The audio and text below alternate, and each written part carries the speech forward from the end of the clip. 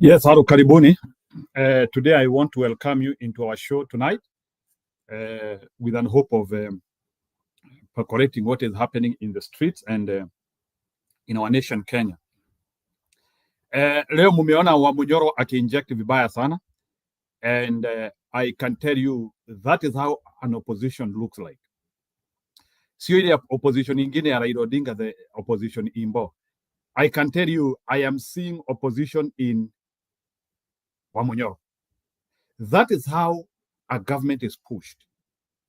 You want to push a government that way. So I think Wamunyoro understands the assignment in front of him, and everything he was speaking in the TV tonight, it was spot on. And that is the opposition we all hoped to see. Today, I think Wamunyoro has spoken on behalf of Kenya. Even as Murkomen was trying to claim that there will be a shoot to kill order in Kenya. Kenyans even rejected him or rejected that call immediately. Hapo nataka kuwaonesha this, Ruto and his crooks, they don't know how to silence people or how to make people understand their rhetoric. Let me show you what Murkomen was telling people. Na niwaoneshe pia mtoto mwingine vile alikuwa anasema hii story ya Ruto is too expensive. Wako tayari kulipa Ruto ile pesa imebaki ya miaka hiyo 2 ili wafanye vitu zingine. I want to begin with this girl because she is saying much of what people want to hear. Tunaweza sema Kasonga leta pay bill tumchangie pesa ya 5 years atoke. Tunataka kufanya vitu zingine. Tunaweza sema Kasonga leta pay bill tumchangie pesa ya 5 years atoke. Tunataka kufanya vitu zingine. Sure. We want to do other things. So that's a Kenyan. Na huyo Mkenya sio kupagawa, amepagawa. Let me look for Murkomen.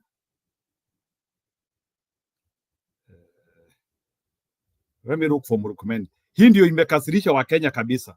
This is Murkomen saying that they will kill Kenya for just stepping in a police station. So how will they know a protester and an anti-protester or somebody going to? These are dangerous statements from Ruto men. Ndio hii. Wanaenda wanarudi wanakuja kuchekelea polisi kuambia sasa tulifika wapi, hakuna penye tunaenda. Ni kweli. Na tumeambia polisi mtu yoyote mwenye atakaribia police station piga yeye risasi.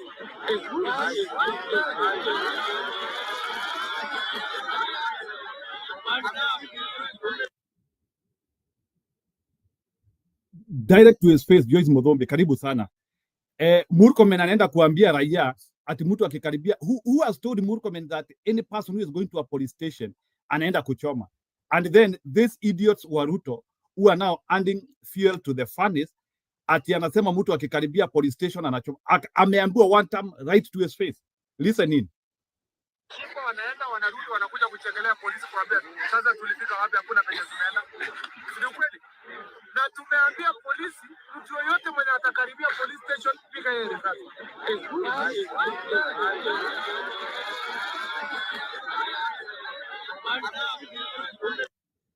Yeah, there's no way in which you can govern a country with such idiots. Frankly speaking, those are Ruto idiots. You cannot govern a country with such people. Frankly speaking, let's be truthful to each other. Hata kama tunasema the stories are about helping Ruto. No, there's no way. Ruto is going to continue having problems. Ruto hatawaipata amani Kenya.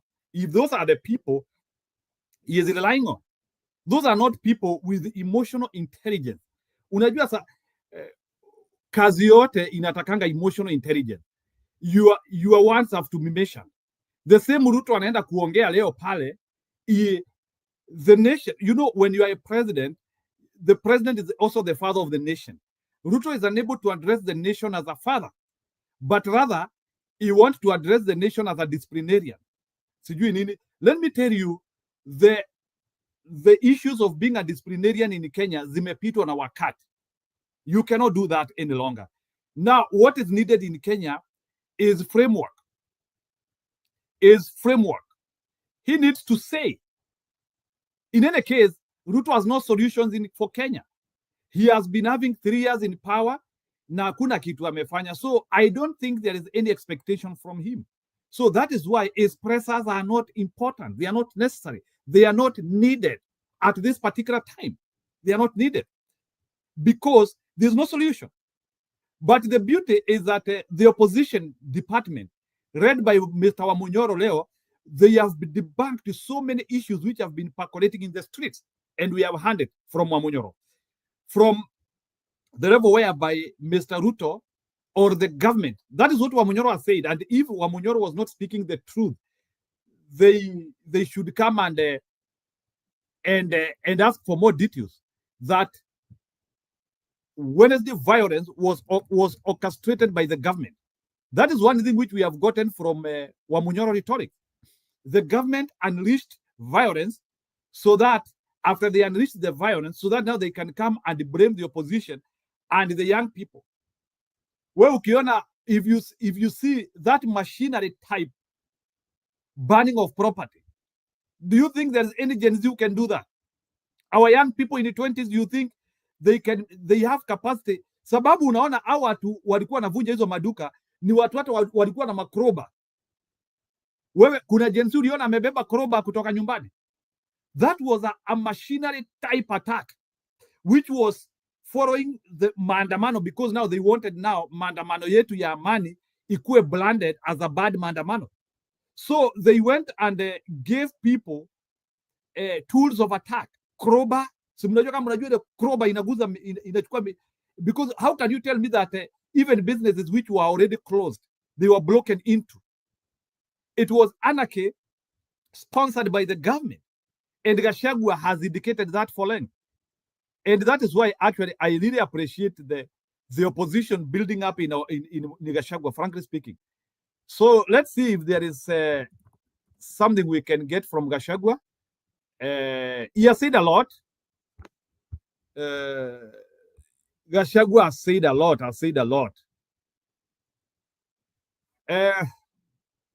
Let me begin with Didi Nyoro. It looks Didi Nyoro is turning to our side slowly. Didi Nyoro is like agreeing also with Wamunyoro rhetorics when it comes to how the attack on Kenyans was done. And because hata kuna kitu nimesikia jamaa anaitwa Musilia, for your information. Musilia, who masquerades as an environment, and some other people from the city council walikuwa na list ya mabiashara za Wakikuyu walikuwa wanaenda wakioneshana. That is what I was hearing. It's so shameful. Okay, let's see. This is what I want. With Wix, you can. Hakuna Mkenya. I don't know if am I.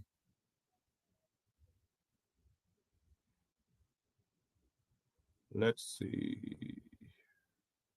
Yote mwenye anaitwa Gen Z alitokea akaenda kuguza kitu ya Mungu.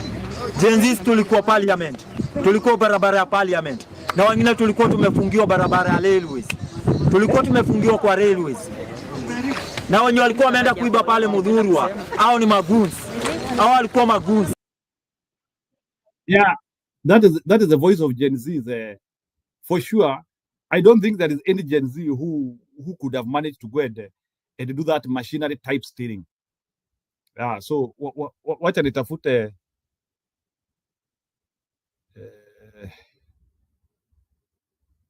let me see if let's hear Gashagua. Let's hear Gashagua in a minute. Wakiwa na udem. I don't know her name. Gashagua, over 15 Kenyans died during the protests on Wednesday. Your name, sir, has come up again and again from members of parliament, from governors, even from security sources, as someone who bankrolled the elements that turned violent during the protests. Did you fund the protest, Mr. Gashagua? First and foremost, let me take this opportunity to send my condolences to the families of the 15 young people who are shot by police. Let me also, say sorry to all those who are injured, and let me also empathize with the business people who lost billions of shillings to looting and other activities that took place. Michelle, I don't have an answer to such a question because it is totally misinformed, and government people want to run away from the truth. And this government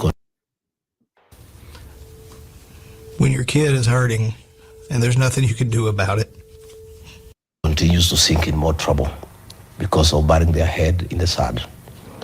Anytime Kenyans have expressed themselves about their dissatisfaction with the way the country is being run, the way the country is being governed, it is said that those people have been financed, they have been mobilized, they have been incited, and therefore they will never address the real problem. What happened on Wednesday, Michelle, was the first anniversary of the Gen Z massacre of 2024 that was presided over by William Ruto and executed by Kithure Kindiki. And you know for sure how many people died after very serious abductions and extrajudicial killings. The Gen Z protests of 2024 was a spontaneous reaction by young people protesting, the issues of the Finance Bill 2024, mismanagement of the country, corruption, and general impunity that has been exhibited by this administration.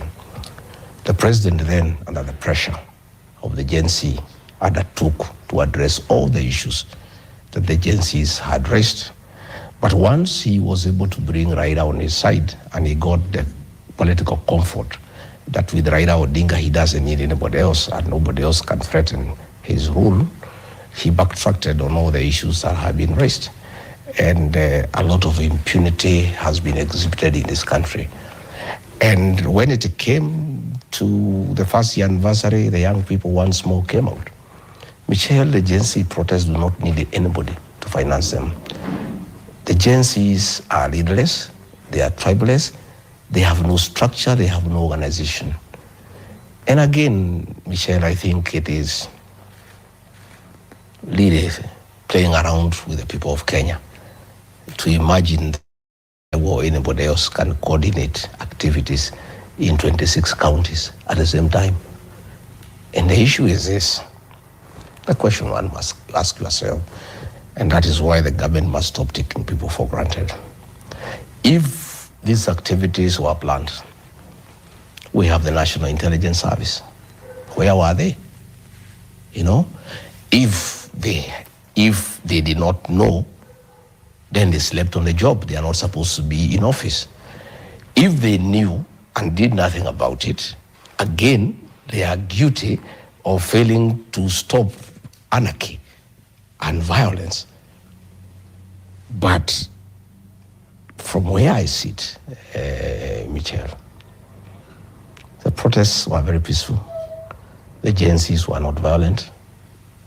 They had water, they had smartphones. The violence was brought about by infiltration by Goons who looted shops, escorted by police. You have seen videos all over, thugs creating mayhem as police watch. You have seen videos, some thugs arriving in police vehicles, So, and as we speak today, many protesters were arrested, others were killed. Not a single goon was shot or arrested. As we speak, this happened on Wednesday. Today is Friday. All the people who looted shops, videos are there, the images are clear. None has been arrested. All right, let me just go back to what you said. There are allegations that these goons that you say infiltrated these protests or goons that and your allies have been mentioned adversely. You've seen the Interior Cabinet Secretary mention that they do have intelligence that this was an attempted coup. We've seen calls for your arrest following that statement. Mr. I don't know how fragile this government is, that a CS Interior is walking in the streets of Nairobi in the morning and you are saying that was an attempted coup. If they had intelligence that goons had been paid by Gashagua or anybody else, why didn't they arrest these goons? If these were my goons, I want to tell you, Michelle, today they would have been shot dead. They would be in custody. Why, if they had intelligence, that Gashagua or anybody else for that matter had paid goons to come and cause chaos in Nairobi, why didn't they act on that intelligence? Why did... This is what Ivy League universities you can get into with a 3.6 GPA. 90% they supervise the goons wreaking havoc in the streets of Nairobi? How did they allow goons to go to a police station unarmed and take over a police station? And they had the intelligence. I think the CS Interior must respect the people of Kenya. People are not that stupid, you know? It is very evident that in Nairobi, the real goons came after 6 p.m. and downtown, River Road, Nyamakema, Tabeta Road, Lithuri Avenue. The havoc, the looting was done in darkness under police supervision. Why were these guns not shot? Why were these thugs not shot? Why were they not arrested? And if anybody had funded them, the first evidence would have been to arrest those people, and then they can give information as to who had funded them. Right. Why would a government let goons create mayhem under their supervision, under their very eyes, for a whole day, for the whole night without taking any action? Why they did not do it? You mentioned rightfully, Mr. Gashagua, that Kenyans are not stupid people. What Kenyans want is answers because lives were lost. But what we're seeing is a blame game. You blaming those who infiltrated the goons, who infiltrated the protests, the government blaming the opposition. Your name has come up. So if you say the protests were infiltrated by goons, who planted them? Do you have names? Do you have evidence? Have you recorded a statement? I am not government. It's not my responsibility to stop goons from going to Nairobi. It is not my responsibility to arrest goons. That is the responsibility of government. These are people who are paid by taxpayers to make sure that they protect life and property. It is not the work of Rigathi Gachagua to go to the streets of Nairobi and protect life and property. I don't have such capacity. That is the work of the government. And they cannot shift blame and start saying, no, these goons were organized by so and so. Why did you allow them to terrorize Kenyans? Why did you allow them to loot property? What have you done since they did that? You know, even as you are looking for whoever could have sent them, why didn't you deal with them on the spot?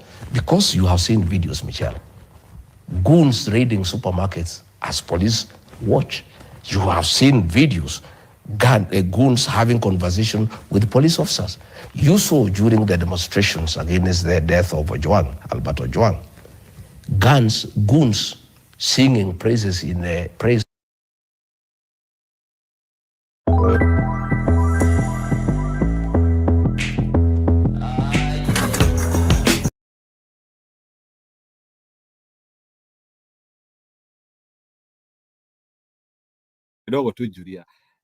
I think that is one of the best interviews I've seen with Gashagua. I think Gashagua is the real opposition, which I've never seen in Kenya. I've never been a fan of Gashagua, but I don't know why these days I want to listen from him. And it's not a matter of pity or identifying with the people who are being afflicted, but the man seems to make sense. Julia, any takeaway from Gashagua interview tonight? Yes. That interview was timely. He has been able to demystify Murkomen's nonsense. You know, Gashagua is asking pertinent questions. That the goons vandalized the city in the full watch of the police. The police were busy shooting protesters. The police did not even attempt to arrest those goons. This story at police, people entered a police station, burnt it down and stole guns. How can people, overwhelm the police? Kenya police that are armed. You know, he's asking pertinent questions, Jiru. So, saizi hawatajibu. Unajua Murkomen aliropokwa jana. Ati vile akina Gachagua walifinance jida kina nini. You know why you yapping? Why don't arrest those people were in full, they were not even in masks. Those were vandalizing. How come mejificha? Nobody has been arrested. That's what Gachagua is asking. And taken to court. Ndio aseme kwamba alikuwa ametumwa na fulani. Unaona? So, mimi wacha Gachagua has asked pertinent questions, And that is what Kenyans needed to hear, because now we know who are the thugs, who is hiring criminals. We know who rooted. In fact, the businesses that were attacked are said to be Kikuyu businesses. We know William Ruto sent thugs to vandalize businesses belonging to the Kikuyus downtown. So we know it's personal. It is not just like a Gashagua issue. We know it is personal. He has already hated the Kikuyus. We know it's personal. So sasa Murkomen tumempata. Nothing, let me say this, Njiru, nothing is going to work for this government. Nothing. Everything, every plan they are making will backfire proper. They hired Goons to beat protesters. The Goons were beaten beaten up by the protesters. Unaona? They hired Goons to beat the Goons were beaten up. Now they hired Goons to vandalize businesses. I saw a clip, Njiru, nimeona clip leo ya Goons wakipanda gari ya polisi wanashuka. Since when did that happen? Gari ya polisi, ajike Land Rover, wakipanda wakishuka. And these people, I don't even know where this government comes from, because now in Kenya there are cameras all over, and people have smartphones everywhere and everywhere. So it's not like, and then they went ahead and shut the TVs. I mean, they only shut 3 media centers. Everybody else had a smartphone recording everything. What is wrong with Murkomen? And worse still, Murkomen jana ordered the police to shoot and kill. I am asking myself, if somebody can ask Murkomen, amejidanganya kwamba hii serikali inadumu mpaka lini? Does he know that even in the next 2 days it could be in a court of law? Does he know? He's yapping that it was an attempted coup. And then today I understand that Ruto changed the army officers. Do these people know that the people who conduct coups are not the senior army officers? These are the juniors who do that. So whether they change even General Kahareri Mureu, if the juniors are dissatisfied as Kenyans are, nothing will stop them from doing whatever they may want to do. So these are kicks of a dying horse. And William Ruto is desperate. I saw him yell, asking us, tunataka afanye nini? Julia, but what would you talk of it when Murkomen is talking live in air about shooting innocent Kenyans? Because it did not talk about shooting goons or shooting thieves. He talked about if somebody comes near a police station. That was the statement. If somebody comes near a police station, shoot him. And that guy is still the interior in Kenya. What does that one tell you? Yes. He's about still the current government today? And he went ahead and said, and this one, I'm not the one saying, this is from above Siniruto. Me, what I conclude about Murkomen and Ruto, or especially Murkomen, Murkomen is the biggest idiot that I've ever had. Kusababu gani? He doesn't read the signs of times. Haoni Kenya iko kwa mteremko. He doesn't know that kuna kitu, there's a word, there are 2 words in Swahili zina pronounced like this: chochote chaweza kutokea. Na chochote kikitokea, Murkomen will be yapping today, and the next day he'll be somewhere, jera, in prison, in a maximum prison. I'm telling you, just because of the words he's making, the statements he's making. You see, Julia, what I'm not kind to him is when he is talking about shooting, he is not like trying to say that because it doesn't mean that the only thing police can do in to protect property is killing. I've seen in other countries whereby there is a big mob, and the police have a way of blocking those people without even shooting them. Why must it? But it's only in Kenya that you can only stop an angry mob through bullets. There's no any other way. Kenyan police have not been trained, because I think that when it comes to you want to tell me that if we are in large numbers somewhere, and don't expect these things to end. If Kenyans are in large numbers somewhere, are they going to respond by killing us? Is that the only way in which Kenyan government can respond, by killing us? Let me give you the evidence. As Murkomen said that today in Donyunjeru, in Kinagop, Nyandarua County. There were some 4 thieves. I don't know, they stole cattle. The police arrested them. Then the people marched the police and demanded, I don't know, there was an argument between the police and the people.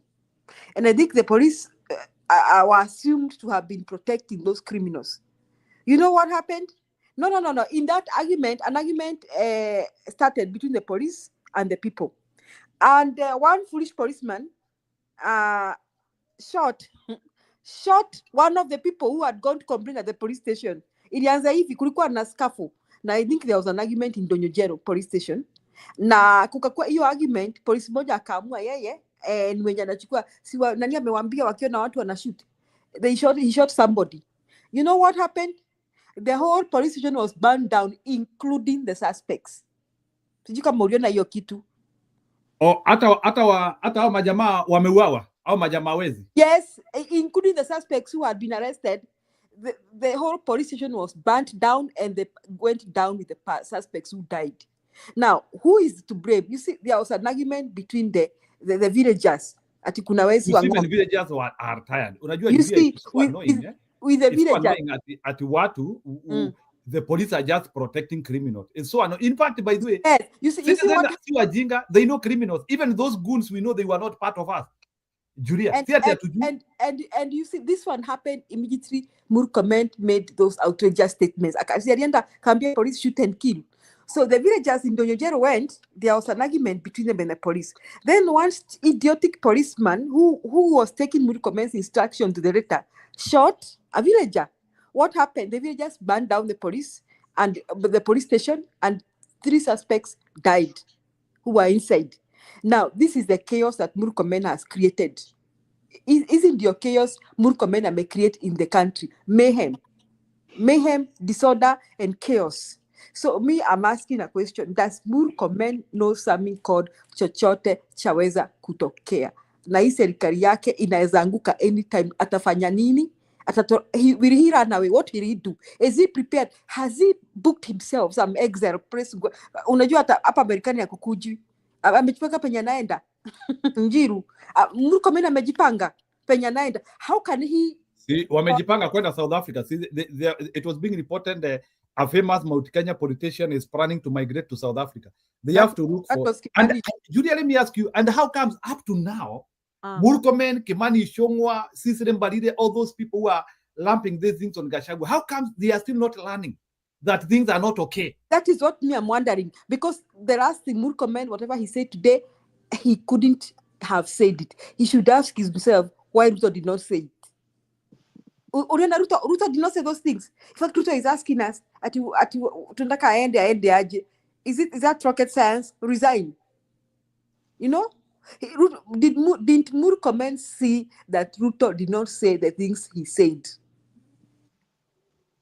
Na anasema ati ametumwa from above. Ametumwa from above kuja kuongea nonsense. And we are in the era of technology where we are recording everything. Seriously, I seriously think watu wako na akili punguani. Kwa sababu at this time, you are very careful with what you say. Unaona hapo Wamunyoro, somebody decides to shoot somebody. What happened? If they had so later on, Jiru, I think the OCS trying to reason with the villagers. Later on, after your scandal at Wamunyoro, sasa OCS akaita mkutano. Now he was trying to reason with the villagers. That is what they could have done in the first place. You see, you don't reason when things have gone out of hand, when you have lost a whole police station. And 3 people have been killed. So you see something. I don't know why. You know, Julia, I have come to, you know, if you want to know if there's a statement which is said, power belongs to people. I think we need to learn from Gashagua. Sijui kama umeona interview ya Gashagua leo, NTV ilikuwa na 55,000 views, and in TikTok alikuwa na almost 420,000 views in TikTok. Ndio nauliza which other power do you need? Na unaona yani huyu jamaa akienda pale is like there is a mammoth of people, like people want to listen to this person. Now after that Kenyans know kwamba serikali ya Ruto ilipanga all those tax to invade businesses, and those businesses were mostly belonged to the Kikuyu. Now all Kenyans know that. Sasa Murkomen atuambie tena somebody planned the You see, and I have more evidence about this. The other evidence I can provide, in Mombasa, there were protests. And because the Goons had not been organized in Mombasa, and the police did not attack the protesters, the Mombasa protests were very peaceful. True or false, Njiru? Of course, they were peaceful. Even in Eldoret, did you see any attack anywhere? Because they did not organize the Goons. Because they brought the Goons to Nairobi and Mount Kenya. Where businesses of Mount Kenya are. And yes, you know it. Because even the burning of supermarket in Nyeri, that was planned by Gashagua, by Ruto Goons. So let me say this. I even think Wamombi, to say that Wamombi's house was burnt down, I think Wamombi burnt down his own house. So tumewaonea 18 thugs, criminals. Juu ati wanataka ati they wanted that nimesikia Gashagua akielezea ati because ati Gashagua was saying that because now ati the government is very unpopular in Mount Kenya, and they want ati Mount Kenya to hate them, to hate the people who are anti-government. So that is what Gashagua has explained it in the TV. Anyway, Julia, hold there kidogo. Let's have RB and Kipril. They first of all react.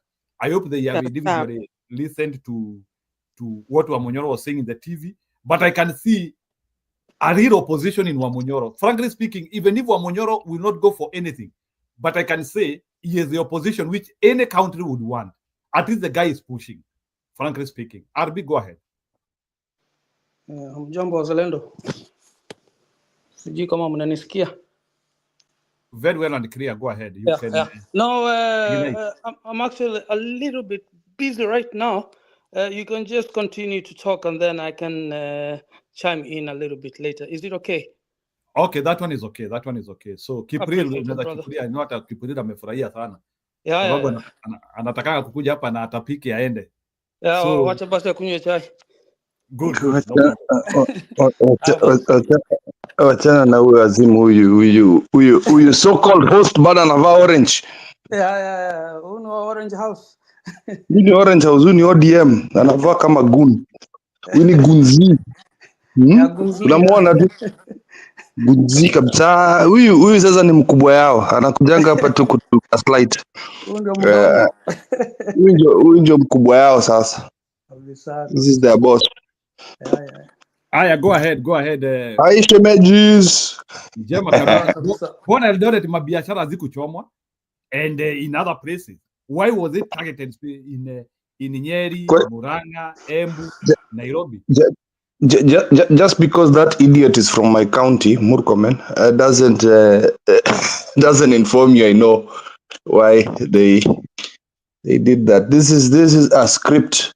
You know why it is funny from Gashagua is because Gashagua knows the formula they used when we were fighting for our rights during the Azimio protest.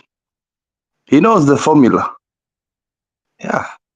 He knows what they did to us. Hapana Njeru, hiyo tunasema ukweli leo. He knows what they did to us. That is why he knows. Alifichua formula yenye walifanya huku. Anajua alifanya ile kitu. He was part of that wanaitanga steering committee ya kusimamisha protest ya the so-called Baba. Si yeye alikuanga kwa hiyo kitu sasa. These people are all the same. Yeah. At least we have a wolf that we know in the team. Because I will never forget, Gashagua is a wolf. Msijifanya amekuwa saint all of a sudden. He might be saying the good things and mnaweza furahia sahi, but let's forget. Usingilie Gashagua na venye siku hizi mimi hata nikionanga tu reminder yake tu Gashagua in the media na kuweka plaster kwa kidonda. No, we have to plaster kwa kidonda. Hakuna kitu. Huwezi funika kidonda na plaster. We have not forgotten. Gashagua is the same old goon. Yeah, anajua hii formula yote. He's not a saint, my guy. Acha kumpraise sana. Yeah, for now he does what we need. Exactly. But Kenyans, you should stop having a short-term memory. Exactly. Msijifanya ati kwamba huyu amekuwa all of a sudden an angel. Be happy about what he does. But don't make him out. In the interim, he is doing the Lord's work in the interim. I'm not Kata. Nobody is calling us. Right now, our concern is what Ruto is doing against the country. Nobody is calling us. So I think we are diverting our attention to the wrong direction. No. That's what that was just a precursor to my next topic. Don't worry. Ilikuwa tu a reminder. Nawapatia tu reminder. Kuna jamaa anajiita Apondi hapa. Apondi is saying that Kikuyus are very tribal. Is this guy sick or what is the issue? Yeah, I'm very tribal. Yes. I don't understand what this guy is saying. Apondi Akeyo. So Apondi Akeyo, I don't think this is your show. Please go ahead. Go and exit our. No, you see, when I'm up here, I don't care about comments. You know, we've done this for 3 years, Njeru and Julia. 3-4 years. Hizo vitu hazifai kukubodha unless akuja hapa juu kama Eli. That is when I fire. No, I don't care. Ataniita tribalist, anaweza niita kitu yote. It is fine. Unajua ile umbwa inabweka huko mbali, cannot bite you. That is the go-to card, you know. He cannot. You know. If he needs to call me a tribalist, akuja hapa aniambie. I want him to justify why I'm a tribalist. Just because I Ligonga Raylan called ODM a Luo party. It's a fact. ODM is a Luo party now. It used to be a national party. Now Raila and his team are making it a Luo party. Just as much as Gashagua's party was a Kikuyu party, but at least an expand Komao. But that we need to. Wiper party is a Kamba party, and that is a stupidity that Kenyans need to mature from. But in the interim, I will say the truth. Mwezi nisimamisha. I'm sorry. It is my opinion, Apondo, and you can take it or leave it. But anyway, let's look at what happened in the Mandamanos. Yeah, I saw a very disturbing video of the so-called person that had alisema kwamba ameresign or wanaitanga sijui in Kenya they call it stepping aside.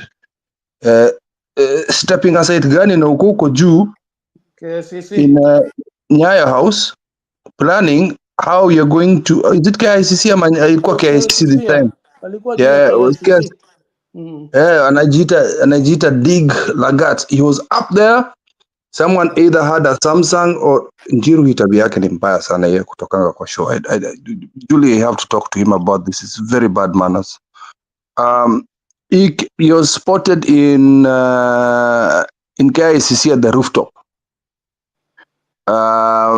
directing people. I think they were looking to see if anybody is going to go to the so-called protected areas. Yeah, Sorry? I have that keep mlisikia hivyo ati alionekana. No, it was they actually used somebody had a very good phone camera yenye alikuwa amezoom in. I'll send it. Alizoom akipatiana ma directions hapo. The so-called person that had stepped aside while they do the investigations. The criminal government. No, you see, huyu ni umbwa wa mtu. This is somebody's dog. Na mwenye umbwa ataki umbwa yake itolewe kwa game. So that's all I can say about that guy. He's still a very dangerous man, and he's one of what you call the untouchables in Kenya. Those people that can do whatever they want, speak what they want, and murder people. Allegedly, I have to say that. Kuna mjinga mwingine hapa, just my county mate anaitwa Murkomen, talking some very stupid things in public TV. If there's something called public liability as a public servant, coming over to say that you would shoot anybody that approaches a police station. Let's look at the definition of a police officer. Police officer is a peace officer. A peace officer is somebody that serves the public and protects their property and their lives. So you're going to approach a police station to come and show your grievance, maybe show your grievances, maybe even protest against the brutality they're doing. Then from the interior minister or CS of the country states that if you object to anything the police officers are going to do, you shoot to kill. What country are we in? In Inchigan. And this guy, by the way, let's be frank, this guy is a senior lawyer in Kenya, very senior lawyer. This is a person who's got a very large practicing firm. Most of his goon friends have been given government offices, parastatals, kila kitu. So this is a person who's practiced law for very many years, defended a lot of people, and those are the kind of incriminating statements a person like that can say. Kwani ukikuwa leader in Kenya, you leave your brain away. Unaacha akili yako. Ukipatiwa kiti, it doesn't matter which government, unaacha akili. I used to think this guy was intelligent. Lakini kweli, hata ukisomesha mtu, kichwa yake, there's intelligence kufuati ukienda kwa government ya any of these leaders, kutoka Kibaki all the way to Uhuru to the so-called president right now. Kichwa yako tu ni matope, karatasi matope. Another thing, KDF seems to have been respected by the citizens of Kenya, and they showed respect back. Roadblocks were there, which were placed by fellow citizens. What happens when the KDF vehicles were passing by? Tulitoa mamawe, wagota, wakapita. Tukasalamiana, some of them tukapiga picha nao, na tukaendelea. So, in the meantime, while these people are changing whatever it is, senior leadership, they're playing a very dangerous game. First of all, the military is about 24,000 of them. Tiny military. We were not that many. I think the other time, and nilikuwa nasikia it was around 40,000. No. According to information, it's only 24,000. They have not budgeted for that place. We have very few militant in Kenya. Not like Kibaki time, not like Moi time. A country of 55 million people, we only have 24 people in the military.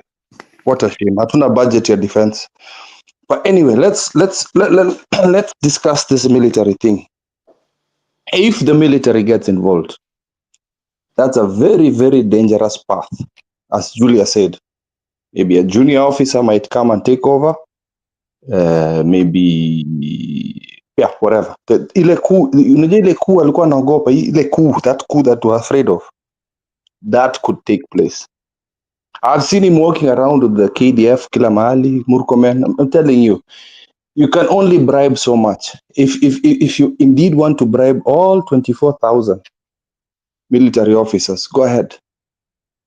If indeed you want to ongeza the police, ongeza the youth service, go ahead, bribe them all.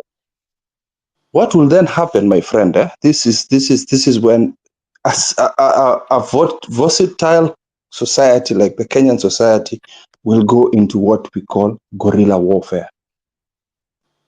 We can get guns. I'm not saying I'll get guns. This is the possibility that guns can be acquired. And Kenyans will defend themselves because the internal security and the external defense have gone against the people. Do you see where I'm going now? If indeed the nation feels that they are not being defended internally and externally, I'm sorry. Guerrilla warfare will start happening. It might not happen this year, it might not happen next year. Hata ukiiba ile siku ingine, people will start forming themselves and Kenya will be destroyed. So Murkomen and Ruto, don't dare touch that military. Do not dare. Umecorrupt mapolisi, hao ni washenzi, hao ni wajinga. Wengine walichapwa huko, wengine walivunjwa, mama mwingine ali yeah, again now you've killed some of us. But if you see this youth, watu wako ready to die. Many people were ready to die, and we are more than you. We are more than you. Have come, the way Gen Zs have taught us, wachana na sisi millennials, the most useless generation, watu wa strategy. This generation, let me repeat, combined with us, we are 75% of the population. Tunaweza kukufagia. So, let's see what happens in Sabasaba, because I'm seeing that the strategy that they wanted to play of trying to get sympathy from the population, saying that the protests are destroying property. Who cares about property when a high percentage of these people with property is smaller than the percentage that don't have? You see, you've targeted the wrong people. What is okay? You've gone and destroyed property for the business community, which is very stupid. You need taxes from these people. Ukenda ukaribu bro. Unaongea. Ulisikia pia Ruto akijaribu kuleta sikia akisema next time there will be in Kideshua, there will be in Kidimani. Did you hear that statement from Ruto? Go ahead. Yeah, so what he's trying to do is trying to get the people who are not going to come to the protest in the first place to fight for rights to come into protest to fight for his rights. Do you understand the irony? The middle class will never come out for nobody. Hawa ni watu hata ukiwafinya wanasema aidhuru wamevunja duka zangu. This is, if they're not going to come and fight for the high taxes that you're placing at them, wewe unawafinya na high taxes, alafu unakuja unaleta watu wengine wanakuja kuvunja, because those are not, they're not the Gen Zs. We're not stupid. We're not stupid. You hired them. So if indeed you want those ones of Kileleshwa to come to the streets, you want the ones in Karen, you want the ones in Lavington, you want the shop owners to come out in protest against these people. Trust me, there was a time that this happened and the business community went and protected their own properties. That they themselves went to protect their own properties during Mandamanos, because that's what they can do next time. Went to protect Maandamano iliendelea, boss. You can't stop it. You can't, let them go protect their properties. It's fine. I feel for the business community. I wish the business community could say it loud and clear that you saw a lorry of police at night coming to take goods from Naivas.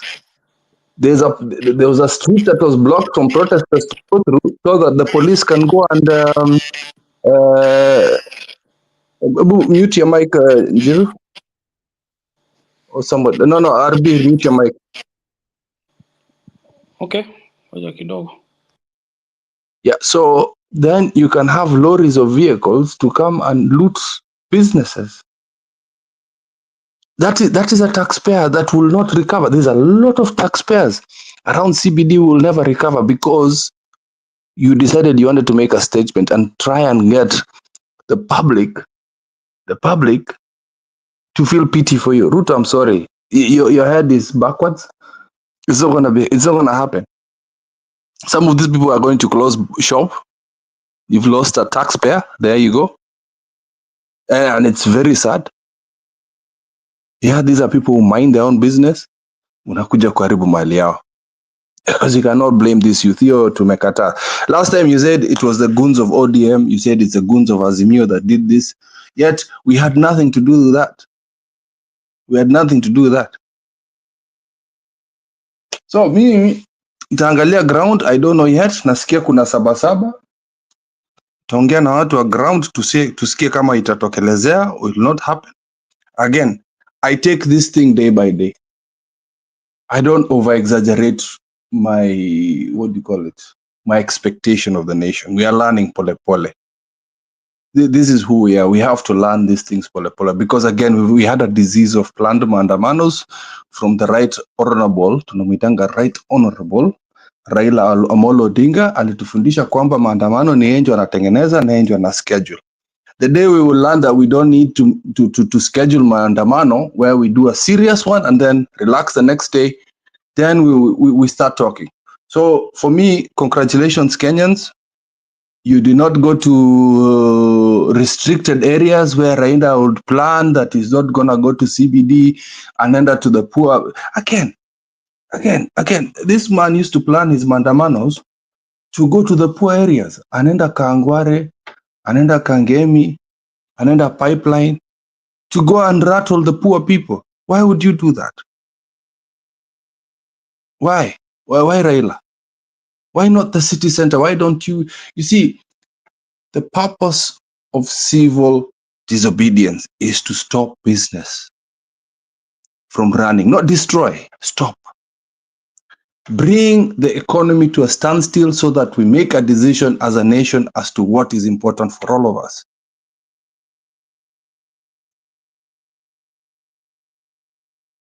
I think it was achieved. The man has panicked. It's not business as usual, mister.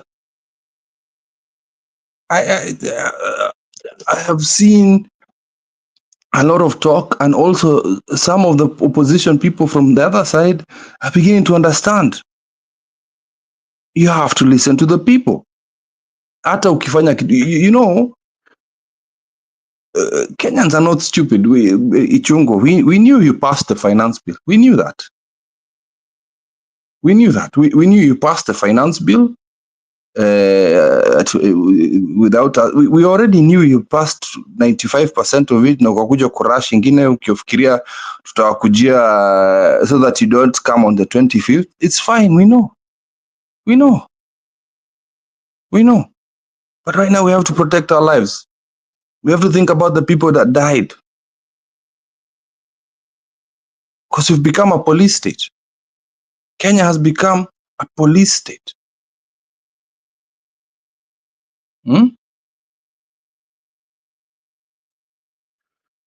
All right, thank you. AP, you can continue. I'll stay here for about 15 minutes left when you talk. The public ameingia.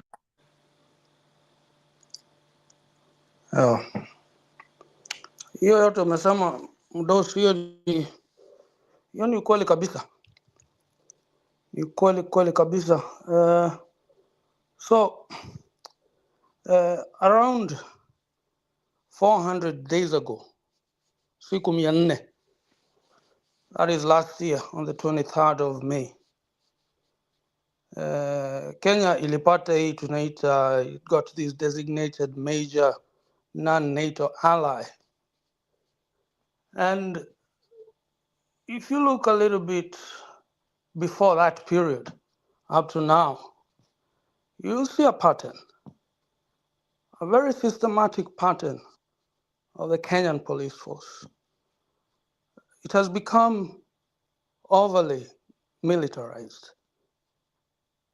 Unajua hata zamani siku zile za Govt na AFC tulikuwa na wale askari karai, lakini polisi wakati huu alikuwa tu anavaa, the only different thing alikuwa anavaa ni karai, lakini siku hizi anakupigia combat. Sasa huwezi jua kama huyu amekuwa sourced from the KDF or whatever. Alafu sasa tena kuanza kuwapeleka huko Haiti, hiyo ni kuonyesha pako na mwelekeo. And it's a very, very serious thing. Lakini sasa turudi kwa huyu Murkomen. So the comments which he made, they're not just reckless, but they potentially signal state-backed disregard for constitutional human rights, which is against our constitution. Kwa sababu hata ukiangalia hii tunaita article 1. Hii article 1, ukiwa Mkristo unaanzia na kitabu ya Genesis. Kama wewe ni Muislamu ndivyo hivyo unaenda hapo hapo. Lakini sasa ukikuwa Mkenya lazima uende kwa katiba. And the Constitution of Kenya, Article 1, it states that all sovereign power belongs to the people of Kenya and shall be exercised only in accordance with the Constitution. Alafu pako na hii kitu tunaita delegation of power, which is essentially now the government, the three arms of the government. Lakini hiyo si kusema ati hapo ndipo nguvu iko. Nguvu iko kwako na mimi na wewe. Because we are the people. So that means that you as a citizen of Kenya, you're the ultimate source of all lawful authority. And the government, it can only exercise power on your behalf, not over you arbitrarily. Alafu sasa ndio huyu mdosi, na hata wewe umesema yeye mwenyewe ni wakili, si ndio? You said Murkomen, he's a lawyer. So it's not that he's not ignorant of the Kenyan law. He exactly knows what he's doing. Yeah, he's a lawyer. He's a lawyer. Yeah. And so now this brings me to the next, my next part. It's not that I'm actually a pro-Trump, because I really don't care about either the Republicans or the Democrats. I see them as a uni-party. Lakini ukiangalia kihistoria, Republicans, they have always been waging their political, their foreign policy in the Middle East and Latin America. Whereas the Democrats, kazi yao ni kuvuruga hapo Afrika. Wakikwambia vile Who stopped slavery? Where? In America. It's the Republicans. Yes. Who was pro-slavery? It was the Democrats. Yeah. People don't know that. Lakini sasa hiyo ni ya kitambo kidogo. Wewe msilete hiyo maneno hapa. Kuna watu walisema Democrats changed bana. Kuna watu walisema sasa ma Democrats ndio wale wazuri, ma Republicans ndio wale wabaya. Hebu muache hiyo story. Lakini wacha tuseme tu kweli. Sasa kawaida yao ukiangalia Democrat kazi yake imekuwa ni uchochezi wa kukuambia vile hujui demokrasia. And for me, I think democracy is very relative to a culture and a given people. The way we view democracy is not the way the Swedish view their democracy. Kila mtu akona demokrasia kivyake. But essentially, the Democrats huwa wanafanya kazi yao uchochezi Afrika. And and in Europe. Because they like to mess with their heads. But that is another chapter. Now, so where does this put Bwana Ruto with this new status of MNNA? Hii tumepatiwa ili tukue new major non-NATO ally. Hiyo ni kumaanisha sasa a lot of the upgrades which we need to be doing itakuwa funded through a scheme under the umbrella of NATO. Na vitu kama hizo. Sasa huyu jamaa Ruto sasa hivi kile kinamshangaza sana ni wakati gani Trump ataondoka hapo. Kwa sababu hii mambo tujui Trump atakuwa hapo mpaka huyu jamaa aondoke. So anabudi Trump will be there until 2028. So exactly. And 2027 he will be gone. So he will not enjoy any Democrat rule, unfortunately. Exactly. So lakini unajua sasa vile anaanza kusukuma mwananchi kutuambia sasa ati atatupiga risasi ati tukitokea hapo kwa police station. Sasa unajua vitu kama hizi unajua zinaweza zikafanya hata Congress iingilie hii maneno. And to remove this status of being a major non-NATO ally. Hiyo kitu hata itusaidii. So hebu nikuulize hiyo Itakusaidia. na nini? Na network, what is it giving us? Itakusaidia kwa sababu unajua hapa kuna kitu tunaita reputation. Reputation is everything. Na ndio unaona na Kenya ilipewa. Hebu nikuulize kidogo bwana RB. What had Kenya done ili wapewe hiyo status? What had Kenya done? Like what had we done like to, why wasn't it not given to Uganda, Tanzania, Ghana? Why Kenya? Kwa sababu ukiangalia Kenya, unajua Kenya imekuwa ni kambi yao kutoka kitambo. Hebu angalia hao majirani yako wote vile wamekuwa wakifilisishwa. Na hema zote ziko wapi? Ziko hapo Kenya. Hata tukirudi hata huo mwaka wa 70s. Siku ile hao Palestina waliingia hapo Uganda. Si Israel walikutumia wakienda huko. So there has been that systematic. Because this is a loyalist government. Kwa sababu huyo Jomo alipoweka hiyo sahihi na beberu, hiyo ndio siku ile mliuzwa. Unaona? So anyway, mimi sina mengi, unaweza tuendelea kwa sababu that's the way I see it at least. I think this is a card which should be used to scare him. Yeah, and then there was also this other thing. Unakumbuka hao majenzi walioenda hapa wanaita State House? Karibu na State House. Hatukufika. Walikaribia State House, yeah. I think we were 50 meters to State House. Na nile tu hatukutaka kung'oa huyu ng'au, tungeng'oa yeye. Nile I think people saw there is no need of more mayhem, which I agree with it.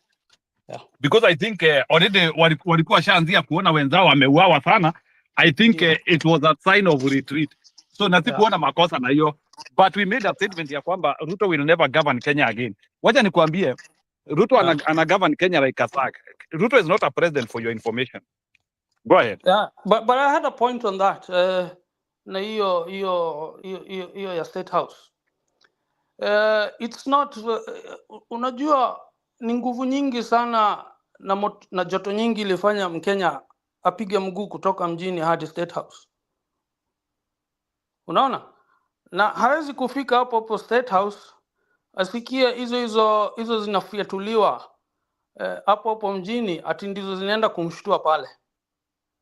So I think there is probably what I suspect is that not to be a little bit conspiracy theorist, but I think the government, they have probably contracted these so-called active denial systems. This is a crowd control. Na wanaiweka hapo. Unajua hata si lazima ati inafiatua risasi. It just sends like some waves, you know, electromagnetic waves. Ndio unaona watu wanaanza kutoka jasho tu, wanaanza kubadilisha mafikira. Na si ati ni lazima ati Kenya inanunua chombo kama hicho. They can lease it from so many contractors around the world. I don't know what your take is on that.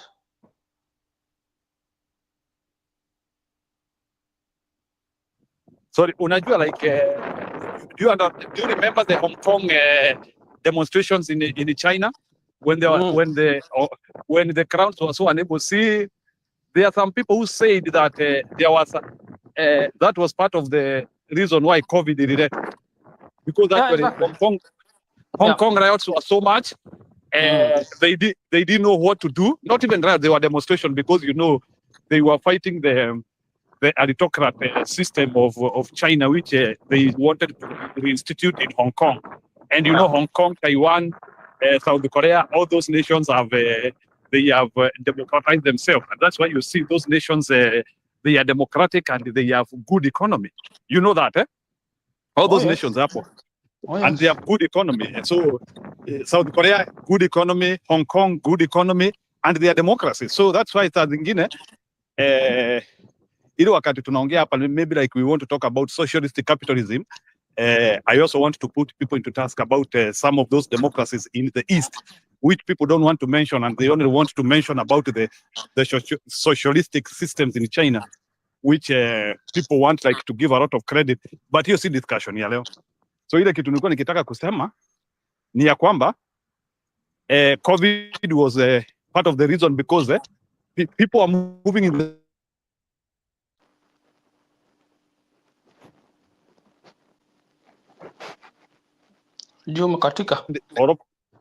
yeah, and they knew that the virus would spread all over the world, but it was part of the reason hiyo COVID kumaliza Hong Kong riots. Can you hear me, RB? Yeah, I can hear you loud and clear. Yeah. So do you agree on that COVID was part of the bigger plan to end Hong Kong demonstrations? Yeah, it's plausible.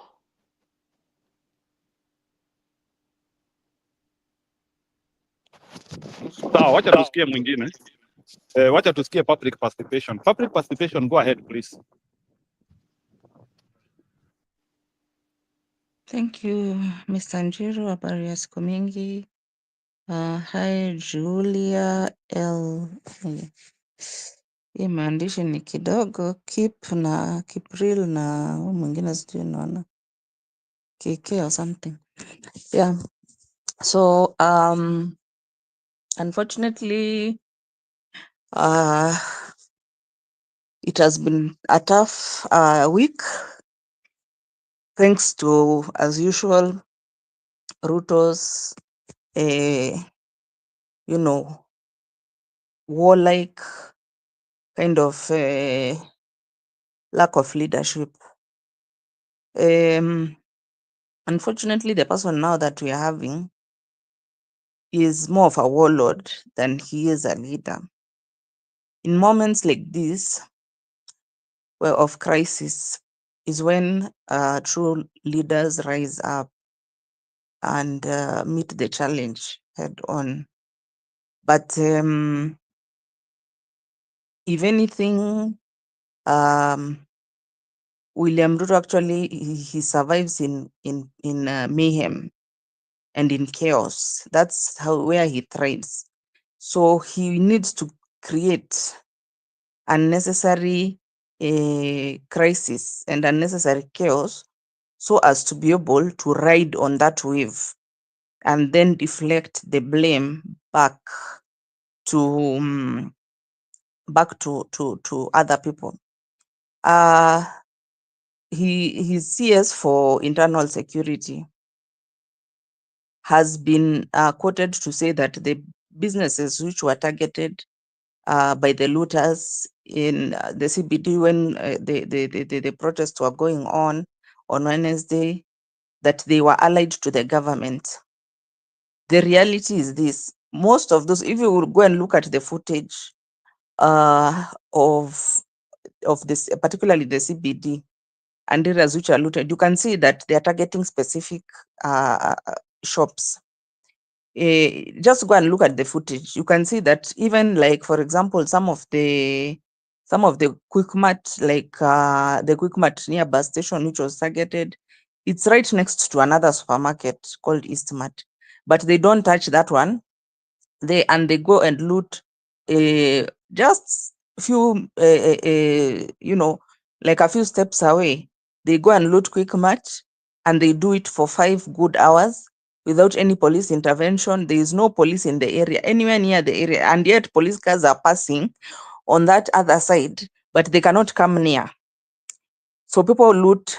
They're not even doing it in a hurry. They are taking their time because they know there's no police who's going to come. If you look at other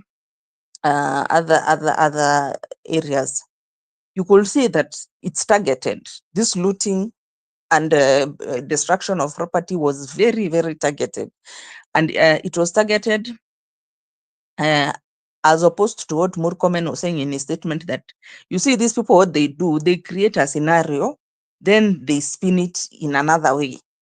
So to make themselves to look at like the victim, to show themselves as victims, and They are the ones who are targeted, and yet they are the ones who are creating the chaos. We know that is a tactic which Ruto uses all the time. He will do something, then he will point a finger. He will slap you, and then he will point a finger at you that you're the one who slapped him. Gaslighting. So, in his statement, Murkomen was like, the businesses which were targeted were belonging to people who are allied to the government, which is exactly the opposite. And the narrative which they were trying to bring in is that the goons were coming in from areas of Mount Kenya to come and vandalize the CBD under the instruction of I don't know who, but the Mount Kenya leadership to discredit the government. But I'm asking this to Murkomen. The police were not, when shops were being vandalized, even some shops, when they're being vandalized, you could see police cars passing and they don't even stop. They just go and they leave the place to be vandalized. So it was not targeting, it's the opposite. And those goons, there was videos going around showing police carrying those, some of those sticks, which they were using, which the goons came in with. Even in the other week when there was a mandamano on, I think, Tuesday and Thursday. So this mandamano now, of course, the people who are organizing this mandamano, they're well-meaning, and they are very they are very harmless people, and they don't vandalize and all these bad things. But now William Ruto has taken advantage of the situation to come and bring in goons. These goons, by the way, they were even raping women. They were stabbing women. They were targeting shops of people from Mount Kenya. There's a certain businessman who said that before before Wednesday, they had gone to see the security. I think it's the Nairobi commandant to inform him that they are going to have their own private security. And he forbade them from having their own private security to guard their shops. And then after refusing for them to have their own private security, the police purposely, intentionally avoided those areas and sent goons to specific areas. If it was looting, the looting, which is the real looting, is like what happened last year, 25th, the same, the other year. It happens that if it's looting, it's supposed to be the whole, like all the shops. It's not you are having shops which are selling the same items, and then only shops for people from Mount Kenya are being targeted. How do these goons know that this shop is the one, this shop in Yamuindi, ama this other shop is for somebody from another area, but they are only targeting Mount Kenya people? So that can tell you what this really is. And then now the narrative they are trying to spin is that these people, they actually came from out of town to come and destroy businesses of people who are allied to the government, when that one did not fly, because the people who came out, were from Mount Kenya, majority, if not all of them. Then he now changed Murkomen now changed the narrative that these people, they came from out of town and they came to target shops for Mount Kenya people. So how can somebody who's coming from out of town know which shop is for Mount Kenya? And they come and target those shops, and then they blame it on the government. So can you see the way Kenyans are being gaslit by this chaotic man?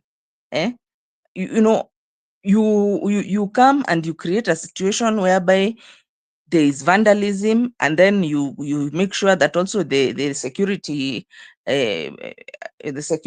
people who are there, they stay away from the area. Then you come back and say that, the next day you visit the vandalized place, and then you are like, you can see these people, they were brought by certain leaders from Mount Kenya to come and vandalize the shops and destroy property. And now we are not going to entertain this anymore. We are now allowing for police, and even the police stations which were burnt. How is it that there was no resistance from the from the police who are in the police stations. How comes the people who are held at the cells which are in those police stations, what happened to them? Which is logical questions which even Wamunyoro was asking in his interview this evening, that it doesn't make any sense that there's no casualty, there's no nothing. Like it's like the police station was empty and somebody just came and touched the place or came and took guns. So all these things are premeditated, and the people who are driving all this chaos is none other than the warlord himself and his allies. Or and his minions, because I think him now where he is like he just has minions. So Kipchumba Murkomen should not come and gaslight Kenyans that it is these things are happening, in a political kind of way, politicizing this issue. The thing is, they're the ones who are causing the chaos. It's just that simple. They're the ones who are causing the chaos, and then they want to take advantage of the chaos to now say that, oh, this chaos is becoming too much. We are not now going to allow you to be having protests. If you're going to be having a protest, it's going to be designated to a certain area, and those areas you'll be surrounded by the police to make sure that property is protected, life and property is protected, or, and yet, if you look at even those protests, who normally starts the chaos? It is usually the police who start the chaos. When the morning, when these protesters come in, they are very peaceful. Very peaceful. In fact, they demonstrate very peacefully. And then the police now start throwing tear gas to them, start shooting them with rubber bullets, start shooting them with live ammunition. So when in his statement, he's telling Kenyans, we request you to shun violence. Who is violent? Who is the person who is having the monopoly of violence here? It is his people. He should be talking to his police people and telling them, and also the goons who they had contracted to come and do, because people have come out and said, especially people from informal settlement schemes, they've come out and said that they're being paid 2,000 to come and wreak havoc in town. They are paid 2,000. They are given those sticks. Those sticks, there's videos showing the police carrying those sticks in their cars. So how can you distance yourself from this thing? And clearly it is coming from you. It is coming from you. And it's associated with you. These goons, they walk side to side with the police. There's videos to that effect. So how now are you again going to say that now these people, they were brought from Mount Kenya region? How are you taking Kenyans like they are retarded or something? Okay, participation. Hebu nikuulize swali kidogo. If those goons came from Mount Kenya region, how hateful would Mount Kenya region citizens be that they are ready to go and destroy their own businesses? Is that narrative even selling, or this is the kind of thing.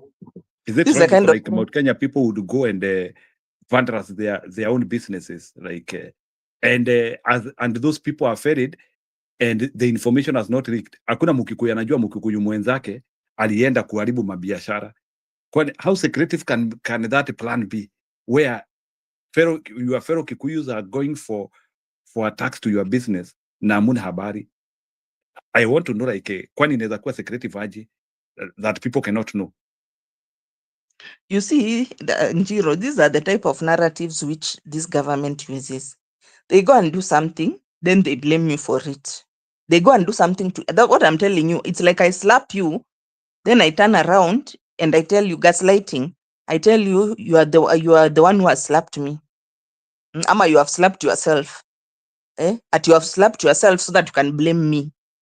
That's a kind of a thing that we're having. That Kikuyus, Kikuyus came to destroy Kikuyu businesses, so just for the sole purpose of blaming the government. Like the same narrative he's giving of the supermarket having ID cards. Which thief is this? These thieves, they don't even carry their IDs when they're coming to loot. They don't carry IDs. So, in fact, how many people carry their IDs when they're going for protest? There are no people people don't carry IDs when they're going to protest. So these people, these IDs, now he's saying we are going to use these IDs to be able to catch these people and all that.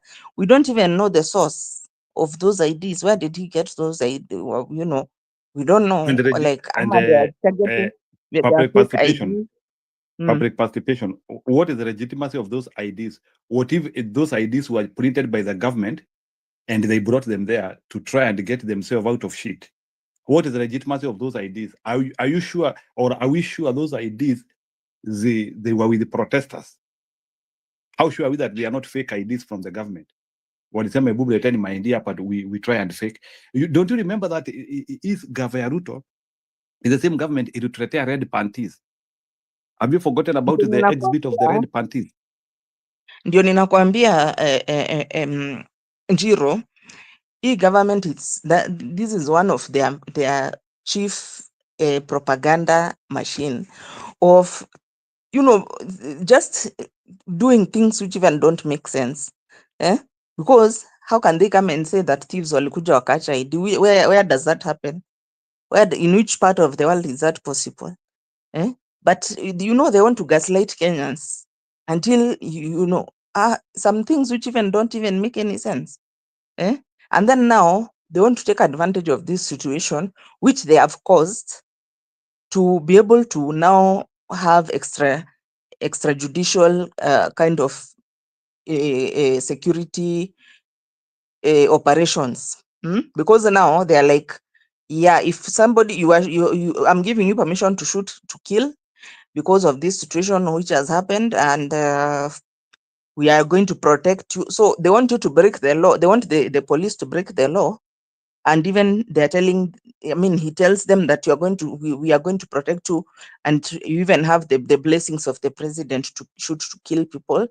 And we also have the right to switch off the TV channels, the TV signals, if you are broadcasting live, or if you are covering any protests, we are going to switch you off, which goes against the constitution.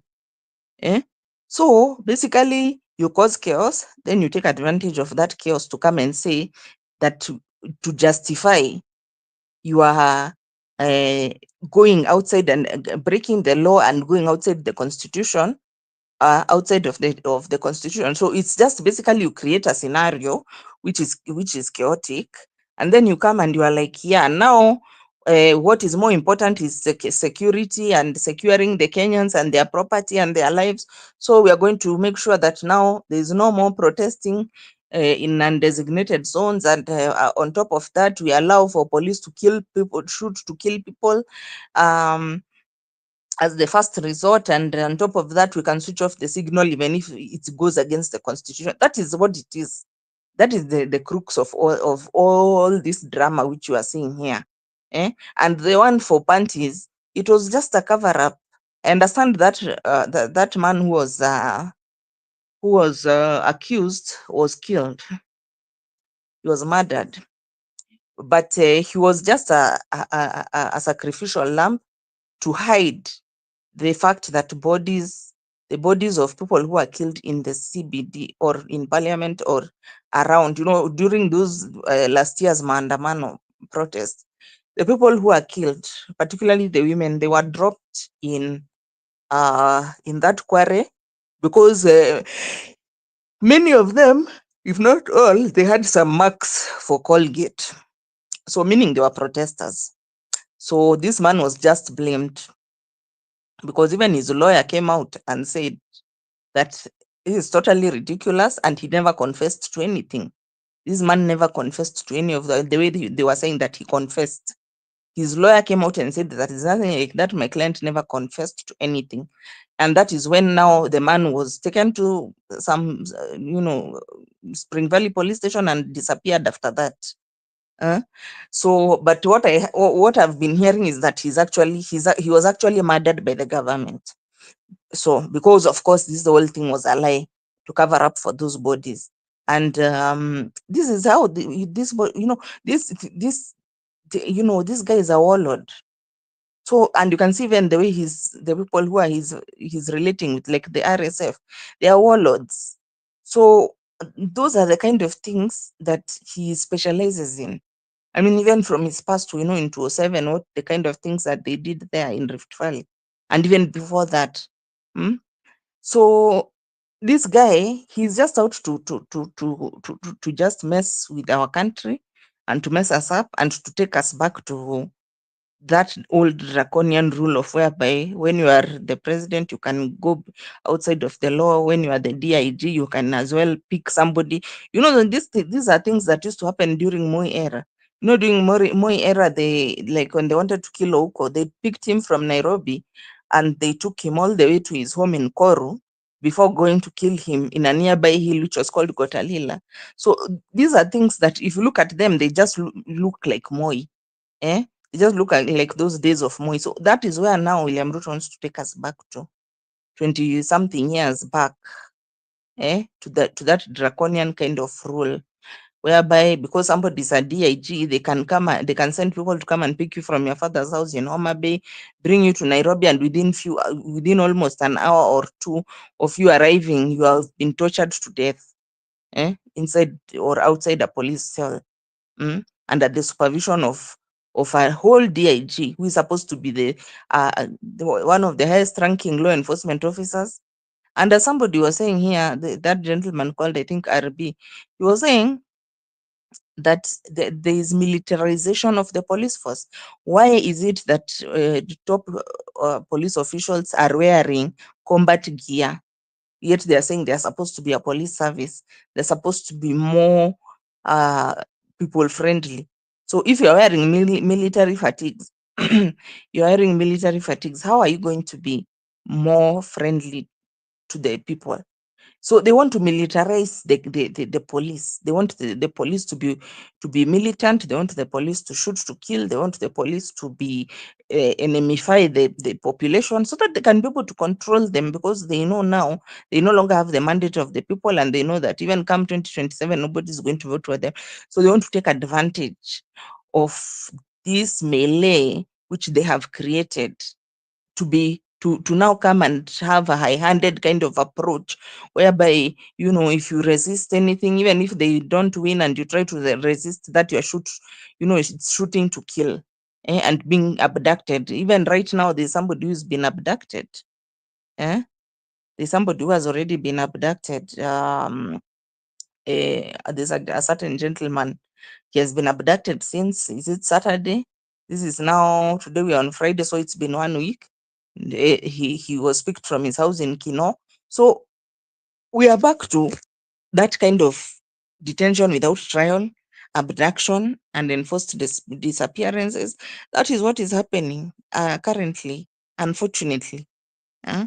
So let not Murkomen deceive the police officers that it is okay to just shoot people. That is not okay. And there are people who used to think like that even during Uhuru's regime. Like a certain man was called Ahmed Rashid. Right now he's in jail for murder. He used to feel, he was protected by the regime, and he felt like he was above the law. But of course, everything what he did caught up with him.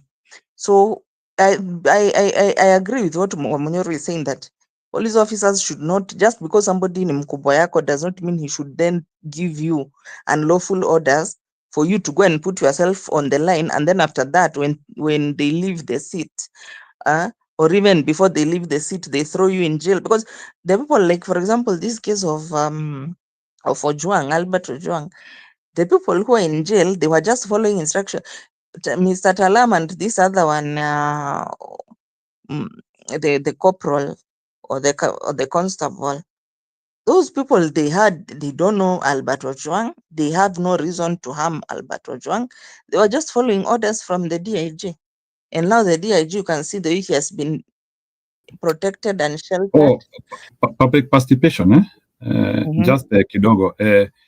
Is it possible you allow me to play a video of first post to one the way they are describing it in a video at Ruto anasema maandamano ya Wednesday, the young people they are planning a coup.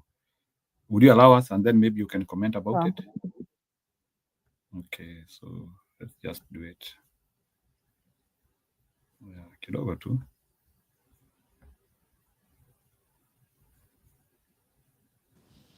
Hello and welcome. Our top focus remains on Kenya, a nation gripped by unrest over the past few days. It is no longer just a protest story. It's a national crisis. Young Kenyans protesting to mark the anniversary of last year's deadly unrest and the recent custody death of an activist have now been labelled terrorists by the government. Now, Kenya's Interior Minister, Kipchumba Murkomen, has accused protesters of terrorism and attempting to overthrow the government during a day of deadly demonstrations. He defended the police response, saying it was to prevent a regime change as people sought to approach Parliament and the president's residence.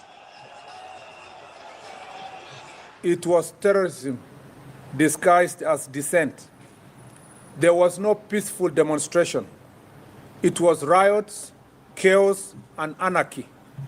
Let me therefore state unequivocally that we condemn the criminal anarchists who, in the name of peaceful demonstrations, unleashed a wave of violence, looting, sexual assault, and destruction upon our people.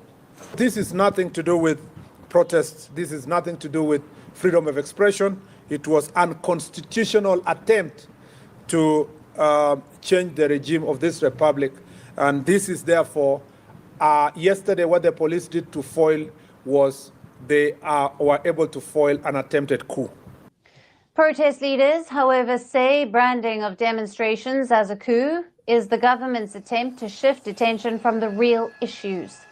Mass protests erupted across Kenya on Wednesday, marking 1 year since demonstrators stormed the parliament over the proposed tax hikes. That day is the 25th of June 2024. It was the deadliest of last year's unrest.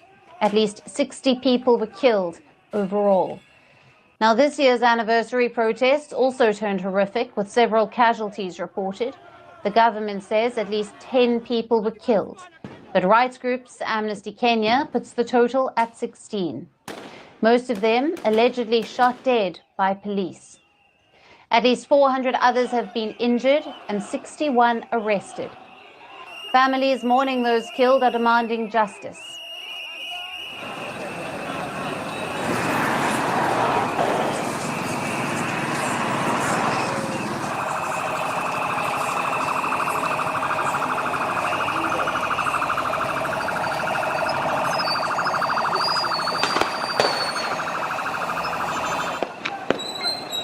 Guess which student has a better chance of getting into an Ivy League school? First, take a look at Zach. He's valedictorian. Thanks for having me. Narima, how credible are the Interior Minister's claims that the protests were aimed at regime change? And what legal or constitutional grounds, if any, support this interpretation? First of all, he is wrong in terms of saying that it is terrorists that were gathering on the streets on Wednesday. It was a lot of young people and people coming forth in terms of remembrance of last year and the demands that were made that were looking at accountability and pushing for a government that listens to its citizens. And 1 year on, we've seen nothing. And you've mentioned the death of Alfred Ojwang, someone who died in police cells. He was brutally murdered for putting out a post that talked about corruption. So I'd say he's not factual at all. In fact, I was there on Wednesday.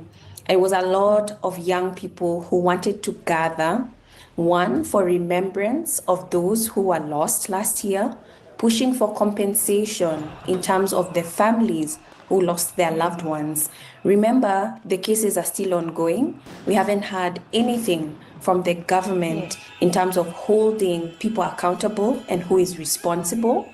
And we haven't seen any changes in terms of accountability and impunity in those who are leading our country. So I would say that it is not factual, and people came peacefully without any weapons. But what we were met with was a lot of tear gas, water cannons, and threats. We were not given room to be able to protest and demonstrate peacefully. Right. And Narima, to what extent do these accusations reflect a broader pattern of government responses to civil unrest in Kenya? And what implications might this have for civil liberties and for democratic space in the country? Remember that just a week ago, we witnessed, the entire country witnessed on live TV, a police officer shooting a mask vendor, someone who was selling masks, while people came out to protest over Ojwang's death. His name is Karaoke, and he was shot at the back of his head while he was doing business on the street by a police officer.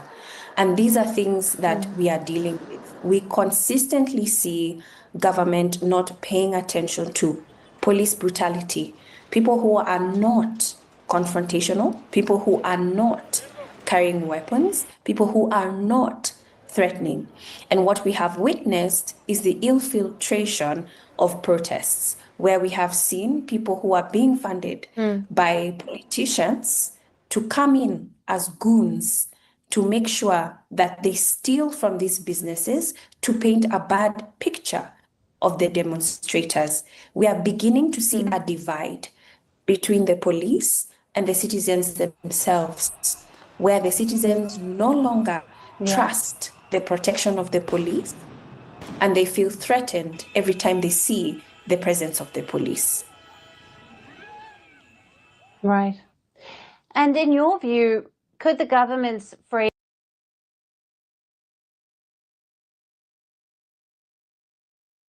unaweza endelea, naweza fikisha hapo. I think that, and I will also show you also, just today, protest erupted in Togo.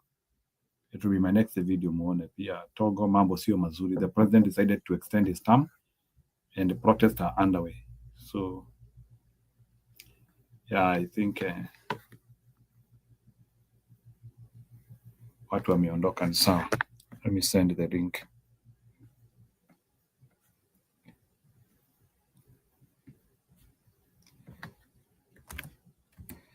Yeah. So there is protest in Togo. I also wanted to play it. Let me look for it. Let me look for protest in Togo.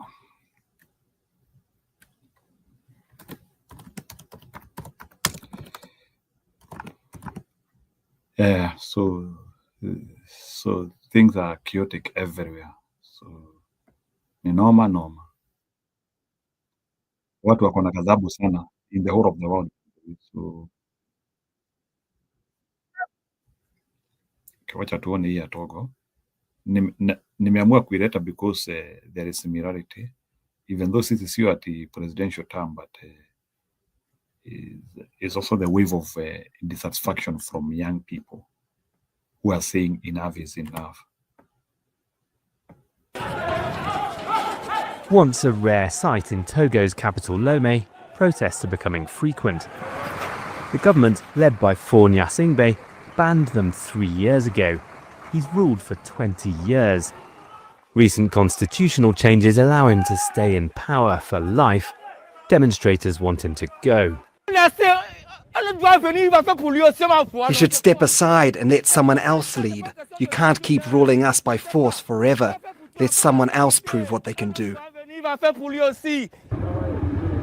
Demonstrators blocked roads all over the city and in several other towns after activists called for 3 days of peaceful protests starting on Thursday.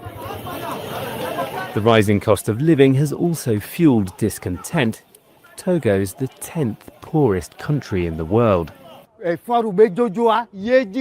All we want is for Gnassingbé to step down. We'll keep protesting, even after 3 days, until he finally leaves power. A crackdown by police and soldiers hasn't kept people off the streets. Amnesty International says dozens were arrested and many tortured following demonstrations 3 weeks ago.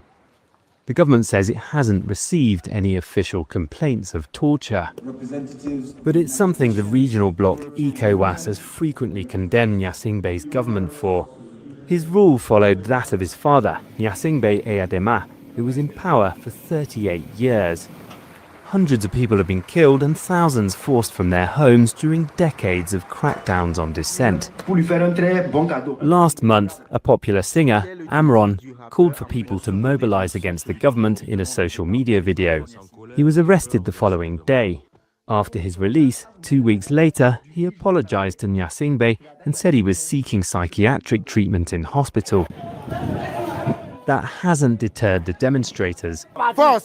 4, please set Togo free. This country doesn't belong to you or the Nasimbe family. Just let go of the country. The government said anyone spreading false information or causing disturbance will face the full force of the law. Activists have called for the protests to continue until Saturday. Malcolm Webb, Al Jazeera. Don't miss out. Get the full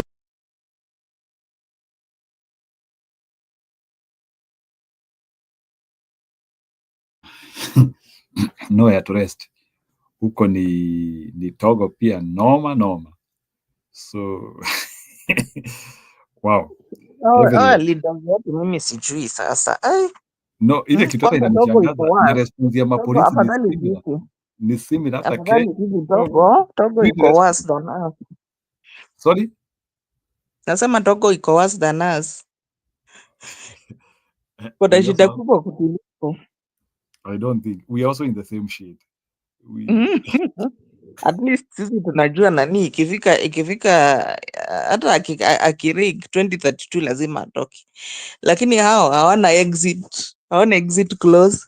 Huyo jamaa anaweza kaa hapo mpaka ile siku atakufa na achie mtoto yake nani hiyo kiti yenye babake alimwachia after amekufa. Amekaa hapo mpaka amekufa, amekalia kiti mpaka amekufa.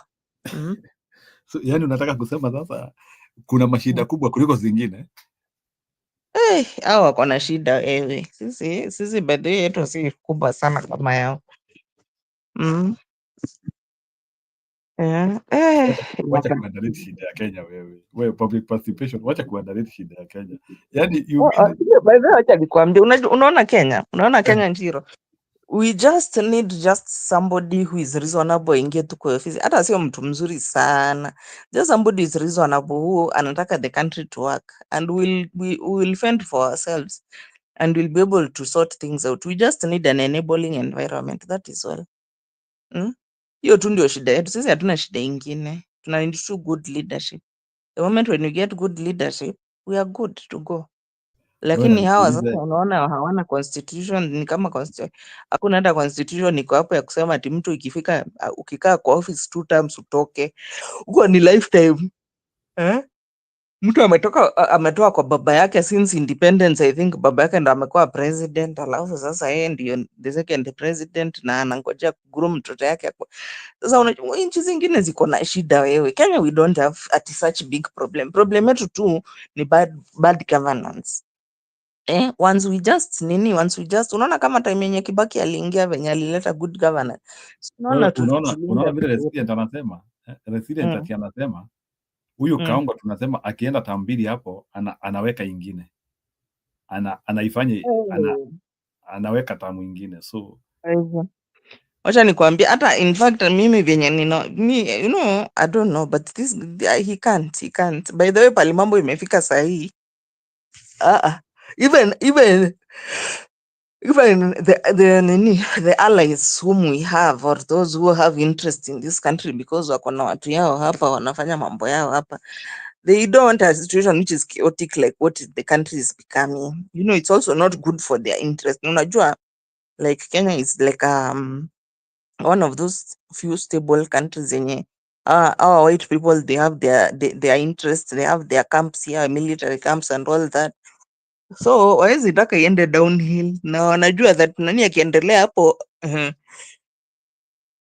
the chances are very high of the country becoming unstable. So waezi taka, as in even him he knows that kushikilia hiyo kiti is going to be a tall order.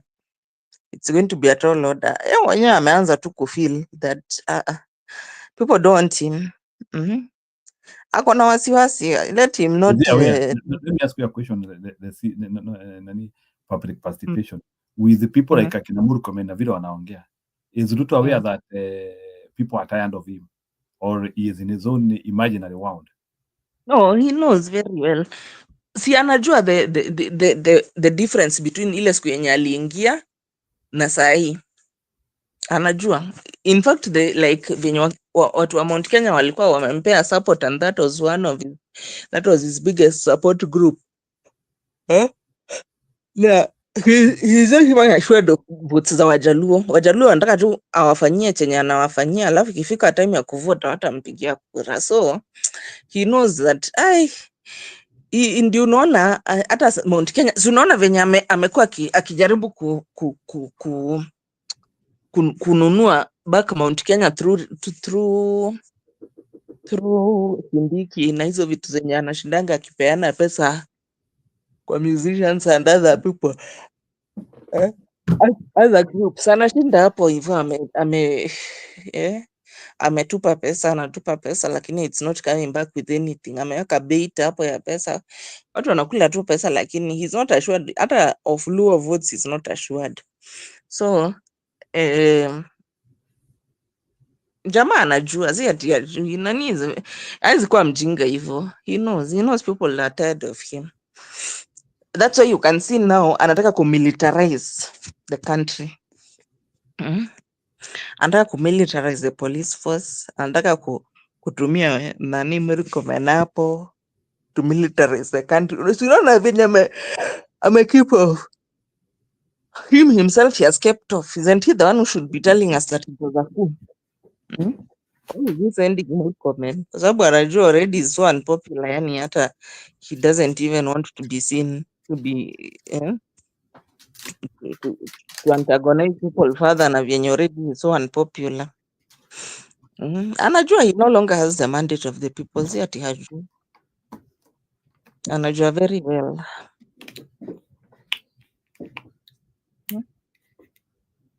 Cause tena nasikia sasa Sabasaba tena kuna ingine. Do you think Sabasaba maybe ni swali nawauliza, do you think Sabasaba it can outperform what happened on Wednesday? Now, and then we come up with a formula ya kudeal na magoons, because I think any other maandamano tutakuwa nayo, mimi naona we come up with a formula of dealing with the goons. So I'm just trying to suggest that can we be able to come up with a formula ya kudeal na goons, because mimi naona sasa sababu hatutaachana na maandamano. So is there a way in which we can be able to understand how to deal with goons? Because I think now that's now the biggest assignment sasa, because mimi naona it is possible to deal munaandamana and it is possible to deal with goons. Tukiona hawa ni goons, what can we do? Because I think it is possible to deal with the goons and also demonstrate.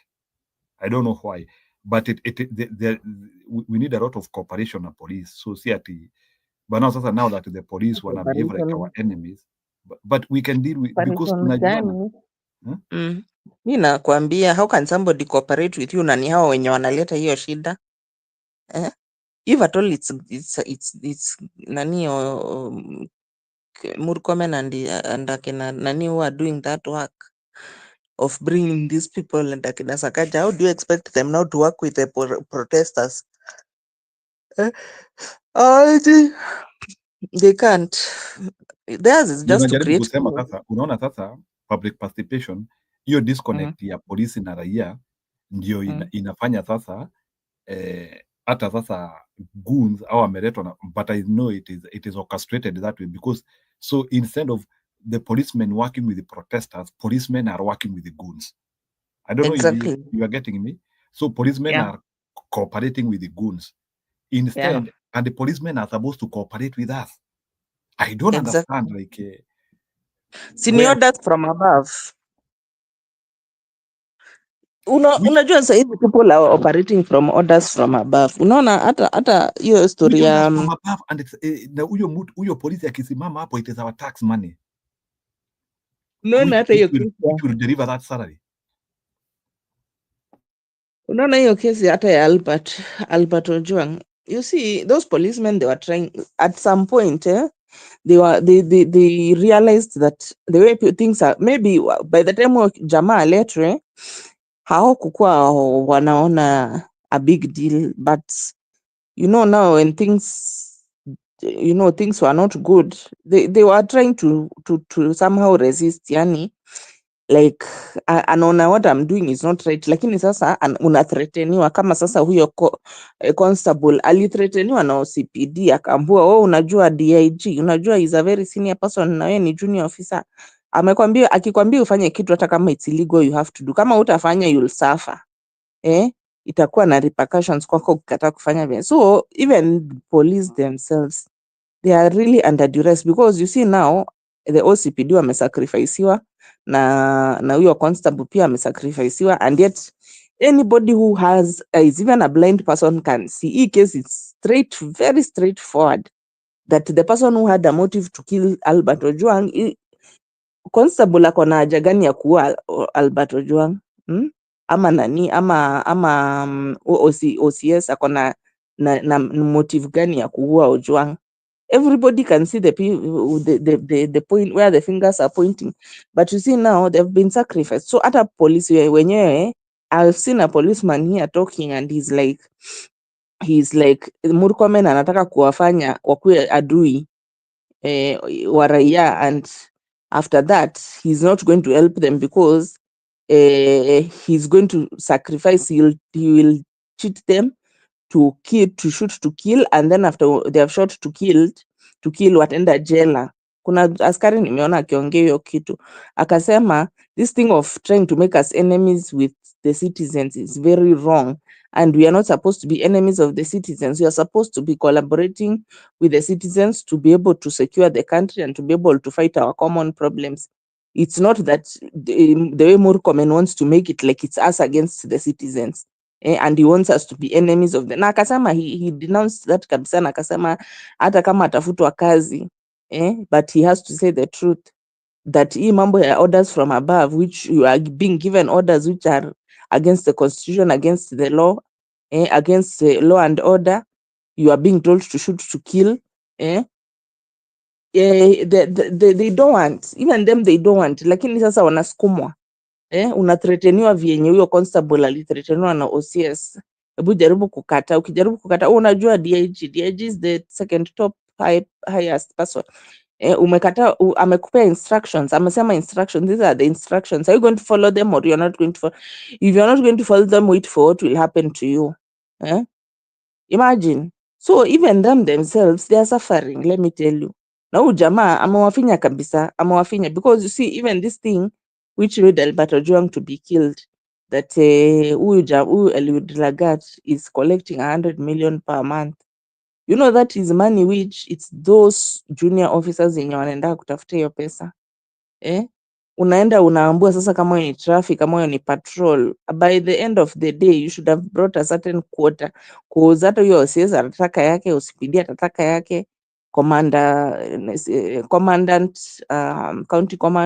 county whatever atataka, alafu sasa iende hivyo mpaka ifikie DIG, and I'm sure that money probably inaendaga mpaka kwa Ruto. So even these guys, unaona, you are being paid peanuts, unafosiwa kuharass Kenyans so that they can pay you money, protection money, ama hata mnawekelea bangi. Siku hizi wanaekeleanga watu bangi, like you are trying always so that you don't get punished, to extort money out of Kenyans, to get bribes out of Kenyans, so that you can be able to reach your quota which is expected by your seniors. So what a police is not like they're having good time. They are not, because wewe imagine umecollect hiyo pesa yote, umeenda umepeleka kwa OCS ama whoever wanapelekeaga, na after that unaenda kuishi kwa hizo nyumba za round za nini, sijui hata ni mabati ama ni nini, and then to make matters worse, you are sharing with somebody, as in you are living in deplorable situation, hata medical cover yenyewe hamna, and then you are living, you are being paid peanuts. Even that guy has said that the kind of money which they are being paid, it's not worth the kind of risk yenye Murkomen anataka kuwaeka, because Murkomen anataka polisi wakuwe adui ya the citizens, and then the citizens, when they turn on them, and they kill them or they beat them or they injured. Alisema by the way saizi askari wengi sana they are in hospital, they are very badly injured. Wamekuwa injured vibaya sana because after all this and I think muliona hiyo video, ule mama mwenye alikuwa anapigwa askari walianza kukimbia after wameona they have been overwhelmed, that watu ni wengi sana. Wakaanza kukimbia. Huyo mama ni kama alilemewa kidogo kukimbia na haraka, hao vijana wakakatch up na wamempiga mpaka venye walikuwa wanampiga ni kama ni mob justice na ni mama so it's not helping them there, it's actually risking their lives, na hawana hata cover mzuri ya medical na wanalipa very peanuts, you know, because now what Murkomen wants, he wants to turn the police into some kind of an army which is fighting the citizens. And the guy, that askari mwenye alikuwa anaongea, sijui kama naweza pata hiyo nini niweke kwa comments, he's like he doesn't want he can't like for the amount of money that you are paying me to tell me now to go and shoot to kill people, to risk my freedom first of all, because naweza end up niko jela kama akina Rashid, huyo Rashid Ahmed Rashid mwenye alikuwa na shoot, he was like a vigilante cop, he was shooting to kill people who are thought to be criminals. Nitaenda jela ama otherwise I'll be injured or I can even die in the line of that executing your unlawful orders. So there's nobody who's having easy time here, by the way. Hata wa police, they are really undergoing a lot. You can see from the case of Alberto Juang. Imagine mtu mwenye amekutuma uende ufanye criminal activities of murdering somebody, an innocent person, you are murdering them in the wherever you are murdering them, then unaekelewa na mtu mwenye aliwatuma anatolewa kabisa kabisa. Do you think they're having a good time? They're having a very hard time. Actually, being a policeman in Kenya is a very difficult issue, because you even imagine unaambiwa endo extort watu, hata kama wewe ni Mkristo, hata sasa, how do you even keep your faith with this kind of things which you are being forced to do? You are being forced to go and abduct people. You are being forced to go and keep people against their will, without trial and all the, I mean, hakuna mtu anaenjoy. Wacha nikwambia, hata wa police don't think they're enjoying what is happening. In fact, you should, you know, even this aggression at times you see from these people is the kind of frustration they are living in. They're living very hard. Yani you're supposed to be somebody who has authority, but hauna kitu chochote, hauna kitu kwa mfuko. You are being paid peanuts. You are risking your life over there. You are risking your freedom. You are being threatened that you do illegal things, and if you don't do it, then we are going to know what you are going to do to you. You know, I mean, they are in a catch-22 situation. Hakuna watu frustrated by the kama polisi wa Kenya. Let me tell you the honest truth. Back to you, Njiru. Public, let me Sure. ask you. Thank Let you me very ask much, you. public participation. I can see we have new entrants. And by the way, Julia, wale majama wetu wamekuja, but these days we know them. So Wale kuwekea uchafu. Hebu niulize public ama Njiru ama Nyakairo. Sasa unaona huyo mama mwenye alikimbizwa. How do you think traumatized she is? Aliona kifo in the name ya kukimbiza na waandamanaji. Do you think she'll ever go close to them again? Ever? Hata akituma atakuwa kikambali nakwambia. How do you think traumatized she is and her family? Unafikiri kwa nyumba yao wanaongelea nini sasa? She's so dead. Vile wacha nikwambie mimi venye niliona mama akipigwa. We, nilikuwa kama mob justice. It's like I think hata walikuwa nataka what has that woman done? Maybe sina habari. What's wrong with that woman? Hebu nielezeni. You see what happened? Our askari, they were overrun. It's like watu walikuwa unajua watu walikuwa wengi. So like the contingency yenye ilikuwa, they could not, the ratio yani ilikuwa too high. The protesters were too many compared to zile reinforcement yenye walikuwa wamekuja nazo. Sasa ikafika point mpaka walienda kuchukua askari wa jela wakuja kuwasaidia because of how many people were many. Sasa these people, they were advancing our askari to the crowd. Walikuwa si unajua tu vyenye wanakuanga wachokozi. Sasa they are the ones wanaanza kupiga tear gas, kupiga watu marisasi. So they were doing that. So after venye wame aggravate the crowd, wakaona hawa watu wameanza kukua wengi, wacha tuende. So those people who they attacked wakaanza kuwafukuza, so they started running away kwa sababu these people they were many, na wakajua of course hakuna venye watawadhibiti, and they were coming towards them, so si wakaanza kukimbia. Sasa the men wakamanage kukimbia wakatoroka, but the lady it's like she was a bit slow, akaachwa nyuma kidogo. So venye ameachwa nyuma kidogo, these guys they caught up. So unajua ni vijana wadogo, they ran very fast, so they caught up with her. So venye wamecatch up na yeye, wacha wampige, wamempiga mpaka na walikuwa nainua, you know the way mob justice unaonanga ikifanywa, that's what happened to that woman.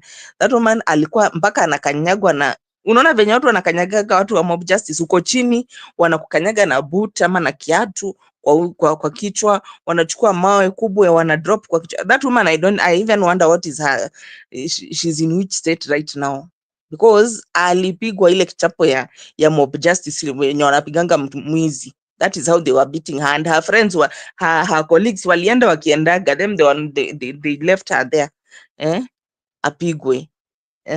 So and she's not the only one. I understand police officers say yenye wako na it's there a is a terrible 400 thing, or that so. public participation, at times you can understand these protesters. It was hunger because these were the same policemen, hata kama siwa walifanya na rani hicho kitendo, but you can imagine these were the same policemen who are giving false testimony about Ojwang alijigongesha ukuta. Can you imagine? I think this was part of the funneling of the public anger and rage. And now I think Raia walikuwa natafuta a place where they could venerate that. On to some extent where I would say that even those who are goons, I don't know about that. Because I also saw kuna kijana alianzia kumenyana na polisi. Uliona yule polisi aliruka kwa ukuta. Yule ambaye walianziana sasa yule polisi alikuwa muti yake ilianguka kando, alafu sasa wakaanzia sasa ngumi. I don't know. Julia, did you see that kijana, he started it, right? He's the one who started it. Ama kuliendaje? Yeah, but there was a very enjoyable fight during hiyo maandamano ambako kijana mmoja raia alipigana na polisi ngumi. I think sasa ile wakati sasa kijana ameanzia kurusha mateke, I think polisi akaona hii vita sitatoboa, sasa ndiye alienda kuruka ukuta, and I think that ukuta hit him. Then aka escape. And so you can now try to look at that environment of how now people are even ready to attack policemen. It shows that the relationship between But unajua, wacha nikwambie Njiro, you see, the thing is, by the way, people are usually so respectful in Kenya towards police, very respectful, lakini shida ni hao ndio wenye wanaendaga kuchokoza, unaona, they are the ones who are always on the wrong. It's very rarely utapata ati unless a very hardened criminal mwenye ataenda kuattack polisi, but a regular Kenyan, normal Kenyans wanakuanga na respect na hawa polisi. Hawa polisi ndio hawana heshima, hawa polisi ndio wenye wana aggravate. Unaona mtu, like I was seeing a video whereby watu hata wamejificha kwa basement ya gari, na unaona askari anatupa tear gas inside. It's so ana bus, even kwa bus wanatupa mpaka kwa bus tear gas, na bus yenye iko na mpaka watoto. So you see now, ukibehave hivyo, what do you expect? What do you expect from that? If that's how you are going to behave. If you're going to misbehave, don't expect that the citizens are the ones watakurudishia tu chenye so the same violence yenye mlifanyia Ojwang huko kwa cell ama wherever it is that you did to him, people are angry. And in any case, hata kwa maandamano, people are normally very peaceful until askari wakaanza kutupatupa matia gas here and there. Is where now they become aggravated, is when now they start retaliating. Otherwise, ukiwaacha tu ukae tu kando, hakuna mtu akona shughuli na wewe. Nobody who has any shughuli with you. Ukaa hapo, and that's how police should be. Mtakana tu mkae kando, and all what you should be thinking of protecting pengine ni businesses za watu, na kama kuna mtu mwenye pengine anaatakiwa, you can help them, those kind of things. Like sele kulikuwa na mob justice ya Goons wanashikwa wanafanywa mob justice, but there are Goons, so many of them have been killed, so many of them wameuliwa mpaka wakachomwa. Mob justice huko kwao kwa mtaa, because utaingia ukiwa goon wa note face yako, wa circulate the information huko kwa ground, ukirudi back to the wengine si hata wametoroka Nairobi, wameenda ushago kwenda kujificha huko. Because their life is in danger. Wameona wenzao venye wamefanyiwa mob justice na watu. So, you know these things, there's no way someone will just wake up and start kukupiga hivyo kichapo cha umbwa. There is something which you have done to be able to aggravate them, so that now they've gotten to that stage whereby wanakuona kama mwizi. Venye wanaweza piga mwizi mob justice, wewe kama askari ndio wanakupiga hivyo.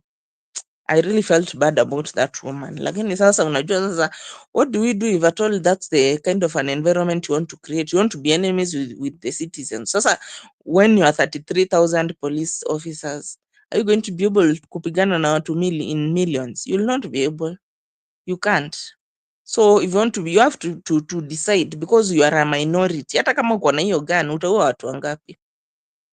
In fact, unaona venye sasa ukiwashoot na wanakukujia na uwashoot is when you will make sure that they'll kill you. They'll kill you. So that's the situation. Back to Njiro. Ama Yeah, Julia. sure. Naona Mama Nyakairo ameenda, akirudi tutampea nafasi. But Julia, you can Yeah, I wanted to say that there is a lot of evidence that the police were the perpetrators. I was comparing na Mombasa. Mombasa kwa sababu polisi hakuattack protesters, the protest was very peaceful. Now, after Murkomen jana aliambia police shoot and kill. What happened in Dunjeru? I think today in the morning or something. In Dunjeru, walishika, they went, there were four gangsters. I don't know, cat rustlers. Then when the people went to complain to the police walifanya nini? They opened fire and shot one person. What happened? So before even opening fire, why can't they even use their head? Because they opened fire and shot one person. Then what followed? The whole police station ikachomwa, watu wenye walikuwa ndani wakachomwa. So and then I saw later the OCS wa hiyo police station sasa akiongelesha watu trying to have a conversation. Couldn't he do that before? That is what I'm wondering. Hiyo conversation ilikuwa nayo sasa ameanzisha, sio ndiye akifanya mwanzo. So I think really even the Kenyan police needs training, but while still we have the chief perpetrator of human rights, that is William Samoei Ruto.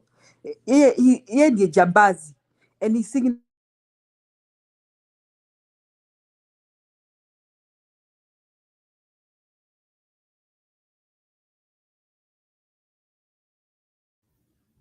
Julia, are we together? Or I'm the one who has lost you?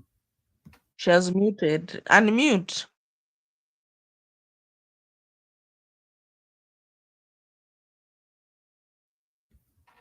Yeah, Julia is mute. I don't know. Julia, kama unatusikia, you are mute now. So maybe public participation, I can ask you that question. How can we restore, how can we have a serious public police force? Because mimi hii police force tuko nayo mi sielewi. I don't think Kenya iko na police force. How can we have a police force? We now have IPOA. Tulisema we need to bring IPOA so that police force can behave. Things are not working. What else can be done? To bring these people to order or to serve. Nasikianga wakijiita utumishi kwa wote. Nasikianga polisi wa Kenya ni utumishi kwa wote. Are they utumishi kwa wote ama ni utumishi kwa wachache? Unajua Njiro, anyway, explainia the situation, the conundrum which these police find themselves in. Imagine umeletwa, okay, first of all, hata kupata hiyo job, it's like lazima hata ulipe sijui 200k ndio upate hiyo kazi.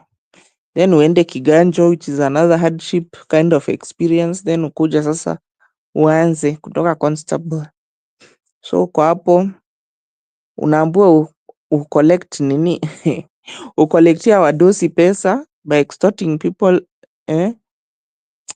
Ni kazi ingine ngumu sana. But I think they better soul search and see whether do they want to work with the people or they want to fight with the people, because wakisema ni kupigana na watu hawajui. You know, you cannot, just because you have one gun does not mean, because this askaris now the ratio is like one policeman to 17,000. Sasa hata tukisema half of that 17,000 tuseme kama 8 ama 7,000 wakukujie, will you be able to subdue them? Hata kama you have a gun ama you have 2 guns, you will not. There is no way you will be able to. So let them be friendly to citizens. Antagonizing them and making them to be like the enemy is not going to help, because you cannot even work without these people. These people, they're the ones who give you information and all this. So kama hamtakuwa na community, kama venye tulikuwa tunafanya community policing before, where you are fostering good relationship between the police and the people. Lakini sasa hii style ya kuchukua watu mnawaleta Nairobi kuwaua, mara sijui mmefanya nini, umeshoot mtu kwa kichwa, mtu mwenye hana hatia, these things. I think Murkomen is really taking Kenyans for granted, na itakuja kumuuma, because kama mambo ikiendelea venye iko sahii, sijui venye itakuwa, lakini you saw those people. Imagine hata hawakuhurumia ati huyu ni mama. So it can tell you, like, young people, how much hate they have for the police, how much resentment they have for the police. Anger ndio ilitolewa kwa huyo mama wenyewe. Back to you, Njiro.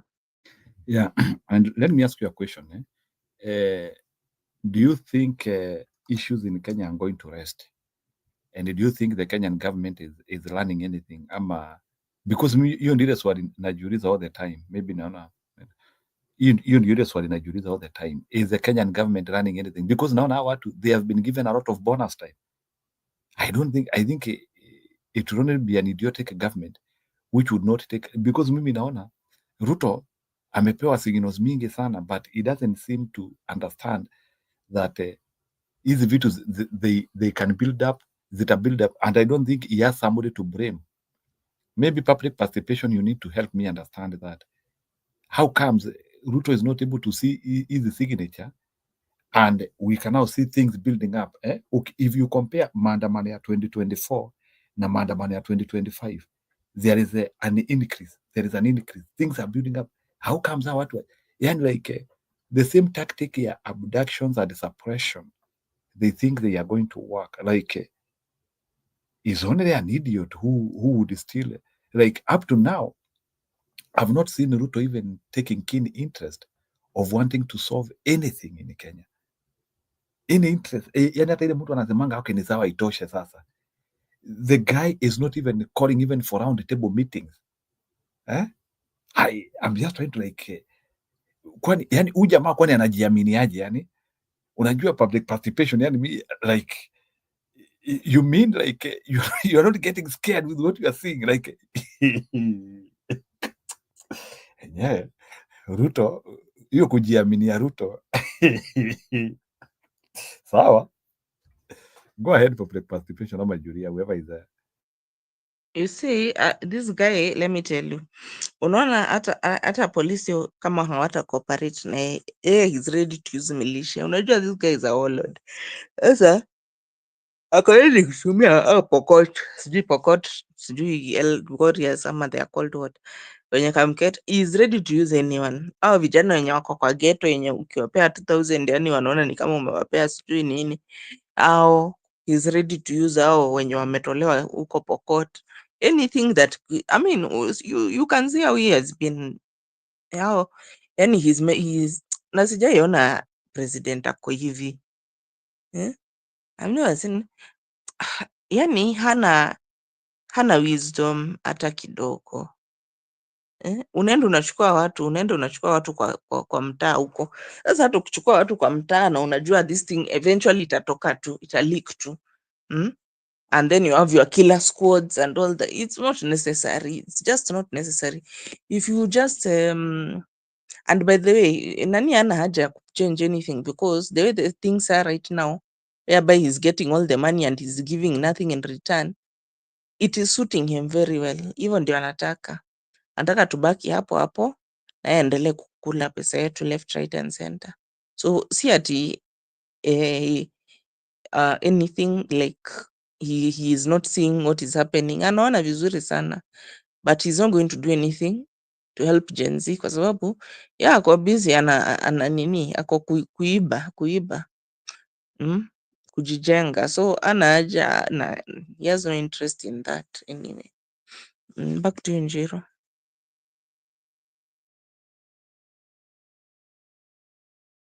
Nilikuwa nikitaka at least unieleze hiyo story ya kujiamini, sababu hiyo kujiamini ya Ruto is too much, man. I don't understand, like I expect somebody to come up with serious reforms and bring the country into the energy it deserves, but it comes bottom to there is no any solutions they can offer. So maybe public participation, I can ask you this, wewe ukiangalia vile Kenya iko, are there any solutions left from Ruto? Are there any solutions? Like, can that guy sit down and maybe come talk and try to na PK allow your Ruto camera, hakuna solution. allow your camera and your mic to stream you, and otherwise you'll not be able. Ukiingia, you can put it off if that's what you want, but when you're entering, you have to allow yes. That's how you'll be able to access the studio. Unfortunately, it is impossible now. So as we wait for PK public participation, do you think there are solutions left for Ruto? Ama like between now and 2027? Because things are scary for him. Let's not pretend. Is between now and 2027, how is he going to live?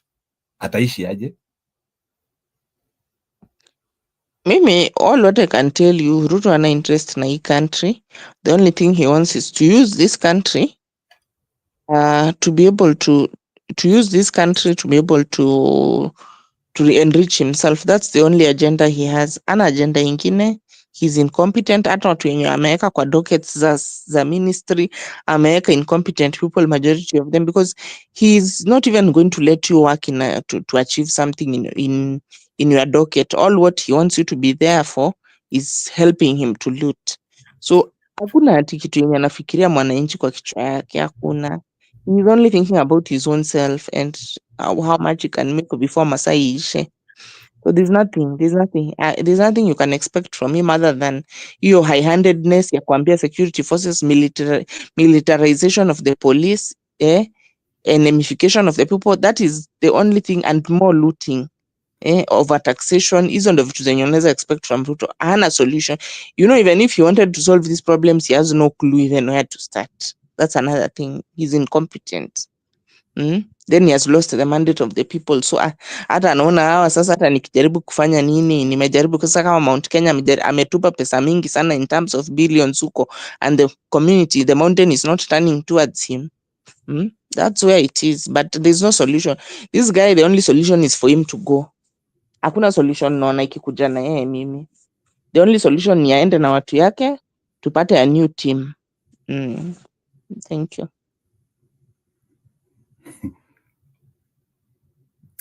Yeah, that one is quite amazing. So kuna Sami Costa, kuna comment ameweka hapa before I get Jerome, na Jerome umepotea sana, karibu sana. Ukipotea unakujanga mambo iko imewaka mbaya sana. Sami Costa is saying something. Maybe I can read it here for us to know. Sami Costa anasema mkubwa wa jeshi na wa polisi watakuwa ni watu wake by before 2027. So I think Sami Costa is trying to look at the alignment. Kuna vile yani hizo mapromotions zitasetiwa venye wanaitwa nini, CDF atakuwa mkale na mkuu wa polisi atakuwa mkale. So it will point to that, so that now you can now be able to suppress the nation further. I think you are not wrong. You are not wrong on that, Bwana Sami Costa. So, but I don't know even if they will be carrying how he will still be able to suppress the nation. It's something I will be waiting to see. Aya, Jerome, go ahead. Habari za kazi? Tuko salama kabisa. Na utoe kwanza condolences. We have lost so many kids in the streets, courtesy of Murkomen. Na Murkomen amesema ataendelea kuua. Go ahead. Pole sana, nasikitika sana. Pole mama, na mtu ameenda, Pole sana, hata mwaka jana nasikianga mbaya sana. Nilikuwa kazi tu wiki mbili sasa, nimetokea wiki moja, nikaona nyinyi mko hapa, nikasema niwasalimie na kile mtu ako kwa comment. Habari zenu cousins? Mimi hata sijui nitasema nini na hii serikali, kwani katiba imesema hawezi kuondoka, ni lazima amalize miaka 5. Hiyo ni swali mlionirudishia nikitoka. Alafu sasa huyu mlokomoni sijui nini alisomea wapi hiyo kazi anafanya? Si angekuwa saa hii ameshikwa usema ati polisi auwe. Kwa hivyo ameonyeshana ni yeye alikuwa na matuma hata last year. Sio saa hizi amesema. Wasasema. Hata last year vile waliua watoto, vile wameendelea mpaka leo wanaua tu. Wasasema ua. Asiseme sio leo, si ni Mungu tu amemwambia afungue ile mdomo yake tuseme. Wasasema kitabu.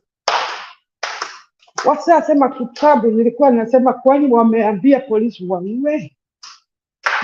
Sasa Mungu akamwambia fungua mdomo useme. Na tumeona sasa wote wanataka washiko. Sasa hii watoke. Si hao ICC kwa nini wasemi kitu? Hii inaniuma. Mimi sijui niseme nini. Hao watoto walikuwa nakuja kusherekea watu wao wameuawa.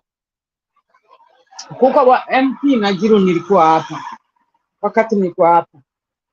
Na nikasikia mtu akisema MP sijui wangapi. Na Sudi alikuwa pale na mwingine. Wa huko Tukana sijui wapi. Wakuwa akisema maandamano ikifanyika watatuma jangili.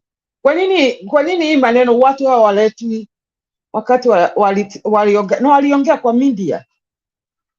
Si yao ndio wametuma watu wamefuja manyumba ya Kikuyu na kufuja biashara ya Kikuyu.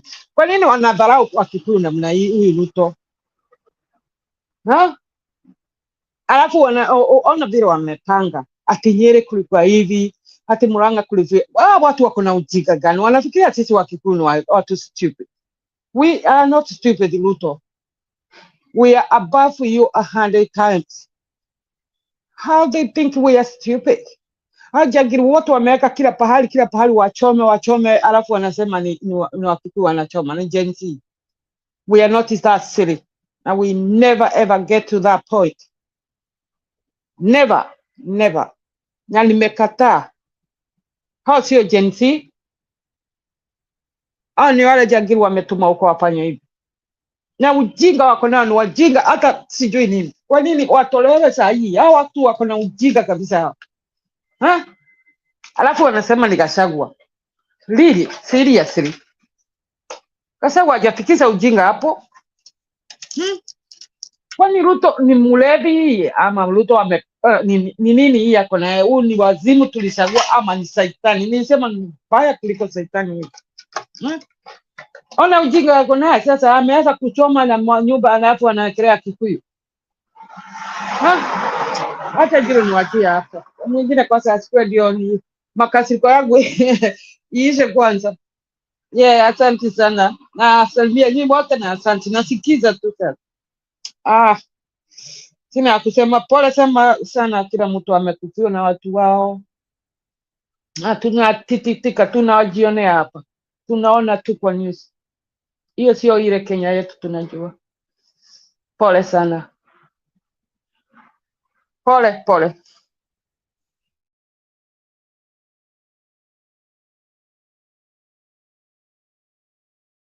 Okay, sawa Njerumora, I think that one is quite in order. So, Julia, are you still there?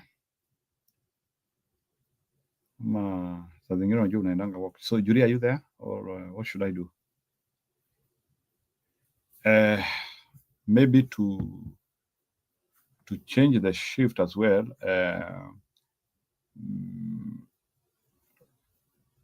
Let me look for leo Gashagua amesema mambo mingi, but nilikuwa nikitaka kuwaonesha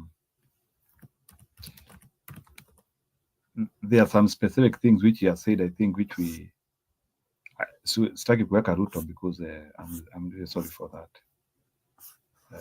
Hiyo nayo story ya Ruto, hiyo I cannot put Ruto na siwezi weka Gashagua. So leo nimesikia Gloria akisema ati kusema Gashagua ndiye anasponsor maandamano is laughable. Yule Gloria wa I left her being mtu ya UDA, lakini sijui Gloria alihama siku gani. Anaitwa Ruto. Wacha nikurudishie, si alitolewa senator, sasa ameenda kwa Matiangi.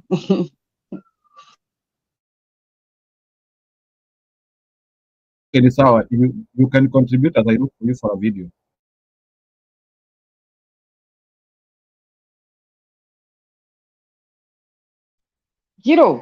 Jiro, hebu mniambie mtu aseme Gashagua kwani yako na Gashagua kwani ndiye aliambia hiyo nini candidate 27 kufanya hivi?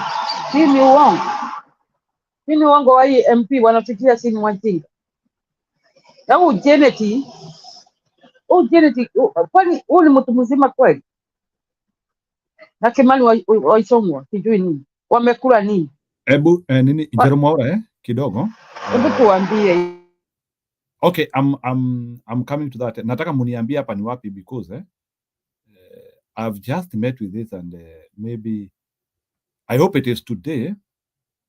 Nataka muniambie hapa because those ururations inikisira ndarabu nomo.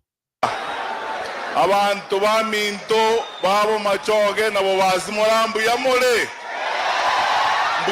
naende bona abantu baminto igonda geteko bakwanera kurwa senkoro yane tigamba sabe gentekemo kamo anje kiraiga nko batebinde naende no ninje narorire pibu na mutagete bono bali morasu kama egakego mokaranse tukwane naende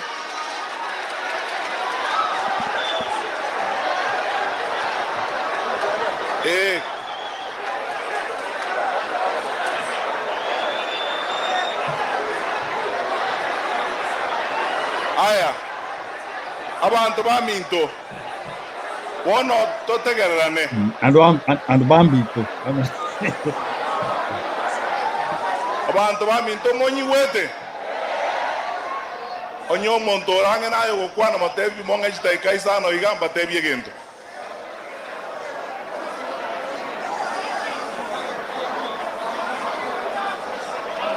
abantu baminto ditangani kabisa abamura mutali gutigana ritorarana abantu bali maegari suka maega na bali guratiga barua aba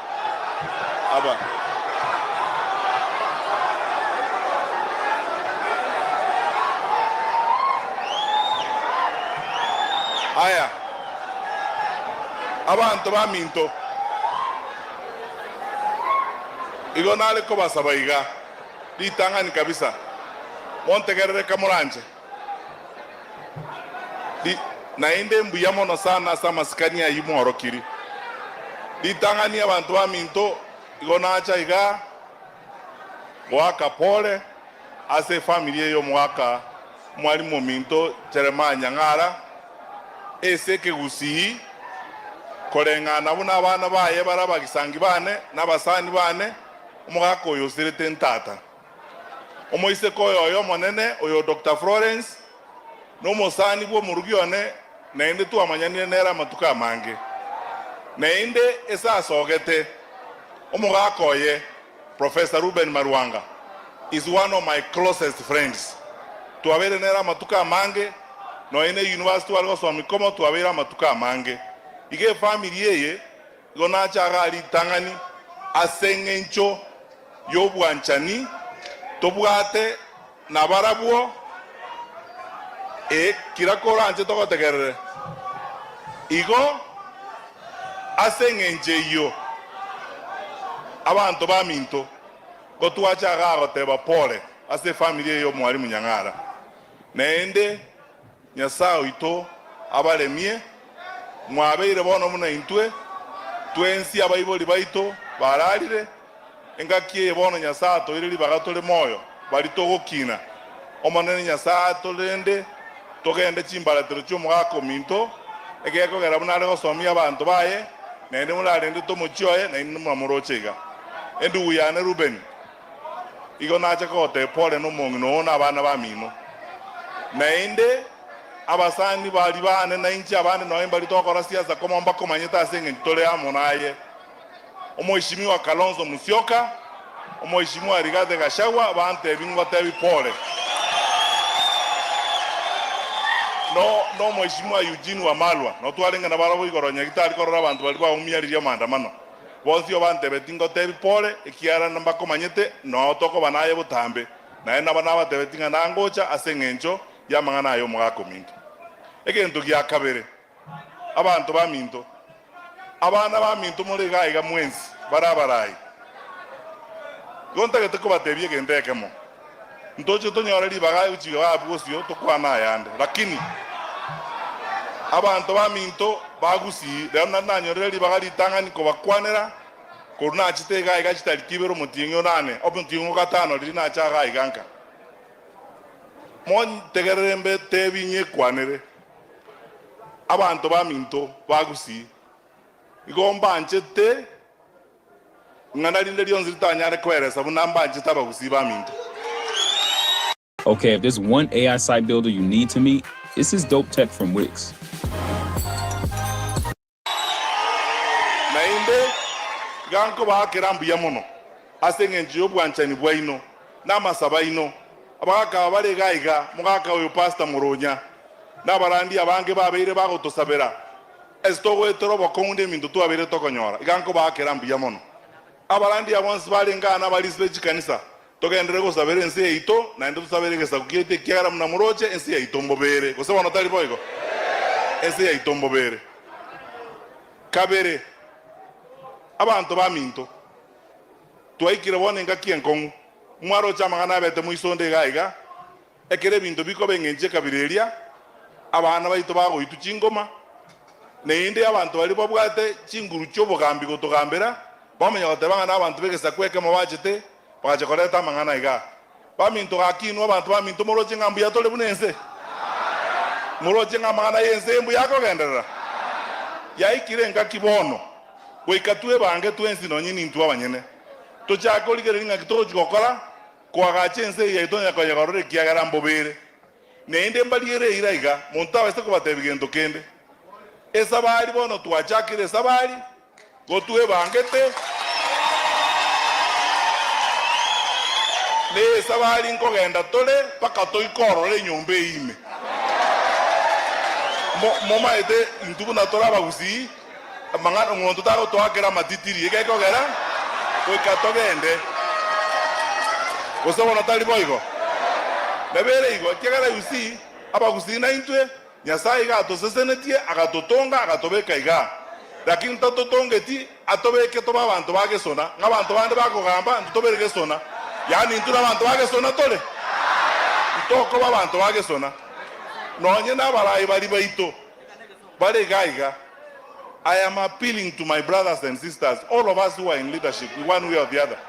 Sasa imefika wakati sisi wote tujipange na tusikize hawa wananchi, because ukiwa hapa today, hata ukiwa hapa leo, even if you are mentally deranged, si unaona vile hawa wananchi wanataka motewetu na motagete. Sasa mumesema wazi vile mnataka na mnataka tuende namna gani. Awe viongozi wenu wamekuja hapa, waheshimiwa wa MCS wa wards wote wamezungumza hapa, wamesema vile mnataka tuende. Na mimi nataka kuhakikishia hivi ndugu zangu na dada, hapo mnataka tuende, tutaenda na mimi niko mbele.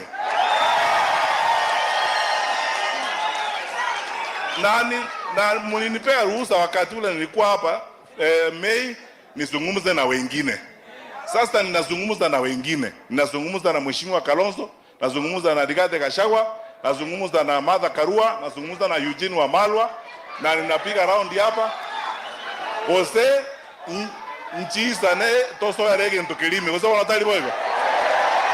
igobona abantu baminto esabali nkogenda tole ntarakora kiaro mwerio engo chokoleta anda abana baminto abara onda bakwani ondelimo abantu baminto montegerega abana abaminto mora mwezi more sobora indu twenzi pia bagusibu na tole igegesa kwekemo na abasoroire buna butambe nko batebi tafadhali tobe amo na ende tomenye no bongaini ekiagara muna moroche ense yakirwo moroka gosebona tali boygo to wesa ko gende esa abantu bande bakorwa ayora abantu bande bagosokura nyombe eko ya na ino ko gende ujime abantu baminto tomenye no bongaini gosebona tali boygo toteba ni muna toko genda tubwatane ngora nende ndo basa koironde kiara tosikane buya nende tigamba tebi ndeba ngantu bwete birenge ni biya agati ya itontu tweka nabo to kwana to igwane ikera bana abonsi baminto twenzi na bantawa motole tindage tinche bocha kwatanekana nonde bwenzi no ena bana baminto nende ni manyite buna moigwete gore yo mwana yo minto legaiga oyo no mwana nto kwane na ndo muntu muyare nabo to koiwana nto moyebereri bosa natali boigo gantagete na gocha goikenchire iyo boikato tumorokia masikani nere uno mochumbe na ndo kwanira bara ngora na masikani ekiaro maete abagusi ntota itikoreka namne tole nyombembe toko na kuoma omana gotota getoreka namne gesa kugete nene amo enyo toko twala mechande ndi onsi katia ito twakwana na ntutweka ngora na inde ntobwata bagaka gaiga bago tokayana na bara ibande bagaka bano barega ba muronya onyege ntokeroro na boto kwana amo na barai batoganya igo elino turuoro togende go chibostore gentekemo engakie kubwanga kiende yonsi abagusiba minto montegerera iga na inde mbatebiga enere ngakitogwene toko amo kubwanga kiende yonsi bogima bweito tobe amo na inde tobwatane kabisa na inde twanchane na inde nyomba tiyo no nyene yamo no nyene family no nyense ino eso talgo nyoro monto nimo kwamerani usonde mwaro mana itukolimo eite wene tuko nenge ntukiubu bisa na boto kwagachana kerenga kiene yo kwagachana kobeka namo tosuke bosyo elinda abantu bazo chigotwata na tosinyiko gende stoko genda twegwana ngire. Looking to skyrocket your YouTube channel? Let Sprizzy boost you to the top. Using YouTube ads, Sprizzy targets viewers. Elio moerin kolerega imero belinderega tu achagete amagendero tukarue serikali twakange yene ko genderere yene abekwa metabu mwaka muronya chikanisa chire sto achagerte igona achiete kolikie gazi kere gazi kiara terende naenda abacha kondukunya kabwanji tiangende tiamba tigere kiole dine kigale baminyoko nkagenda kolikie gazi bono mwaka oli ogaika na ndo mugachaka ngano irana gocha na hendo rusie sati osoegeti ngachanga babori bagatale mbi mei ngoira ndande nkani abantu bali mbayire bintu byabo ngirane gocha mugantebie bono ndagenda nkabali irube kabatebo na irane gocha ngangene nduzi no ene gotie tuchakane Oso natali boigo na mota getego tuchakane na barabu bas na mota getego bas momayete botambe togo chakane ke togo chakana na barumba le ngabo husina abantu bakuri bukimo bo isi mchezo hapa bono omoerio abara iba minto mora doito merane to kwane to bange merobeli aseitoga na bana ba minto abali mara soborai mwensi pi bali mojorire intu yotoko basika na ende abantu ba minto to twara masikani ese intu tuwe kabanyene monto na abo na tware gente kyao na boto kasike to mukwanere dito wasa koramana na kani no na abantu ngana no mumuroli yo minto oli irobo minister dito como charangi usto como rama iga bali bali nere mba ko musika yoto ku ekari na masikani ni ntoma ide na toko kora ekiani ntoma angete sabali na toko genda kesi ntoma ide sabali stoko genda ekero bangete sabali bintu bya ho ngonya kumanyore ngonya kumara kurumoina igo bangete sabali na enda bantu ba minto inuto mbugati buna tole iga toka ende sabali pakanya sato ikyo wono ntagete abamuramba de na chaga litanga karatiga abamuramba la moigwete kara kirango abana bageni ba ruisiko Nitaka kwani Kiswahili kiana bageni barusiko. Huyu ni rafiki yetu amekuja kutoka Embu. Ruben huyu wanakaa pale Nairobi karibu na Profesa Maruanga, anaitwa Bwana Ndwiga, ni mfanye biashara na rafiki yetu mkubwa, ameletea sisi salamu kutoka Embu. Mwekubali na amekuja kusema pole, asante sana. Huyu ni rafiki yangu mkubwa sana, ndiye alikuja hapa na ndege, anafanya biashara Mombasa, anaitwa George. Ameleta pole kutoka watu wa Nairobi na ameleta pole kutoka kwa mahali Profesa Maruanga anakaa, estate ile mahali Profesa Maruanga anakaa. Huyu ndio mwenyekiti wao wa nyumbani kule Nairobi mahali profesa anakaa. Ameleta salamu hapa, asante. Huyu Bwana Mbuki pia ni mtu wa biashara, tunafanya kazi na yeye pale na biashara Nairobi, tumeshirikiana pamoja. Hawa ndio wale mliona walikuja hapa na ndege na ni marafiki zetu. Amekuja pia kuambia Profesa Maruanga na Dr. Florence pole sana. Haya, I want hao wangwana, before I ask them please kuja mfanye salute. Sasa unajua mlikuja mkaribu mkutano, wacha tu. Haya, huyu ni Bridget. Mnajua Bridget? Bridget Ombati mumanyeti? No mwana oga? Mumanyete buya kabisa? Haya, tiango wadeli kondo mbawa sakobea. Amachora ba minto pole. Iko na chichega igesengenjo yo mogako yo koroku.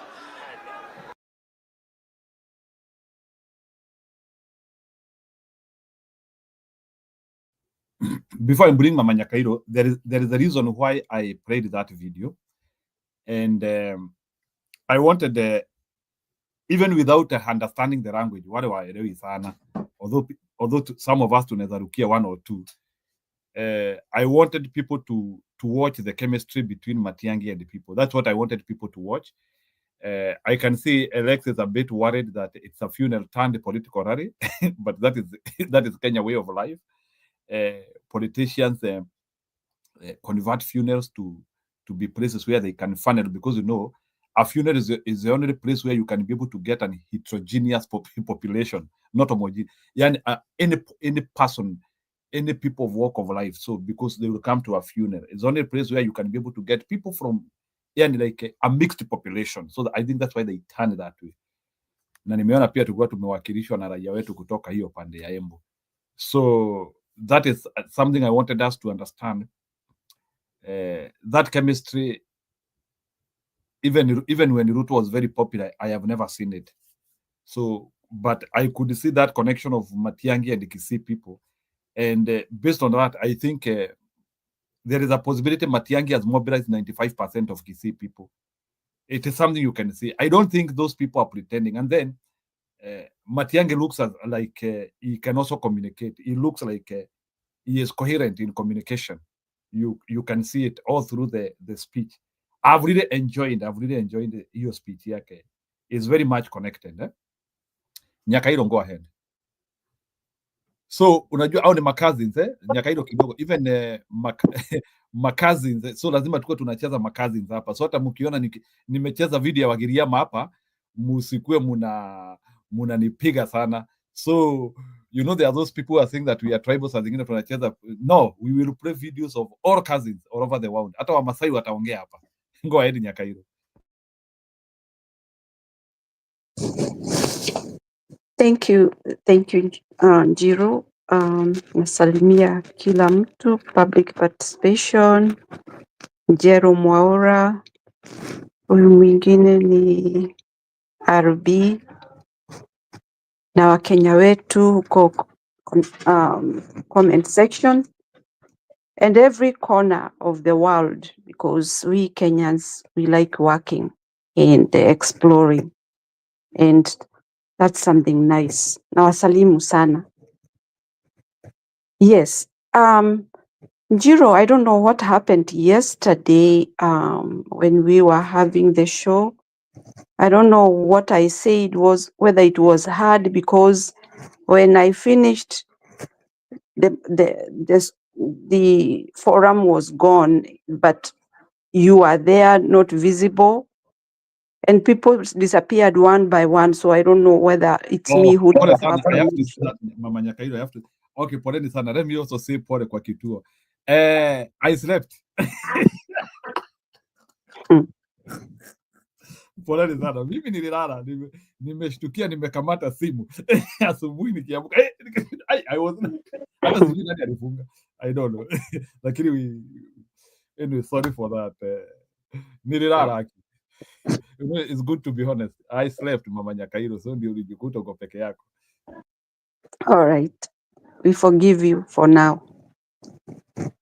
Asante.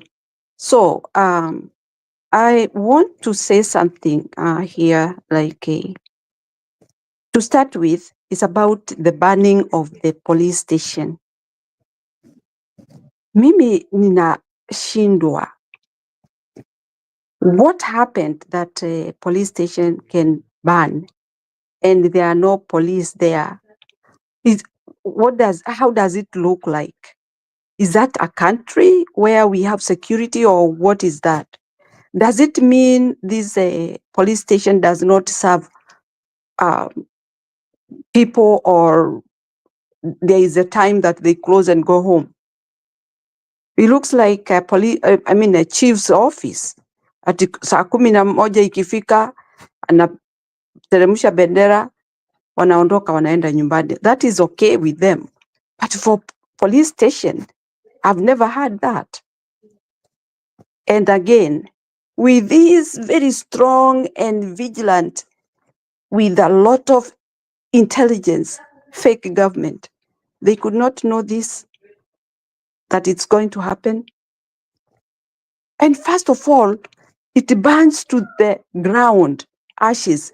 Hakuna hata gari ya kuzima moto. Nilikuwa naona wanabeba maji na bucket. What kind of situation is that actually? It means that the country have been finished long time ago. And I think what the plan is, people have said it, alleging that this is a plan of these people wanting to show that how Central are doing bad things. And so Gashagua is now being drawn down, put down to finish him and to show that we people, we are bad to each other, and to make us fight against each other because of now, look at the business that were banned in Nairobi town. They are also for Central people. Ask yourself this question. And I think this is what's gonna happen. Now that those police stations were burnt down and those policemen were not available to, I'm trying to make my own opinion or thinking. And these police were not there to rescue or even kupiga firimbi ndio, like communicate to make sure that hata hizo zimamoto zimekuja. There will be a lot of things that this government is going to do. I don't know whether they are going to construct those police stations. And the other question I'm asking myself, were there people in cells, or these are just a police station? How does it look like? What kind of police station is that, really? Because I'm trying to think, even the smallest police station, we have cells whereby we put those people who are arrested. I don't think they were empty. If it's a proper police station, or maybe this is a fixtures, things that they are putting in our mind. How comes that there will be nobody in that police station? Honestly, that is the question that came to my mind first. Alafu, vile sasa I'm predicting, Ruto is like he is going to now say that those policemen who were there, they have failed, ndio aweze sasa kuleta Wakalenjin wawe in Central. You see, they will be either transferred, then he bring Kalenjin in Central. so that now tupate adabu. And because there is these things that people are talking, and also this fake president is talking about whatever we are expecting election, those are some people who he might be using by that time, that they will be his watchmen to do the job. Because right now, as I heard you guys talking about Ojwang, the one who was killed. Nothing and nobody has been brought to book, because hata hao Talam na huyo mwingine, it's like the case will go that way and then they will be released. But the main suspect will not be arrested because he is so senior and they want to stay connected. They don't want to lose each other because already the plan they have is evil, havoc ya kuharibu nchi na kupea wananchi discipline. That is how it is. Na ndio unaona Murkomen anaongelesha watu hapo kama watoto. Watoto kabisa, watu ambao hatuna akili. He can shout and he can say totally what is not supposed to come out somebody who is normal mouth. Those words he uttered, they were so bad. It makes people feel like, wow, where are we? Is this our country? Because all those things that he talked, a normal person cannot say that in front of people. And when people shouted to him, what did he do? He looked like, sio nyinyi mutaniambia. There is an order from above. And I'm going to follow that. Watu wawili tuseme, for example, two people are punishing people from all over the world, the country. Wanatutolea maneno machafu mabaya sana ya kuumiza roho zetu saa ile wametuulia watoto. It's terrible. Huyo DIG, this case it's becoming like less interesting, hiyo ya Ojwang. Nikaona kitu ambacho ilikuwa inaonyeshanwa akiwa on top of KICC. Huko ndio alikuwa anatolea order wakati wa maandamano. People to do whatever they want. Look at this behavior. And these people have come with the full force. Na hawajali. Kuna mtu ameandika hapo ati mkubwa wa jeshi na mkubwa wa polisi watakuwa watu wake. It's okay. We started seeing this thing long time ago, even during Uhuru time, when he had recruited his Kalenjin boys to be in all corners of very lucrative positions so that he can have them support him in whichever he wants. Those cases, they were gone. They were paralyzed once Ruto became the president. They were gone. As we can remember, even those people who were killed during the ICC case, now those cases are paralyzed because the killer has won the big seat. Yeye ni president. Kwa hivyo sasa, he is untouchable. Huwezi ukaua watu namna hiyo ati wewe ni untouchable. Siku moja Mungu atakuguza. In a very bad way. These people are talking to us like they hold the whole world. It's like they are being special, precious. Nobody can touch them. But it's okay. It's for a season. Now, I want to add this. Do you think these are the regular police or 101 who are killing these children or maandamano people? Unajua, mkumbuke vizuri sana hata last time maandamano. Remember how many people were killed in Githurai? And somebody somewhere said that there were some who were cremated. in jeshi uko kwao.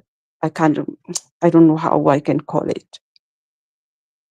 Now, these people, these police that we are seeing during the day doing those petty things, they might not be killing, but they are a mixture of those gang that Ruto has. And they are the one who are killing our children. That is my prediction. Mimi hiyo ndio fikira yangu.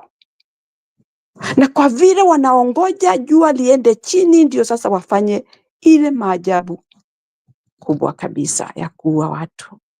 These are people who are told shoot and kill. Sasa Murkomen amesema wazi mbele ya watu, mtu asiende kwa police. Ukiona mtu anakuja kwa police, I don't know how they will detect that you are a good person or you are a bad person, ndio wakushuti wakuue. But if they are given this permission, they will kill everybody. Sasa leo nimesikia kuna mama na bwana yake wameibiwa simu. Wakafikiria kwenda polisi, wakasema tuacha tuachie Mungu. Kwa sababu tukienda huko already amri ilitolewa, ukionekana ukienda police station unashutiwa. Come to think, what are they for? What is the work they are doing in our country? And yet they are calling our children militia, criminals, all that. Na wao ndio terrorist wakubwa wa nchi yetu. Hao ndio wamefanya terrorism in our country. Kwani terrorism ni aina gani? Watu wanabeba mabunduki, mnaenda kuua watu innocent. Those are terrorists. When you are terrorized in your own country by your own people, how does it look like? How is it livable? Nilisikia Gashagua akisema huyu mtu ameshika watu wa kwao, amewaweka kwa jeshi, kwa polisi, wale wengine in all forces. Na wale wengine anawashika, anawapeleka nje ya nchi akiwa connect. Nao Central wameletewa ile kitu ya kuwamaliza. And in fact, when you look at this guy, huyu ni mtu anaweza maliza watu, hata kama anaweza pata gas ya kumaliza watu in one area, he can do it. Hana kichwa, is a criminal evil person in his own mind. Mimi nimeshtuka sana. Nimeangalia nikashindwa, where else can Kenyans go? Na bado hapa anatuambia ati hatuna nchi ingine. So what? You are the mastermind of spoiling the country, and yet you are saying hatuna nchi ingine. What do you want Kenyans to do?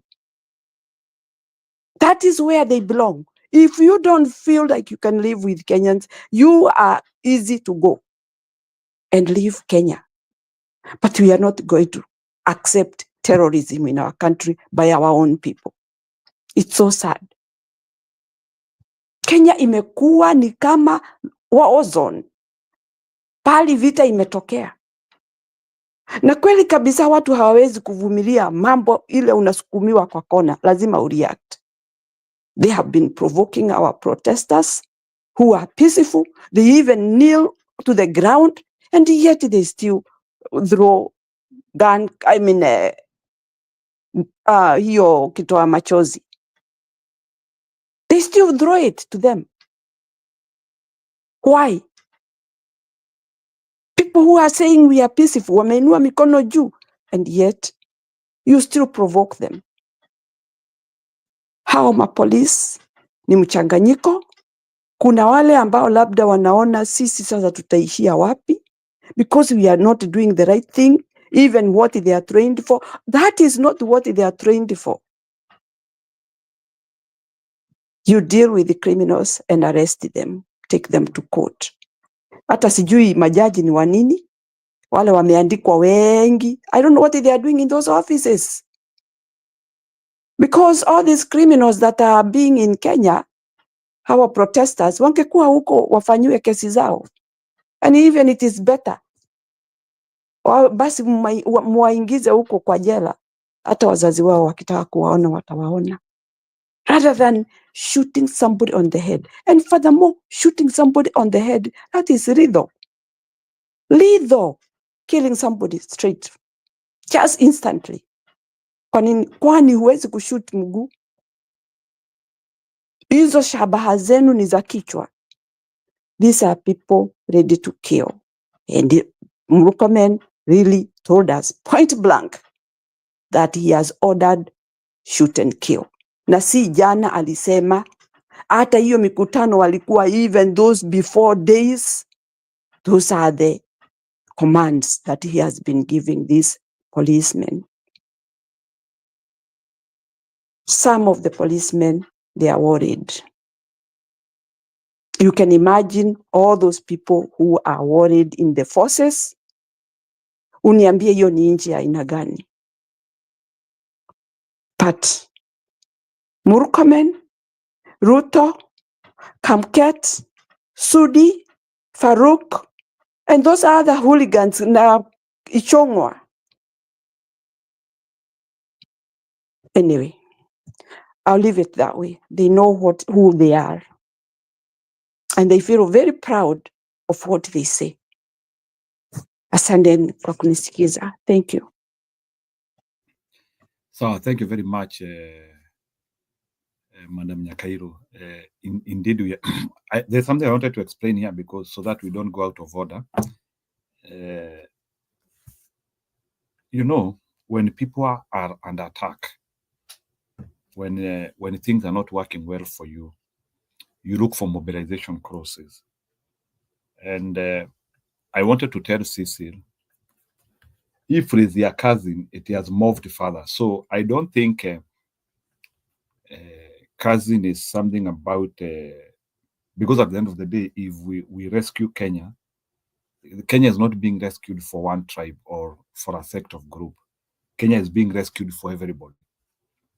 So this issue, cousin, is bringing people together, people of all well wish. So to me, I take it, the way I take it, is any person who is against Ruto brutality, any person who want Ruto gone. To me, I take them as cousins. I don't know the ultimate reason why politicians would want to use it in other way. I don't think like Matiangi or Gashagua will not be interested in any Luo vote or any Luya vote which is gravitating towards him. So that's why I don't see any necessary beef we are supposed to build there when that narrative of cousin is coming up. And now we want to go into Ruto's play when they are now trying to say that it is tribalism. Because remember, they would want us to be isolated further. But if we are in one bag, sisi wote tuko kwa mfuko moja, any person who is against Ruto tunaenda hapa. So they know that wameisha because we have the quorum. Wale ambao hatutaki Ruto sisi ndio wengi. Tuko 80%, wale hatutaki Ruto. So if any mobilization which is targeting anti-Ruto battalion is very scary even to Ruto. So that is why he would want to split anti-Ruto movement into sects, rather than wanting us to be together. Anti-Ruto movement is everywhere. So we have cousins in Rural everywhere, any person who is anti-Ruto. So let's not be dissuaded or persuaded by Ruto rhetoric, trying to get himself from the crows of Kenyans, because you know Kenyans are ready to eject him out of power. Umumesikia huyo msichana nimewachezea hapa, yule ambaye alikuwa anasema sisi hata tuko tayari kulipa Ruto hiyo mshahara imebaki na yeye aondoke. Sijui kama kwa hapa, wacha niwaoneshe huyo msichana. Now I would want maybe RB as you come, try to tell me huyu msichana. I want maybe somebody to tell me the level ya huyu msichana, hiyo kuchoka inakaaje. Tunaweza sema Kasonga leta pay bill tumchangie pesa ya 5 years atoke. Tunataka kufanya vitu zingine. Acha aseme tunaweza sema Kasonga leta pay bill tumchangie pesa ya 5 years atoke. Tunataka kufanya vitu zingine. Acha aseme Yeah, so RB, what can you get from that woman or that lady? Before I mjambo wananchi, Before I jump into that, hii mambo yote mnaona, hii ni kumbusho ya 07 kwa sababu ukiangalia wale walikuwa masheriff siku hiyo wa ile upande nyingine upinzani, sasa ndio wako kwenye serikali and they are using the same tactics without going further into that. So these are facts. We can be in denial, but what has manifested in the past few days after the demonstrations, na hata pia ile hotuba ya Ufala na huyu Murkomen, it all alludes to that. So it's nothing new.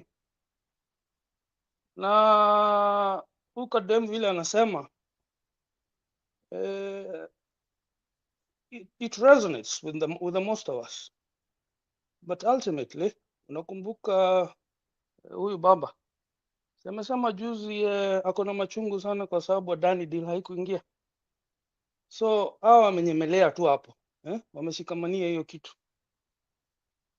Sasa wameshikilia hiyo kitu, yani hiyo ni mandazi kubwa, hawataki wanyang'anywe, and they will go to the farthest lengths, you know.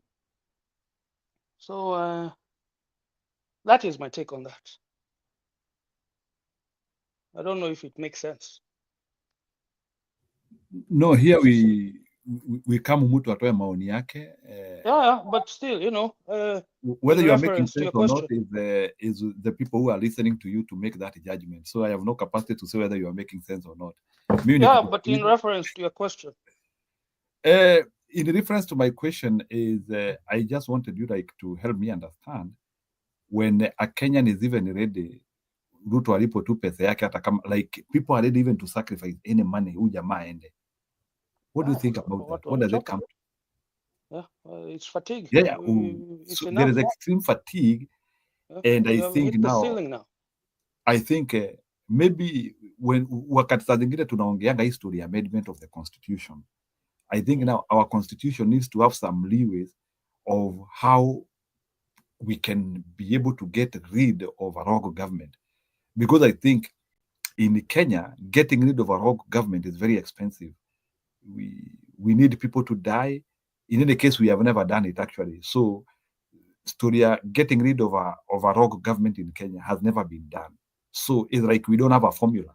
So we just believe that you can pick it and do it, but we don't know how we can reach that level. So that's what I'm now trying to say now. I think our constitution needs to be reviewed such that we can be able to be cushioned from bad governance. I don't know, maybe Alex, you'll advise me on that. But yeah, well, the way I see it, and I think we talked about this earlier. So once you look at the leadership in Kenya since 1963, wakati Jomo aliweka hiyo sahihi na beberu.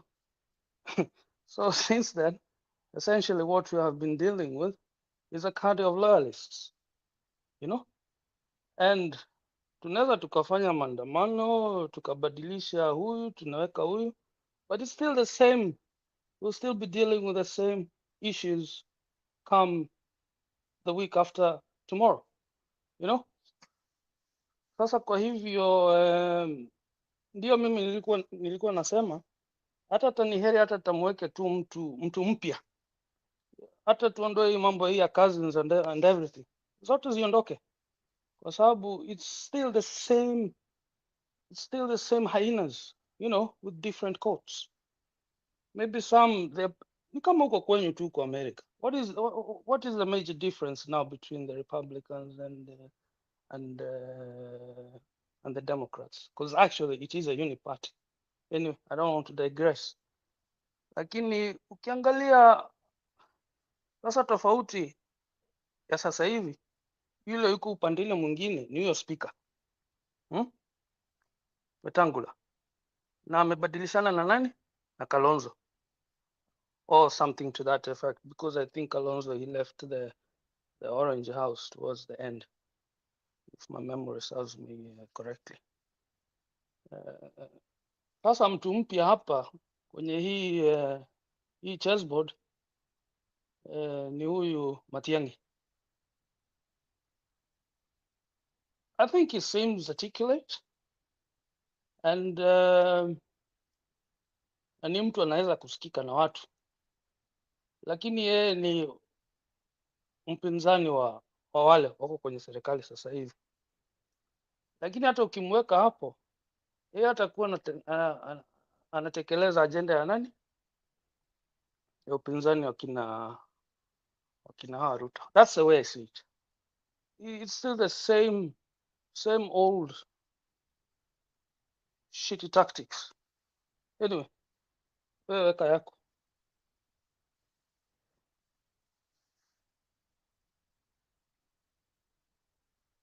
Ni sawa, wacha tupate Alex kidogo. So Alex, ingia na style yako. I don't want to guide you.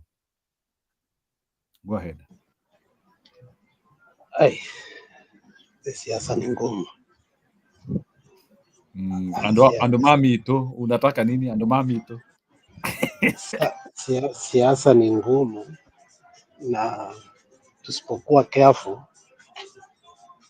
I think the first thing we need to be very sober, because I think my friend has said a very dangerous statement, extremely dangerous statement, that it's going to score points for Ruto and ends up, I think the mountain, one of the most difficult things in this election is how, if we have to decipher and remove Ruto as the common denominator, Kenyans still have a big problem with the mountain from past. However, we are willing to forget it and move forward, even willing to forgive the shareholder guy.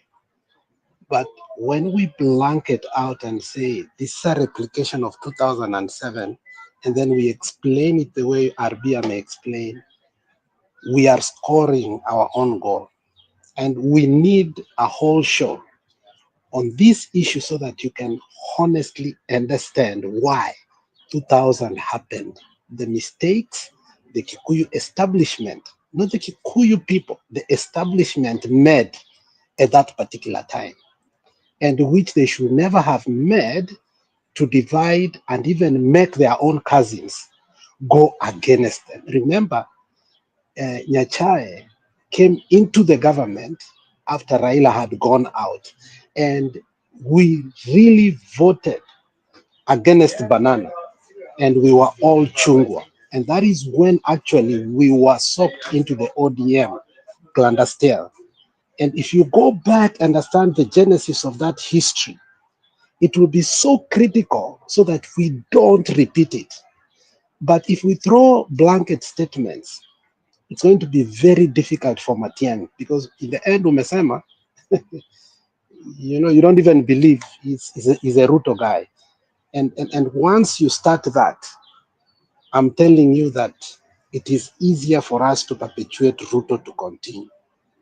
I'm saying siasa ni ngumu, and ikikuwa ngumu, you have to understand that we don't have an angel, but we have somebody that must be taken out. And if you are looking for that angel, it is going to be very difficult. The first thing we have to understand is we need to get Ruto out.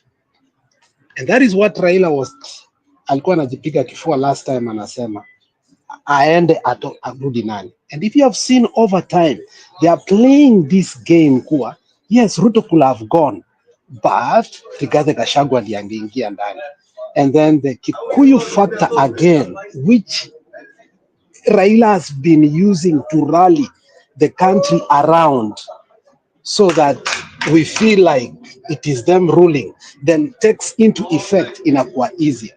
So I think we must be very deliberate to understand that getting Ruto out is so easy, but playing into some politics will gravitate the politics of tribalism to start looking some things in a way that in the end will sway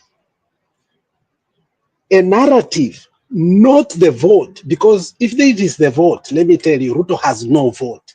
He's creating narratives to steal elections.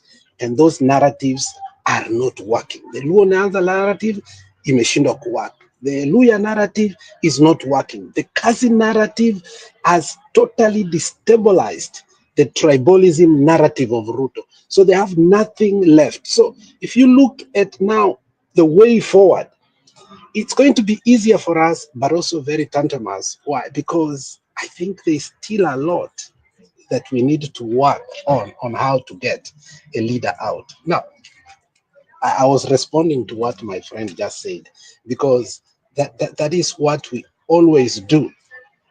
And you find us to be in the status quo. If it's Ruto must go, and the other day he agreed, actually yesterday he said, "Munataka nienda wapi?" Which means he's ready to go, but he doesn't know where to go. And that is why the other lady responded and said, "Where to pay bill now, but to pay pesa where uende mahali utaenda," because already he's willing to go.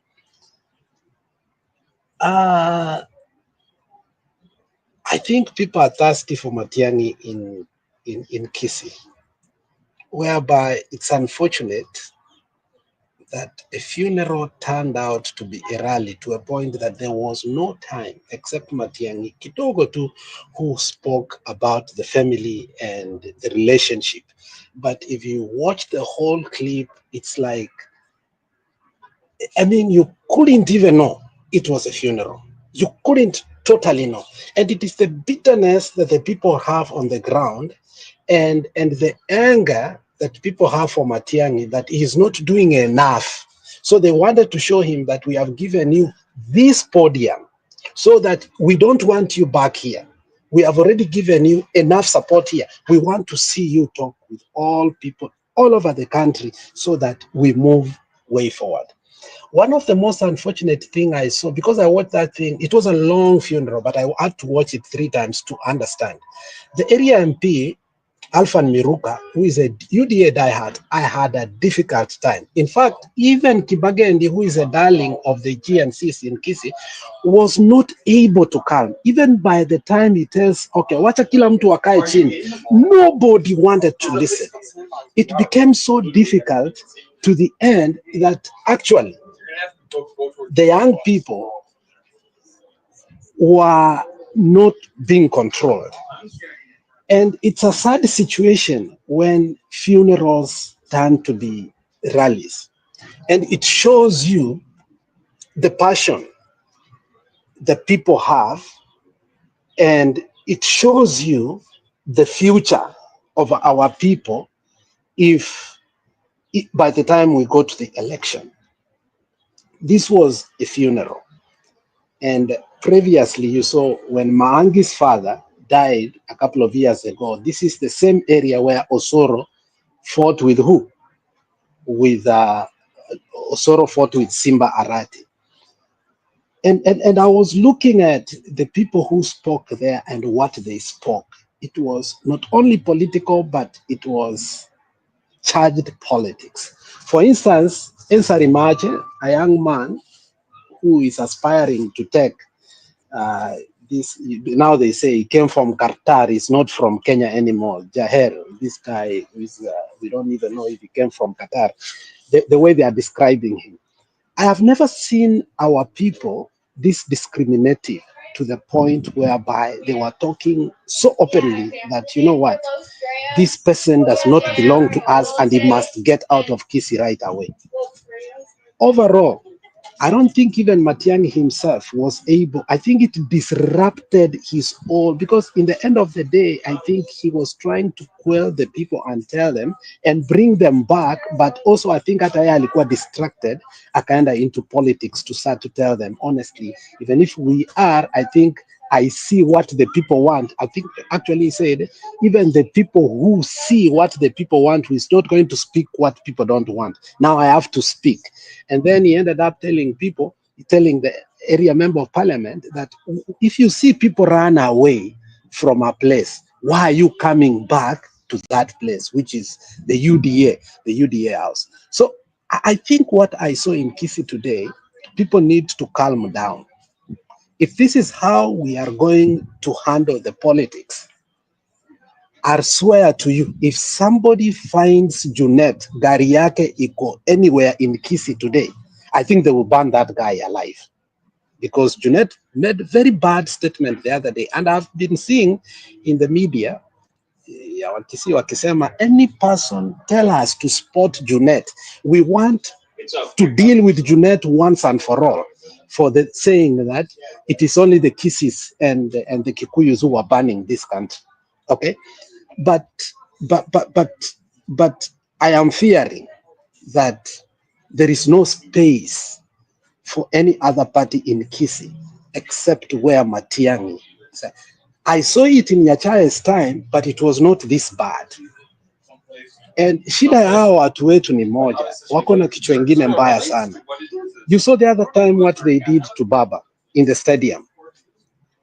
I want to tell you today, if Simba Arati in the next few days does not put himself to order, the next governor of Kisii is Kibagendi. I'm telling you, there will be no forgiveness. If you saw what happened in the Senate the other day when Simba Arati was being asked questions and he flopped bitterly, okay, terribly, until the ODM darlings had to give him time to go and come back. And the person who did that intentionally was Onyonka. And Onyonka is supercharged to make sure that any opportunity he gets, he's not going to make UDA and Ruto breathe in where? In Kisii.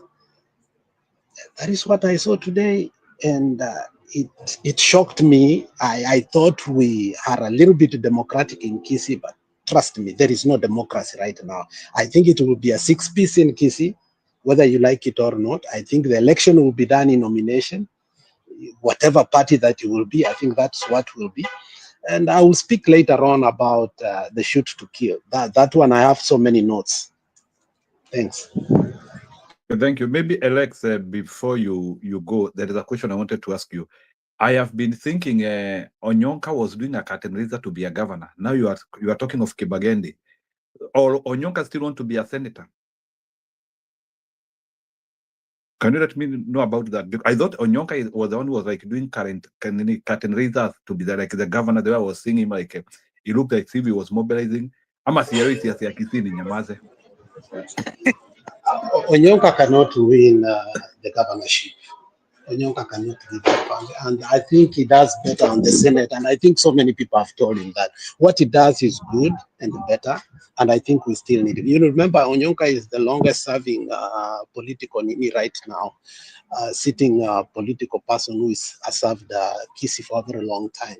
So I think he was just preparing for another person. I think people are looking for an alternative. Honestly, let's be honest. Let our Kisii people be honest. Simba Arati is a thug. Simba Arati has not performed anything. Simba Arati will never perform anything.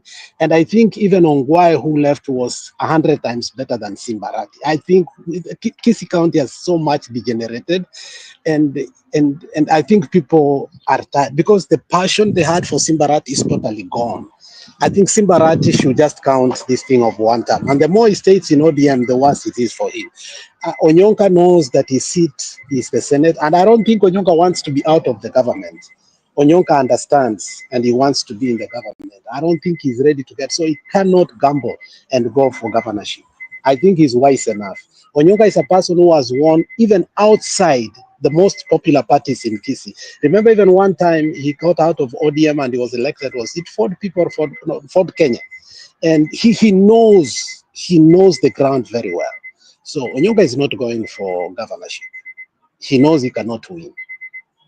So let me ask you briefly about Kibagendi. So, like, what do you think is like could propagate Kibagendi more in Kisii politics, more than maybe people like us outsiders? Because maybe what is that special thing in Kibagendi which you think it can the social capital? the social capital. Kibagandi is the only person who got out of UDA, and you did not see even anybody criticize him. Kibagandi came to Azimio but still campaigned with UDA money. His bankrollers were from UDA. Until today, the seat that he held, he's very close to Rigathi Gashagua and everybody in Ruto circle. The guy's social capital is of a high level. Okay. Okay.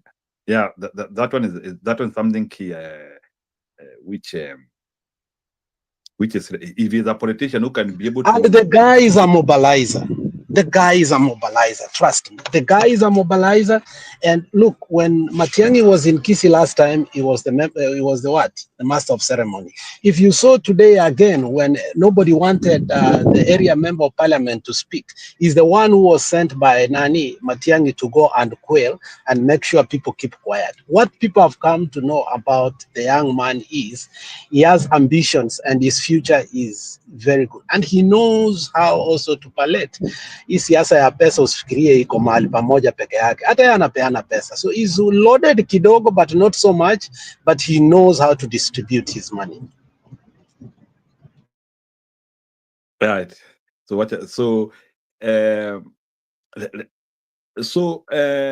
about Matiangi and the crown, what did you see? Can you appreciate that chemistry? Because even if I did not get everything, but I was seeing a lot of a good bond between Matiangi and people. Is that what you saw, or were you on idea for Alex?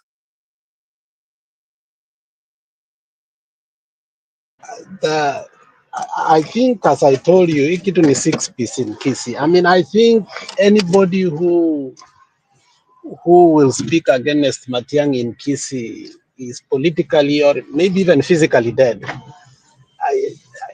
That's why I'm afraid that the coming politics is going to be supercharged. And I think he tried to tell people that even if, for instance, he told the people that we will speak with the current member of parliament for this area, you know, he will come to our fold, and people did not want to listen. The thing is, I think, I don't want to say, you know, sio kumwaga mtano, but I think when he was Minister for Internal Security, he brought the leadership together, and we coherently saw how leadership worked very well. And I think people miss those days. I guess the current leadership, Yaosoro and the rest, is so polarizing, and people are so bitter about it. So it's also going to take democracy out, because there is no space for divergent views, unfortunately. No, but you know, Alex, I highly support those people under Ruto government, and we want to finish Ruto regime. Why should we be allowing divergent opinion in that level, whereby we have a monster which actually, if we joke around, it can go for another 5 years. On the road, you can see the 3 years which Ruto has been having. They are the worst. Can you imagine if we just said that the people In a thin veiled message, Matiangi, that is what he wants. This is what he told us, that if we show to the rest of the nation that we are one thing, what do you expect then? We have to move as one thing. But I'll make sure every current leader, I have spoken to him, and he has an opportunity to join us. Then he said, he used a very, sensitive word, emeroka.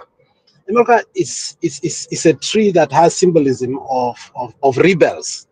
So he said, obviously, currently there are rebels, but can't they see that everybody is getting out of that house? Why are they still there? So it was a rhetorical question to them. So the thing is that is what Matiangi wants. He will have to consolidate. But fortunately or unfortunately, Matiangi doesn't need to consolidate Kisii. I think Kisii made its mind long time ago. That's why other leaders are bitter like Osoro. That's why people like Morara Kebaso is being hired, a gun for hire, to say, you have seen him criticize Matiangi a lot, but he didn't make any impact. That's why finally the MP for Nakuru West, Arama, has said, this will bring my political, lifeline to an end. That is why I think, the ODM is trying to give Simbarat even more duties now functionally, so that he doesn't have time to do what? To participate in the Kisi politics nationally. And, yes, Matiangi is bringing people together, but my fear is, even if you like that way, we've never experienced such kind of us being in one box. Remember, even 1992, Jaramogi Why do you Odinga want had so division, many. Alex Kidogo? Why do you want Kisii divided? Even nikuuliza tu, why would you want Kisii a little bit divided? Hata kama ni 10% ya ile ngambo ingine. Why would who would want who will not want unity, especially that extreme unity of purpose? Why are you fearing unity? Go ahead. I don't want it divided, but I also don't want people to be gagged. Okay? I fear people to be gagged. That is a right that I will, because I don't see our people anymore. If you are an Ichungwa in Kisi right now, trust me, there is no podium you will get. Ikwe ya matanga, ikwe ya nursery school graduation, ikwe ya nini. I think our people have made that mind, and I think that is dangerous.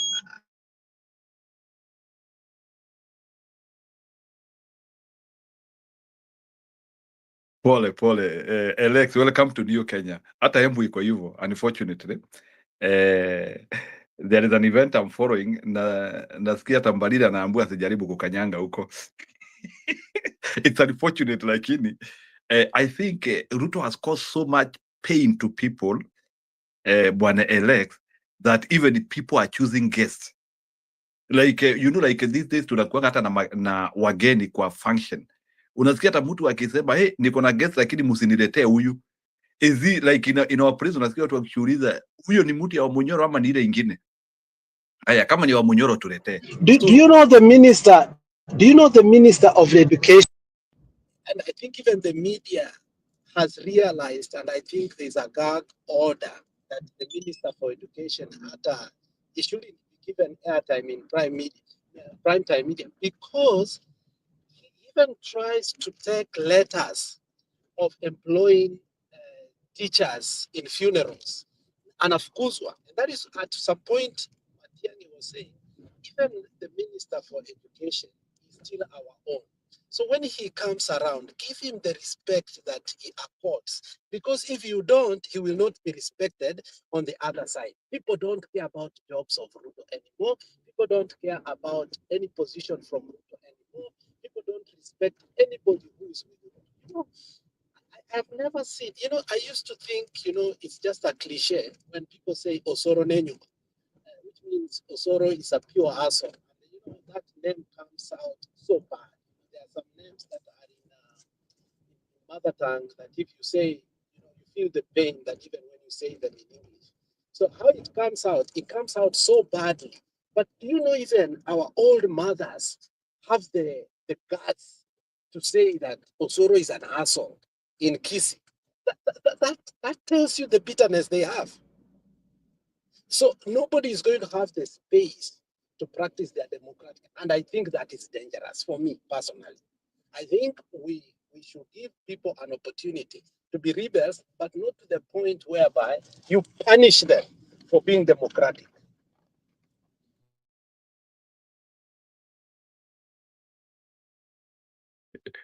Pole sana Alex, lakini you have to be aware of the new Kenya.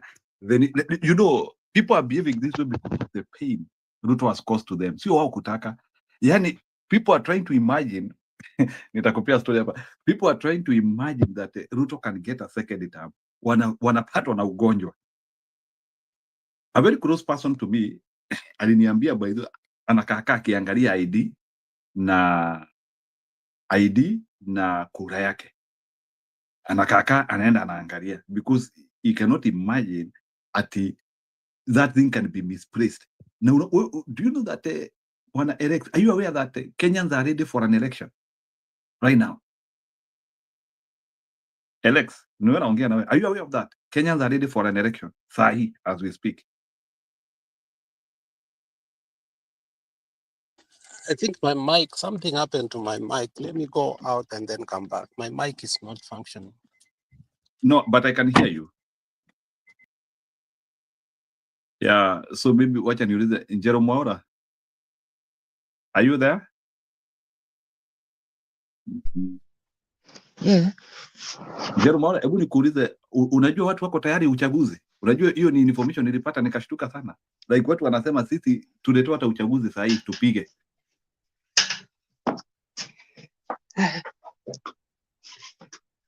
Wacha nitoke.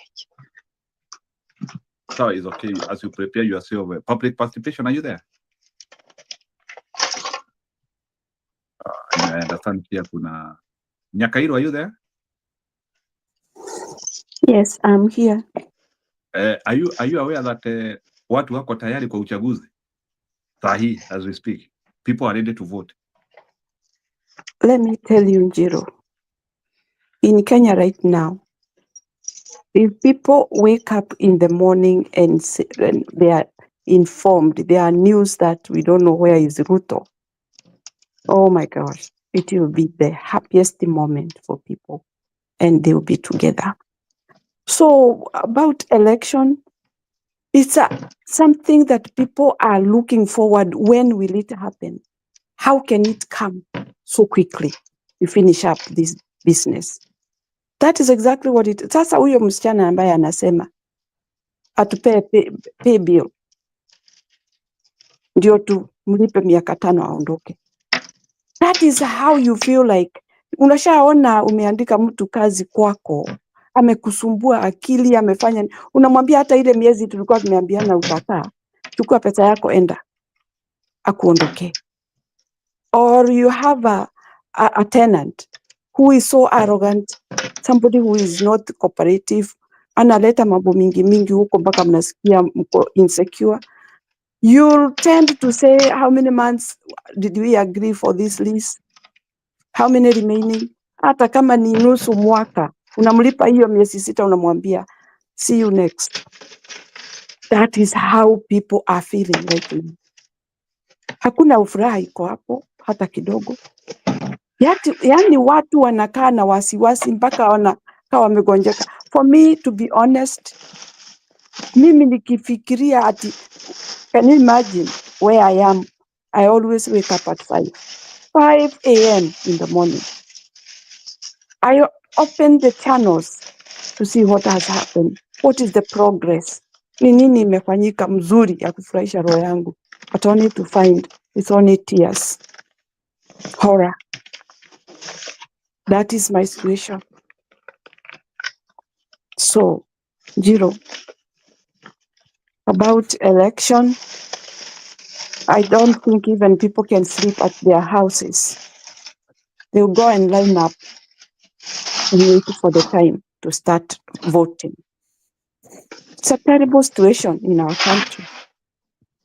And it's not 1 month or 2 months, it's years. People are living with fear. It's terrible. Nchi yetu ni ya iheshimiwe, na huyo mtu aliingia hapo akijua yale mambo atafanyia Wakenya. It's not that he has changed his mind. This was an evil man who pretended with the Bible to come and start killing our people. You know what pain people feel? Mtoto wako umeachana na yeye asubuhi, umeenda kazi, ameenda kufanya maandamano na wale wengine because they are looking for way out. Unarudi kusikia ameuawa. Hakuwa ameiba kitu ya mtu. In fact, I think even where you find that body, there is nothing there. Hakuna mawe, hakuna bunduki, hakuna anything that would have touched that police and hurt him. but they just feel to kill is the best way. Let them continue, because even in Mau Mau, as we hear, many people are killed. But it's not a happy moment. We are not celebrating. We are having pain all throughout. Kama ni mtoto wako ama si wako, we feel the pain because kuna mzazi ambaye analia sababu ya huyo mtoto wake. So for these guys to feel, imagine a government that does not even mourn the people who are killed because they are the one who have commanded, they have ordered that to happen. That is why you see them very, with that stone face and heart, a black heart. People who are very bad. We don't have a government in Kenya. We have got hooligans, people who are ready to kill. It's not that the police are the one killing. They are even saying it's a command from above. Above kwa Mungu ama kwa nani? Who is he? But I wish that day to come for those guys to face their master and say what they are doing. It's too much that Kenyans are going to live like animals, running up and down. Unafikiri hawa watoto saile wanaona huyo mwenzangu ameuawa, anaenda akifikiria nini? Traumatizing everybody in the country for no reason. People are peaceful, but you plan how you can do things look a mess. Na unasema ni serikali ya wapi? They are planting everything, bad things, so that Kenyans will start fighting each other. But I'm happy. I'm so glad that people are mature. They have understood this government very well, the tactics that they are using. Lakini siku yao itakuja. Jero, you can't imagine. Umeachana na mtoto wako, ati unarudi kwenda kuokota mtoto wako kwa barabara. Na si mnyama amemkula, si gari imemgonga, ni mtu ambaye mnaweza hata kutana na yeye anatembea tu akibeba hiyo bunduki yake ya ujinga. It is not a war that they have. These children are not touching those police. They are even trying to be friendly. But they feel these friendly people, we're going to kill them because they can't defeat us. Now, unaona saile, if there was somebody who saw that video, pahali walikuwa wanachapa watu wawili pahali pamejificha hivi. When this Gen Z came out, those police ran away. Why? Because they knew they were not doing something right. They were doing bad things. Why did they run away? If they were there to ask those people who were standing there, there were two. Wawaulize mna shida. Kwa nini mnakaa hapa? And then kwa wale wengine. Or even investigate them, ask them, what were you planning? But not starting hitting people. People are not mad. They're not crazy. They are angry. But they want a solution, which they cannot get from this government. The only thing they can get is a bullet. You cannot ask them any question. These guys are angry, and you cannot rule with anger. You'll do damage to innocent people because of that anger. Kenya need a leader who have moral towards the inhabitants so that we can have our life together. Now, even your own son, who is 20, 25, 30, it's like you want to hold his hand like a child to walk with him. Na ni watu wazima, wanataka uchangamfu, wanataka kuwa free, wanataka kuwa na kazi ya kufanya so that they can trek from one corner to the other, doing their own stuff. But they are not let. They are captured. They are captivities in their own country. It's so sad. Anyway, Njiro. Nafikiri hivyo tu nilikuwa nataka kusema. Haya, niko ready sasa. Swali ilikuwa gani? Njiro. Ameenda. alikuwa Ndio. anasema, do you think Kenyans are ready for election? Such kind of a question. I think. Seriously, Sauli niliingia jana hapa, nilikuwa tu nasikiria kama kulala, na hiyo ndio swali nilikuwa najiuliza. Ikiwa Mungu alinionyesha wakati Ruto aliingia, huyu ni nani? Sasa nilikuwa nauliza Mungu saa hii tu peke yangu, nikasikiria kama ni ndoto inakuja. Nilikuwa nafikiri atatoka namna gani? Mungu tuonyeze ile njia, huyu mtu atoke saa hii, atolewe pale. Sauli anasimama pale kuuliza watu, akina Wamunyoro na akina Kalonzo, ati nyinyi mko, sijui anaulizanga hii maswali, kwani ni huko tunasaguana, ati wako wanakuja kufanya nini? Yeye amefanya nini? Si ni kuua tu, anaua tangu aingie, si ni kuua anaua. Yes, Njero anasema ati the other group is planless. Hawana plan. Ni plan gani wanakuja nayo? So what does is he the one to know our plan? Na sisi tumejua yake hakuna plan. That is why we are fighting, because he don't have plan. Yeah. Plan yake ni gani? Plan yake anauliza watu ujinga swali na akuwa na plan. He had no idea what to do with the country. Yeye anja yake alikuwa ni pesa. Takataka huyu. Alikuwa tu anataka pesa peke yake. Hakuwa anajali kitu ingine. Na akafikiria hiyo 207 nasikia Mungu alimsamehe. It is not. Hata yu wa Kenya, hii Ruto atalipa na machozi wakiwa na huo Raila. Hiyo damu yote imemwagika, sasa tumejua, na watalipa. Ya Mungu ikija iseme hata ni saa 6 ya leo ndio atafanya. Mungu tu anamuleta tu 40 days not yet, my cousin. 40 days not yet, basi will come. Sauli, mimi nashindo huyu mtu my cousin anabeba Bible anaenda Sunday every day. Are you serious? Huyu ni Mungu kweli? Mimi ningekuwa kanisa yangu angeingia. Angekuwa tangu mwaka jana angeingia kanisa yangu Kenya. Hata aende ajenge yake. Sauli, sasa tunashindwa. Hebu ni hata kuna fitina ama nini, si tulimsagua. Hebu niambie, huyu mtu anaenda kanisa kuomba Mungu gani? Ana utu, ana kibinadamu, sijui ni shetani, ni mkubwa hata kuliko shetani. Sijui alisaliwa na nani huyu.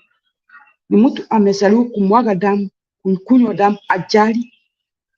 Nimesema saa hii hizi maoda alitoa tagu mwaka jana ya kuua. Wasiseme ati Mwokomoni amesema ametoa order. Hizi zilitolewa hata mwaka jana. Jermaura, maybe as we talk, I wanted to show something here because there is a very serious peace negotiation. You know, that's why I can try to show. Maybe you can finish your statement. There is a video I wanted to play here. I have 2 videos. I have one video of peace negotiations in Africa. You see how it is being done. And I also have another video, another voice from PK. PK wanted to enter into the studio. He couldn't manage. Actually, hata leo nimesikia sauti yake mara ya kwanza. So I have a clip from PK for the show. So I will also be playing that clip. So maybe you can finish and then I play those two. Yeah, hata wakati unaniita nilikuwa nafikiria peke yangu. Nilikuwa najiuliza, Mungu tuonyeshe vile huyu mtu atatoka kwa hii power saa hii na hii grupu yake. Hebu niulize my cousin, hii katiba inasema mkisagua mtu miaka 5 hata akuwe saitani vile huyu Ruto anafanya na anaua watu na afanye nini? Anakaa tu mpaka amalize miaka 5? Hiyo ndio swali yangu ilikuwa kwa kichwa peke yangu. Hakuna another alternative? Hawezi kutolewa? This is serious? It's getting serious. Ati nione mtu unasimama hapo kwa barabara, polisi anakuja tu anakuua. Hata ufanye kitu, unaona kitu kwa mkono na unauawa. Kama huyu kijana alikuwa anauza mask, unauawa tu. Ukienda hata nyumbani, hata huko ndio kubaya, unatoroa mikono ya mama yako na baba yako, unaenda unauawa kwa polisi. Sasa Wakenya waende wapi? Hiyo kwanza nataka Wakenya waniambie, polisi na huyu Ruto anataka watu waende wapi? Sauli, hata ukienda nyumbani usiandamane, utakuta huku urangu wao. Usiongee, ukimya. Hapana, Wakenya tuna na serikali. Na sasa wale watu walienda ICC mwaka jana, inatakana sasa wasubue ICC. This is serious. Basi zote wanaramika huko. Majaji wamekuwa bubu. Sauli jaji yako na haja. Kama vile Sudi alikuwa anaongea kabla hii maandamano, akasema atalete Goons. Wanatakana washikwe. Alafu wanawekelea Gashagua. Gashagua ako na nguvu gani Kenya? Anyway, mimi nakwambia Jiru, leo muniambie katiba inasema huyu mtu ni lazima amalize 5 years na anaua, ama wote katiba kana tu musome katiba completely, museme ni lazima akae pale miaka 5 na afanye kazi. Si hata hapa niko naona minister akija analeta ujinga kama hii, anatolewa kwa bunge 1 minute anatolewa. Kwani hii katiba imeweka msumali ni lazima amalize 5 years? Na he is destroying country. He is destroying country. It will be so difficult to recover this country again. It will take years na years after Kibaki kuileta vile ilikuja, wakaharibu na uhuru, na anaendelea tu kuharibu. How long will it take Kenya to be recovered again? Hiyo ndio maswali yangu, na mniambie hiyo, nataka mnirudishie Jiro, wewe unajua. Sawa. Yeah, Jerome, thank you for that. Something very good has happened in Congo today, and I want to pray here so that I want people to see that. I hope we achieve peace in Congo. So nataka kuwaletea hapa because inahusu Afrika. Msiseme nacheza maneno ya Marekani. Nataka msikie pia huyu mama vile ataongea hapo.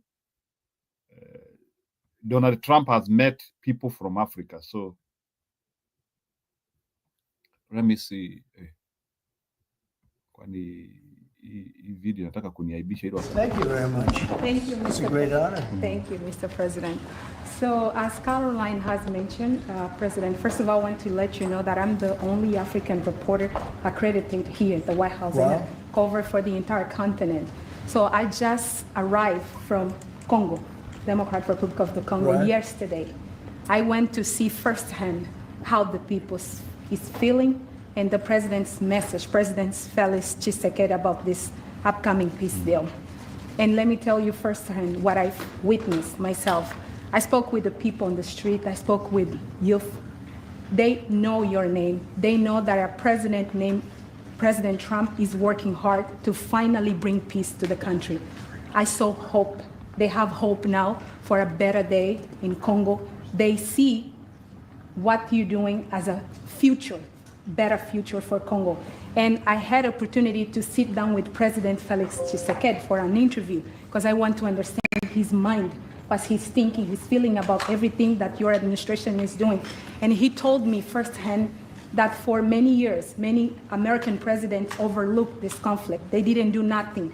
Even myself, I cover President Biden's administration. I pressed many times about this conflict. People are dying in Congo.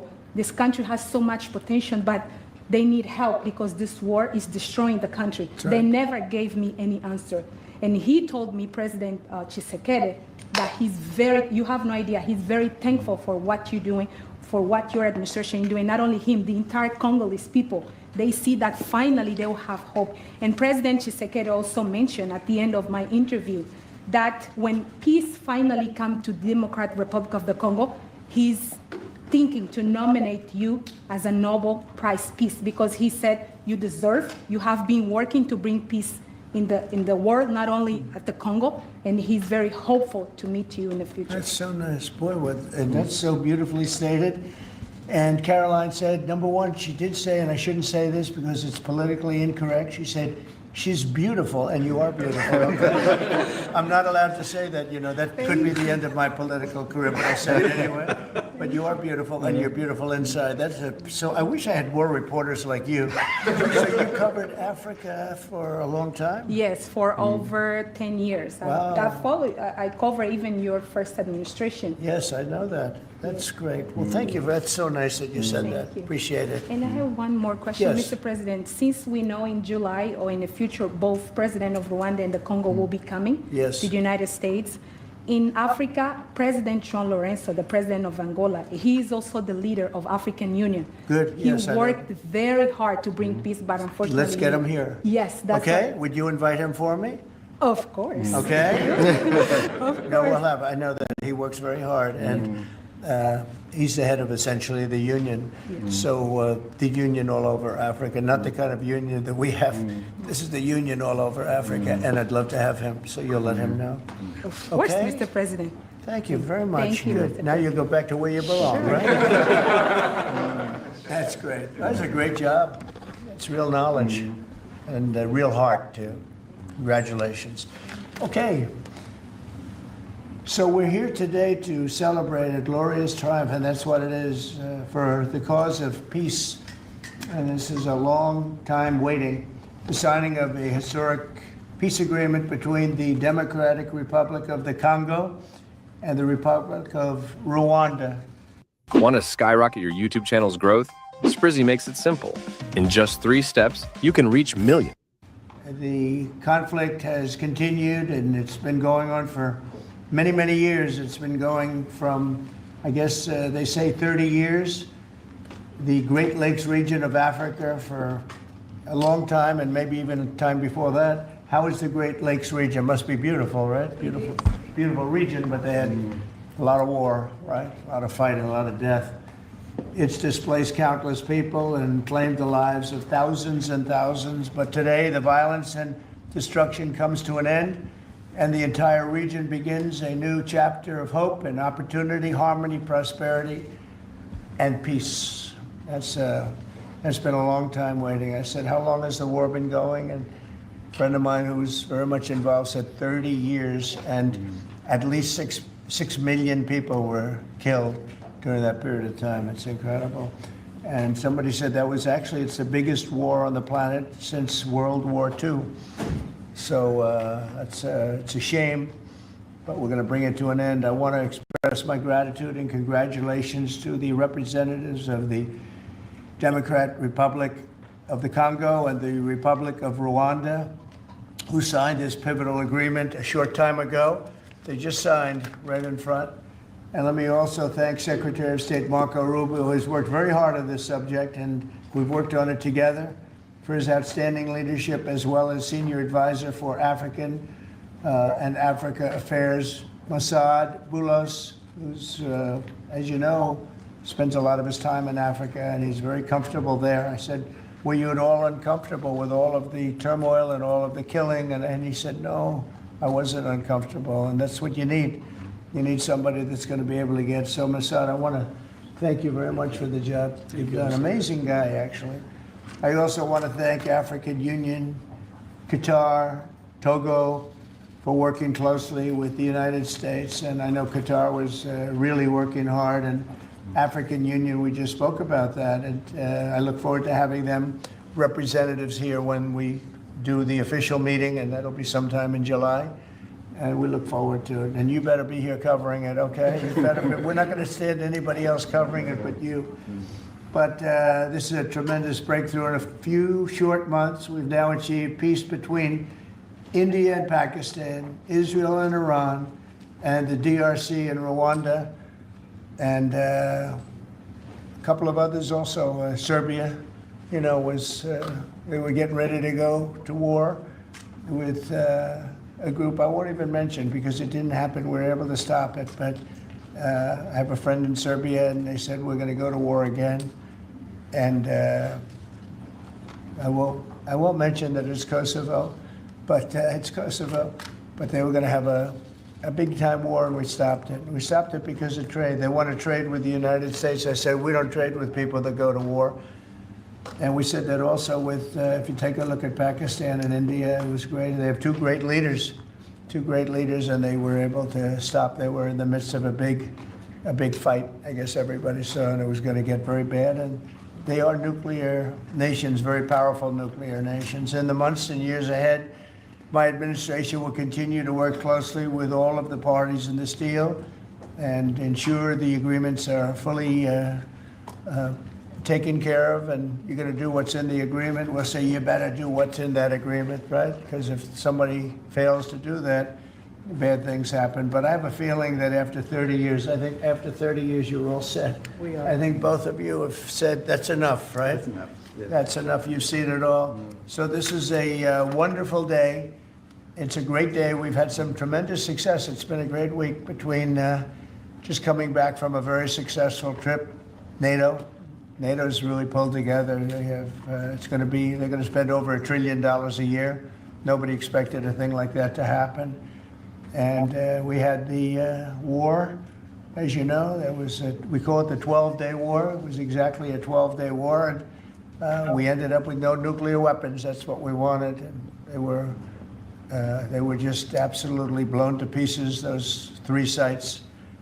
And there's no nuclear weapons, and hopefully there can be a lot of healing, and the healing is starting. And it's been a really pretty amazing week, and this is one that I really look forward to. This was set up a few weeks ago, and it was something that I really look forward to. If we can do this, and we do that because we have a certain competence, that's good. Anyway, nisiwachokeshe sana. That is now the man guiding peace in the world, regardless of hatred. Where Belfast, wacha maneno mingi. I was trying to show the dimension, the curve he is trying to cut about peace. So, hata sisi Kenya, if we need help, we can get it. That's all what I wanted to say. If we need help, we can get it. So, saa zingine ni vizuri kutafuta help. Yes, I know saa zingine tunaweza sema but I'm saying you also need forces of goodwill to do that. So akina Gashagua, all those Matiangi, or whoever, you have the right channel.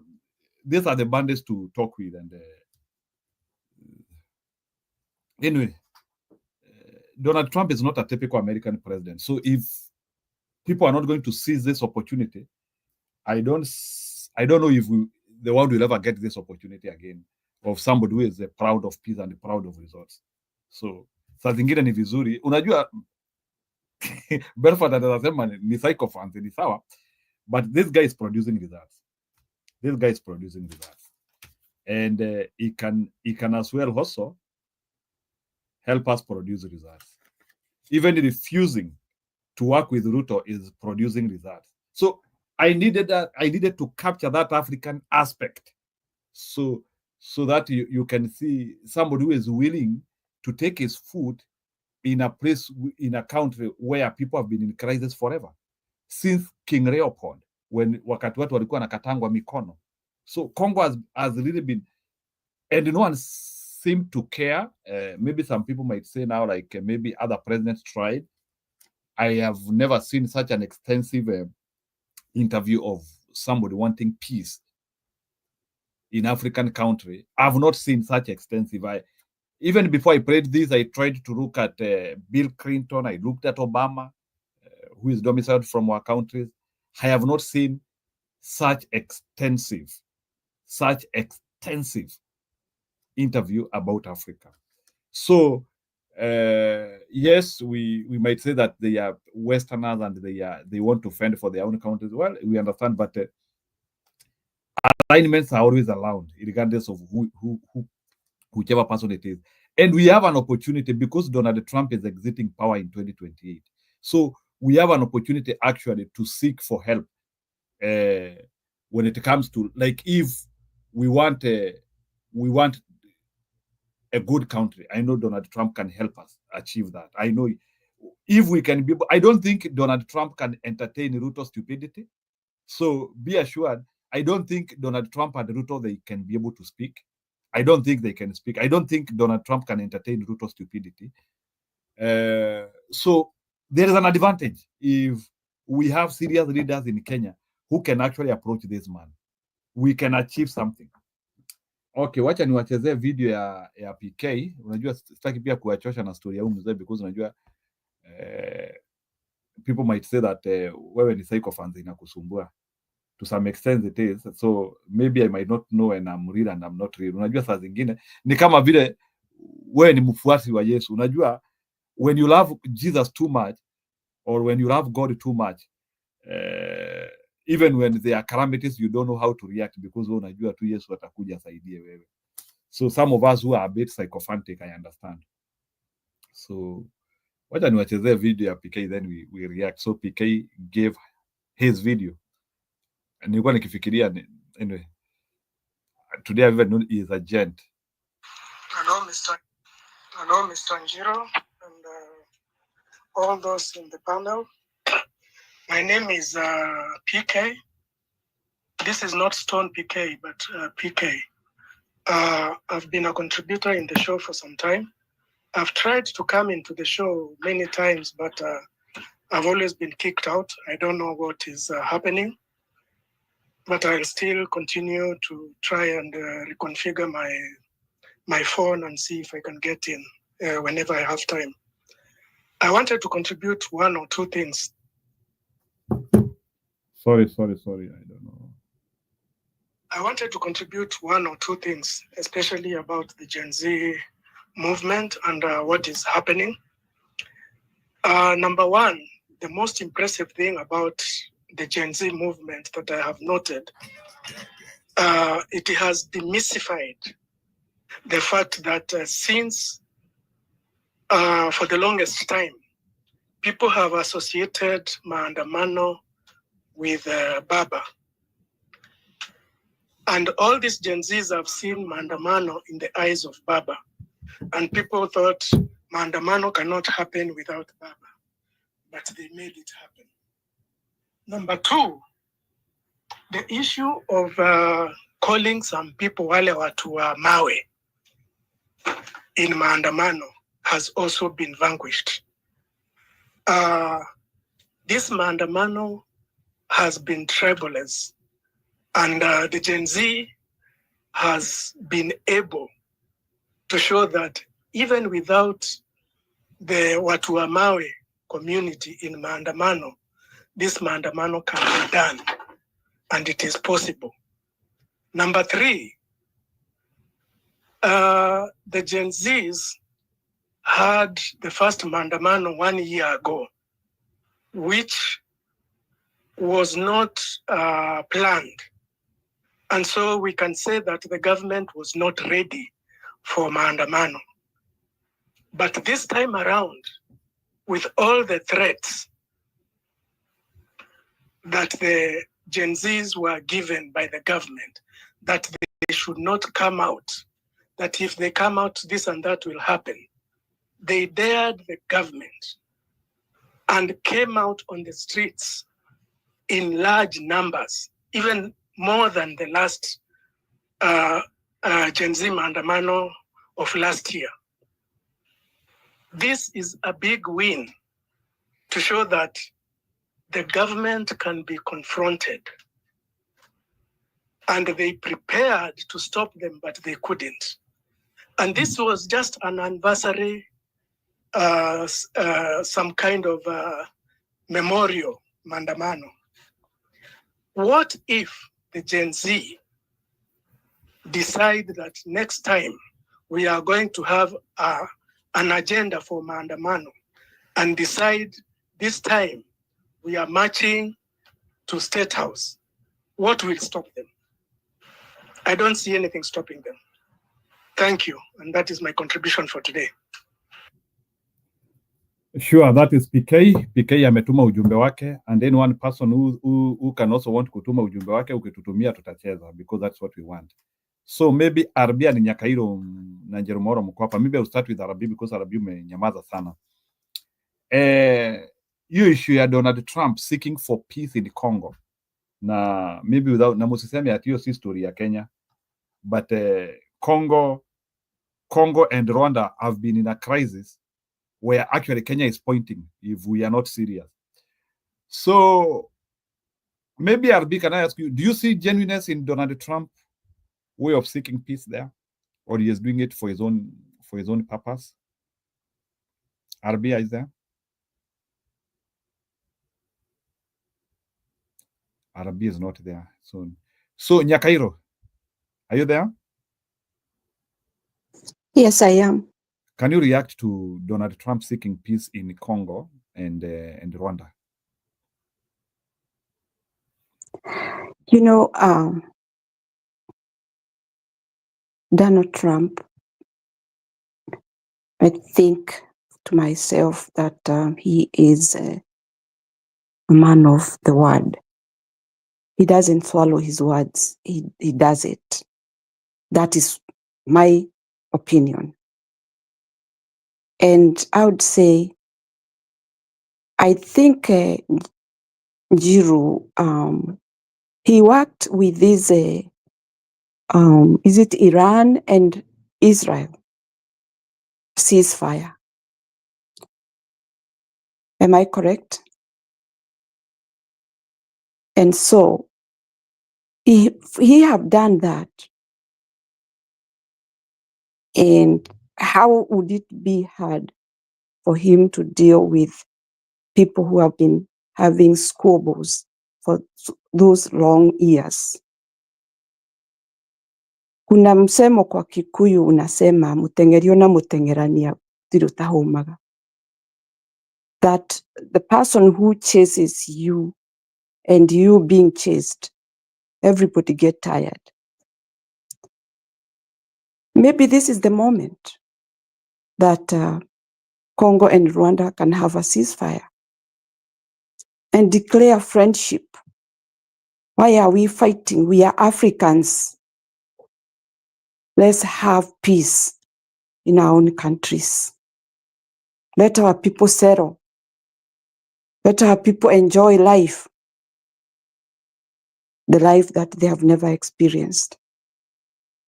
So that is what I can put that Donald Trump, as that lady spoke, I think both of them, they need a mediator. And it has reached a point that who can come here and make us listen and make a good decision. And I don't think there is any problem for them doing that. It's not that you are a coward. You are trying to safeguard your people who you are leading. So as such comes up and Donald Trump participate in it, there's nothing wrong. People fight and then they come to an agreement that why are we fighting? And it becomes very peaceful and they respect each other. I think Donald Trump can do that, having done what he has done. However, people may say that he bombed that place, but those are things that we cannot interfere. We don't know what they talked, what they were told. We have no idea we are looking forward for our Africa to be free. Any country to be comfortable with their inhabitants. Any country in Africa to have peace and let their inhabitants, citizens, enjoy their life in their own country. Those are things that people look for. And I believe many African countries, people work for themselves. They don't care about even the government, despite of the government interrupting them, killing them for no reason. People are looking forward in their life to do their own things. Whether they are poor, they are rich, they are happy. The only thing that matters to a human being is peace. If peace is not in a place, people will be always having stressful life, frustrated, depressed. Those are things that start coming to people's mind. and they cannot help it because they are suffering internally. So let it happen. And we'll get this good news that these people have come to an agreement. They cannot go to America to meet that guy, President Trump, for no reason, and get out of America empty-handed. There must be something. And I believe it will be good news. I think that's how I can put it, Njiru, because we are looking forward for Africa, every country in Africa, to be peaceful. We be doing business with each other. Africa is not poor, but we are being poor, made poor by these leaders who are greedy, who are treating. How many years has Ruto been in our country? And people now are screaming, running. They don't want even to see him. Where did he come from? And he was in that country seeing people how they are enjoying their life because we had reached a point, a momentum that we are enjoying our life. But he came to destroy that kind of life we were leading. Why should he be of that kind of a person who is giving people terrible dreams, terrifying everybody?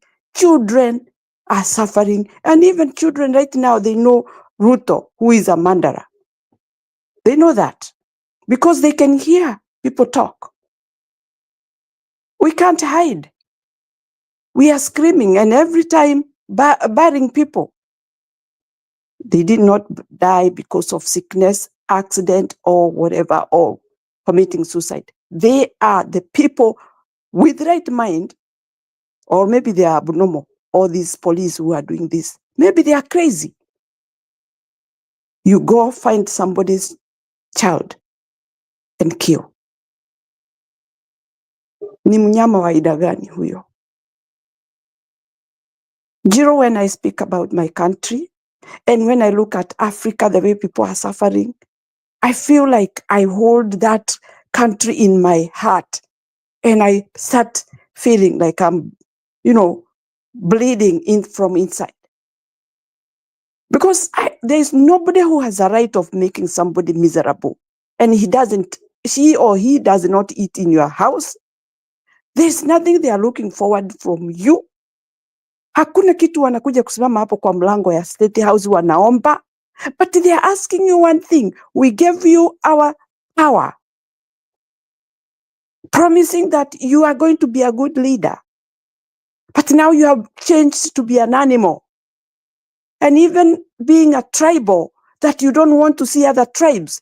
Didn't you know that we have more than 46 tribes in a country? When you got that power, when people give it to you, it is not yours. This belongs to the people who now you are making them miserable, that they cannot live happy. They can live in peace because of your movement and your utterances. What kind of a human being is that? Hata yeye nafikiri kichwa yake haishi maisha mazuri. You cannot be laughing when people are being killed and they are being buried. Hiyo ni roho mbaya sana, roho nyeusi. I don't understand. Hata mtu yule amegongwa na gari, watu huwa wanasikia huruma sana. Hata yule mgonjwa amelala hospitali, watu wanasikia huruma. You are telling people go and shoot. Mtoto alikuwa anakimbia na miguu yake, alikuwa anakuambia nisaidie, niko na shida hii, lakini akipanua tu mdomo hivi anapigwa risasi.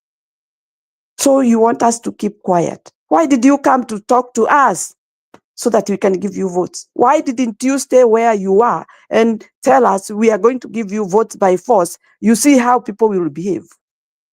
They could not. You pretended to be a human being. You pretended to be a Christian, and you came with a Bible, singing songs of praise. Ndio uchanganyikane na sisi, urudi utugeuke, utuumize.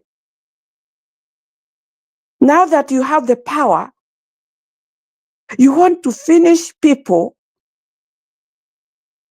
alafu nani atakuchagua wakati huo mwingine? You are making everybody. And in fact, Njiro, when we were in the other forum, I said, this guy will go into people's houses and make them miserable. That thing I remember I said. He is going to interfere with family life. And that is what has happened. Now, people are living in fear. They are going home kama kuku, mapema, kabla giza ingie, because you don't know where the bullet will come from.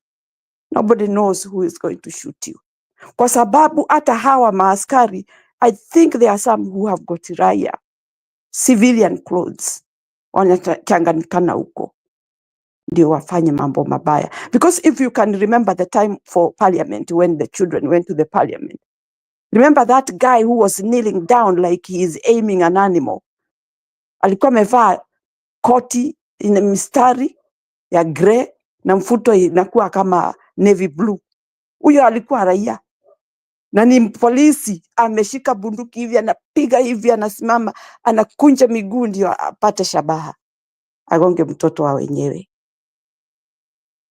Is he a hero?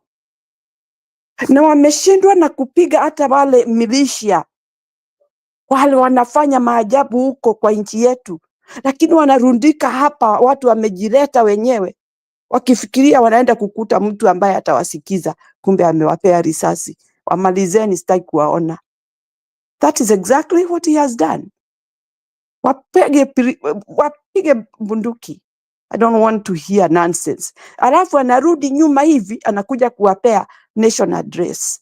What for? You have killed who could have listened to you and know whether you are talking guts or you are talking nonsense. But now, they are dead. What are you telling us? Those who have remained, they are crying. Their eyes cannot see. Tears are flowing. Their mind cannot work well because of their children dead. And you come there, stand, addressing the nation. Which nation? He must be abnormal. I would say that. You cannot kill human beings and then you go there, stand on a camera that you want to address. You are addressing who? I wish you have addressed those people. When they are running, they can halt and maybe stand somewhere that they can see a TV. Our president is addressing the nation. This is what he's saying. Let's listen. I wish that is what he does. Lakini anaongoja wauawe na niye ametoa order. This is a very bad pretender. Aniye ametoa order, watoto wauawe. Alafu jioni, wakishauawa, anakuja kuaddress the nation. Which nation? Nani atakusikiza? Everybody will turn off the TV. Hatakusikia rubbish.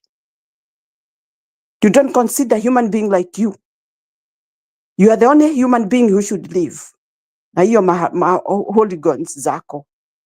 Lakini watoto wa watu wengine hata haujui wamelelewa wapi, tabu gani wamekula na wazazi wake, you just feel have to take their life. Mungu ako. The pain you are installing in people's life, it will change and it will haunt you forever. If it has not started, it will start. How many dead people do you want to believe they are dead so that you can stop this?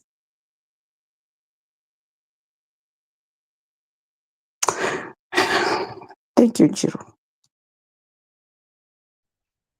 Sawa, Niseme tuweke kitu. conclusion sasa ili tufunge. Jerome Waura, RB, you can place your final statements. My final statement is, kwanza Wakenya wangu, mkuwa mkijua tuna bunge, Sauli koti ilikataa hiyo bunge. Number one, msisahau our bunge, they ignore court order. To remember that. Hata yoyote wanapitisha, Hiyo ni bunge la masaitani. Sauli court order ilikataa na ikasema majority iko wale watu wa Azimio, na huyo speaker unamsikia mtu yote MP akisimama, doesn't matter which way you are, MP amechaguliwa na watu wa Kenya aongee point. Huyu bunge MP wote akiongea kuangalia Gen Z masida zao anakatwa. Ebe muone jana nikiwa kwa ndege nikirudi nyumbani, naona huu Janet anapewa kama nile bwana hawa kuongea rubbish, completely rubbish. Ule mtu alikuwa speaker wa Nyeri akijaribu kusema point, Sauli Janet anasema ni Gashagua ameleta hii maneno. How dare they are, these people? Sasa kwa nini walikuwa wamefunga TV ene media wasionyeshane? Ndio walimwaga Goons wa kuchoma kila polisi, ndio wakafunga all media wasionyeshane. Sasa Ruto anataka kutuonyesha nini? Anajua nini? I tell you Kenyans, I'm very worried for my country. I've been watching other country doing what Kenya Ruto doing. Now they country now, they are here, refugees, because they country been destroyed by Christian. Huyu mtu ameona Kenya sio watu wa kununuliwa. Sasa ameanza kuingilia business zetu, watoto wetu, na mumeona na hii maandamano. He targeting Mount Kenya business na damaging police. Kwa hivyo ni Mount Kenya hakuna polisi mutaenda, mumechoma. Na ni wale watu Goons ametengeneza. What kind of this power Ruto got na parliament? Hiyo sio parliament kwanza wa Kenya, msikie vizuri, hiyo sio parliament at all. Parliament yedeagira mna hiyo ati watu wajali watu wale walisagwa. Mliona polisi alijitepu, alikuwa anaongea kwa mingi, anauliza politician, please did you sit down decide to destroy our country? Because hii ni politician wanafanya hii, alafu wanapanga, wanafikiria sisi ni wajinga, alafu wanawekelea hii maneno yote Gashagua. How dare they are? Kwani Gashagua ako na pesa? Gashagua hata wale mikutano anaenda tu Mount Kenya na alienda huko Mombasa na Masaku, hata apei watu pesa. Watu wanamfuata. Ako na nguvu gani aende hiyo 7 country kuambia watu wachome kila pahali? Mumeona huko kwao kwanza watu wa Gen Z walitoa ile hurubal. Mliona iko Eldoret, hiyo hurubal iko juu huko. Hiyo bendera ya nini? Hiyo mkebe alikuwa ameweka huko. Walitoa chini wanakibisa kwa barabara.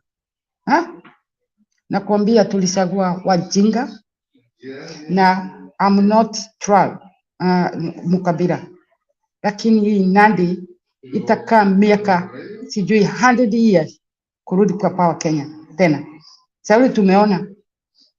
Hebu niambie Mkenya kabla sijaenda, mmojawahi kuona police president wote wamekuwa huko waine? Nani asasikiwa na watoto wadogo? Sisi tu tujawahi kuchukua hata kuhiti Moi hakuwa anatufanyia baya, alikuwa anatupea maziwa. Tuseme Moi, Sauli Kenyatta tulikuwa kama watoto wadogo, lakini tulikuwa mabaya kwake. Sasa Kibaki akakuja akafanya vizuri.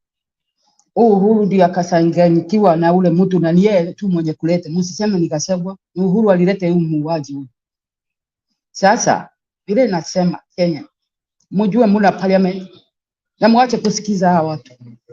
It's no parliament in Kenya. It's devil worship. Sauli walikuwa wamewaambiwa na wao vijana na wakakubali.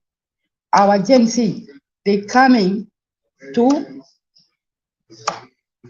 celebrate the losers last year. Na wakasema okay, tutawapea security nini. Hii yote business zote zimechomwa. Kwa nini polisi wako wamesimama pale? Kwa nini wanakimbizana na watoto kwa barabara? Kwa nini wako simamia hapa? Naona maandamano inakuja kila business town hapa wanaweka polisi, na polisi wakuwe nyuma wa maandamano na mbele. Kwa nini Kenya? Kwani it's too hard to do so? Mwafuate tu, si nimeona huko sijui ni Meru sijui ni wapi Kirinyaga. OCS alienda maandamano na watu wao. Hakuna kitu ilifanyika baya. Alikuwa mbele hapo. Anachunguka na hawa. Hivyo ndivyo maandamano iko. Polisi akuwe na nyinyi nyuma na mbele, na wengine wasimame huko kwa maduka isiharibiwe. How jealous Ruto is? Why jealousy? Why? Watu wa business wamemfanya nini? Ati msikuje kusimamia business yenu, tutawasimamia. Ndio wafanye vile wamefanya. Ona, acha niseme hivi nikimaliza. Ruto, na hiyo parliament yako, wallahi wasalam, utalipia hii dunia hii. Ile damu umemwaga, tunalia, wewe utalia million times. What you done? Mungu halali. Umejifisa na jina ya Mungu, na wewe ni Saitani. Nilisema wewe ni Mungu. Wewe hata wewe uko above Saitani. Tabia zako unajifanya ujui, na unajua nani anaua watoto. Wewe hebu niambie, ukiuawa mtoto wako afanyi vibaya, wanasimama tu wanapigwa risasi. What kind of this? Ati na sasa umepewana orders zingine, mtu wote akienda polisi. Sasa tutaenda wapi? Ukitaka kusaidiwa usiende polisi, utauawa. Mkenya msiende polisi, sasa mtauawa. Sauli orders iko, lakini msijali. Tunaomba na Mungu wako. Mungu never forgive up to Kenya. Kenya ni ya Mungu. Mauti Kenya, msijali. Don't defage. Don't take in your hands. The time is coming. I'm still hurt. Sina mengi ya kusema Jiro. Hii inauma. Unashindwa sasa, ni nyumbani gani utaenda? Tuna nyumbani sasa. Watu wananicheka. Mimi nimeanza kujificha, sisemi mimi ni Mkenya hata kidogo hapa. Sababu kila mtu anaona. Wanauliza nyinyi wa Kenya, muna nguvu ya kutoa huu mtu? It's 1 minute. Lakini hii katiba ndio nimesema Jiro utafute. Ni lazima Ruto amalize 5 years. I don't think so. Mutafute, mutuletee hiyo ingine jioni. Niko hapa 1 week off. Tujue hii katiba imesema it is must Ruto amalize 5 years. Na ajui vile anafanya, hakuna kazi anafanya, ni kupora. Na nikimaliza, kwa nini wanatega polisi kuchoma na business Mount Kenya? Thank you, lakini hiyo damu wanalia, wale business wanalia pale, itarudia wewe mwenye kupanga. Na huyu Raila yako, huyu ati Raila anataka Adani arudi wapi? Anyhow, Kenyans, you haven't bleached law. Wabunge ndio wamebleach. Sauli order ziko pale na wamekataa, wanafanya na nguvu zao. Kwa hivyo mimi vile nitasema ni kuombea Kenya, na tunalia na nyinyi, na tunaona kila kitu, hata wakipisa TV tunaona, na tunaomba Mungu huyu mtu siku moja, na akitoka, wakati atatoka, apelekwe kwa justice. Huyu Ruto huyu Saitani ya mtu walai. Na mimi nitamuita hivyo Juro, usiseme ati mimi nakuletea tabu kwa nini yako. Huyu ni Saitani mkubwa kuliko Saitani, sijui alisaliwa na nani. Yeah. Thank you Jiro kwa hii, na uniambia kama utarudi jioni. Niko hapa jioni. No, hadi kesho. It's on a weekend, I also need to rest, unless kiongozi wa kujitolea muhanga akuja aseme I will host the show, but for now I want to go and do some other stuffs as well. Nyakairo, go ahead. Thank you again. Jerome Waura, I will add on to your submission. Hizo police station zimechomwa kwa plan na hakuna jinsi walikuwa wanafanya hiyo, na nataka kusema ni kumaliziwa, tunamaliziwa security pandi hiyo. Ndio hata saa ile I'm trying to put things into my own understanding or my opinion, or I am speculating. Hizo police station huwa zinasaidia because if wezi wakikuja unakimbia ama unapiga nduru ama unapiga firimbi, polisi labda watakuja kuwasaidia. Now that we don't have, I don't know how long it will take to be built. I don't know where the police station will be. Or it's a plan for the days that we will not have police station, they gang up and come and do the horrible thing that we cannot, we don't have anybody to cry on. Because we don't trust this guy. He is evil. He always think about doing bad things to people. Now that he was defeated to do the work, sorry, but I don't think even Ruto going there, he knew what he was going to do. Like working for people, but he knew the evil he is committing. What he is doing is what he is good at. He cannot change. And so Kenyans in Central, I'm not tribal, and I have never been tribal at all. But in those parts that police stations have been burnt down, watch out. Nobody knows what will happen because there is nowhere you can run to. The security you had, like you can call, it's not there. Are they going to rent a building? Or what are they going to do? And before all this organization ya kufanya kuwe na kituo hicho tena, how long does it take to build burnt to ashes? So Kenyans, we are not fools. Na usiwe ati uko Western, uko Kisii, uko Mombasa, uko wapi, ufikirie ati hao ni shauri yao. You don't know what can change. Wakenya tuungane pamoja. And Jero, again, I want to tell you, I saw somebody who was being interviewed and he was telling Kenyans they can go for referendum. And then he was told, how do you go referendum and you don't have money? And he said, what are you talking about? It's not a must that we have to go places. We can lodge that memorandum online and it will be shoot everywhere and people will see it and they will support it. And so that is how people can work together and get these lunatic men out. Hakuna kiongozi ambaye alikuja na umungu. Leave alone these other dictators that they have gone in. Mtu ambaye tuliona akidanganya watu na jina la Mungu. Akageuka akawa mnyama. Surely. Hata wale wanaenda kanisa. Kufanya nini? You kill today, tomorrow you go to church? To do what? Is that hiyo ndio mtindo?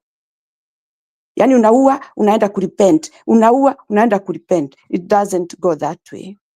Mtu wa kurepent ni yule alifanya makosa bila kujua. But these are pre-planned things that have been done to people of Kenya. Watu wetu tuko na hofu, lakini nawaombea muwe na nguvu. ona gwatigara omwe cio ni okamugutha toria David aguthire Goliath. Asanteni sana. Thank you. Yeah, thank you. Nitawacha na hii video. Me, I have no conclusion. Aruta continua. But wacha niweke hii video hapa ya watu wa Kameme wakichongoa Uganda. Okay. Isaac anakuja. Isaac, fungua video yako nikuone. Hata sitaingia. I can allow you to come in. Okay, let me see. Okay. Isaac. So you are a real person, eh? Isaac, can you hear me? Yes, I can hear you. Can Okay, you wacha hear me? nakuona. Wacha nicheze video moja hapa alafu nikuruhusu. So you are a real person. Unajua I'm also jargoning with some guys there who want to destroy us. Okay. So, sorry for that. So wacha niweke hii.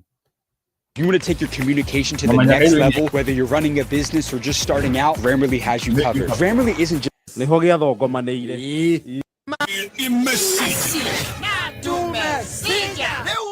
Yes. Gen Z. Even the region is talking about them. The Kenya Gen Zs. Yes. And just concluded the demonstrations, which started off very well and turned ugly in the afternoon. Yes. Yes.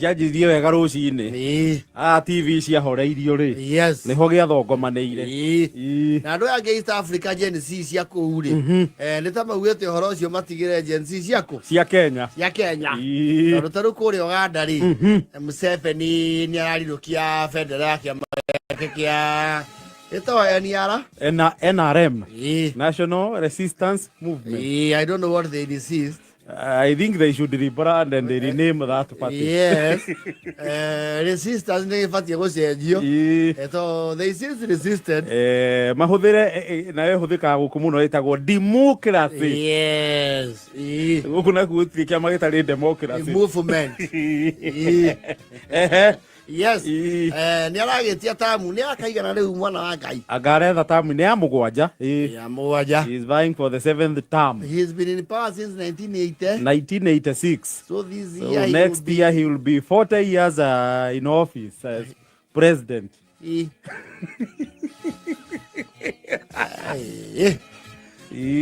Na ni arenda tamu ingi. Hiyo ni generation cigana cia ng'ombe.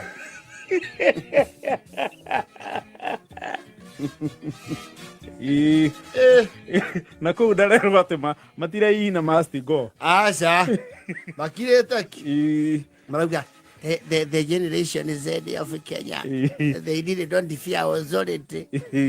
Yeah, if you try that, you know Museveni has a fetish for unleashing military tanks. Here we don't deal with, I saw in Kenya a young person kicking a police officer into a trench. Ni mamakagio ni Kenya muno. He was kicked in the shoulder. He fell into a trench at Thika Road. And he did not even run. He just stopped there to see what he has done. Here, if you kick a soldier, you equally kick the basket. They should know that our circumstances are different from theirs. Any situations. The situation is very different. You see here, we don't occupy. We're occupied.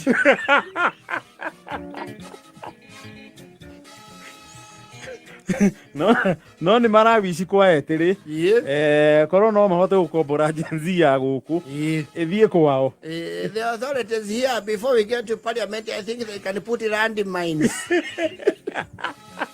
Ya guku marekera thi gingi hata Tanzania na ni wehire marageretia nini generation Z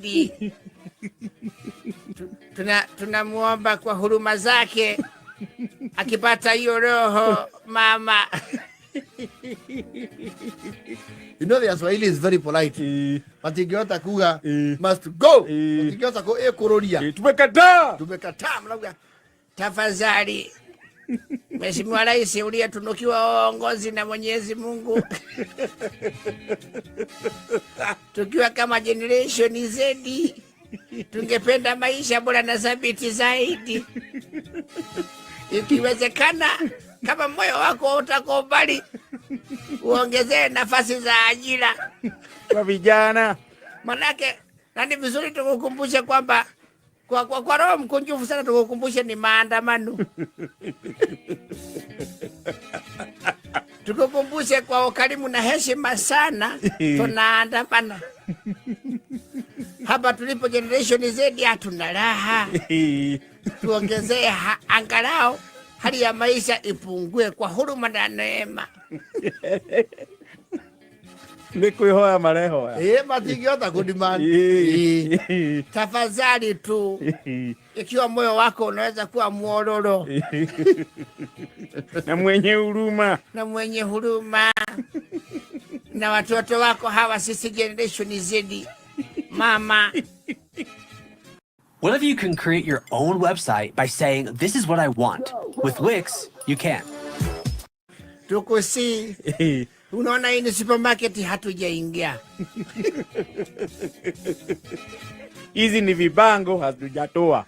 Moto tulio uwasha tumekuja nao na taa ya koroboi.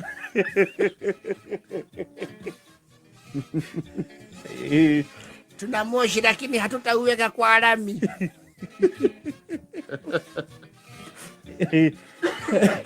No, even the leaders are out. Especially Zevo. Kagabi, what's going on? I hear the young people are the ones that are advising old people in Kenya. You know, no, ni makinya irone kiundu kiria kiari guku. And of course you know that wanaona makiaragia. Na wituika ungikiona dogo kwa jirani ri. Yes. Niwe gokorwo wi concerned niki. We urie. Tondu mwaki no utambe ona gwaku. Yes. You see, I understand they are actually they are beating the policemen in Goto. Oh, Kenyans, you keep amazing us. You see, what level is the pH of their tear gas? Because it looks it's very basic. They should get the Pro Max. Tear gas tidoro. Our tear gas here got very mild alcoholic content. You see, I don't understand how you can still be active in a crowd of tear gas. And you are still shouting you must go. Go where? You see, if you are engulfed in the smoke of tear gas, you should wait at least 6 hours before you know who you are.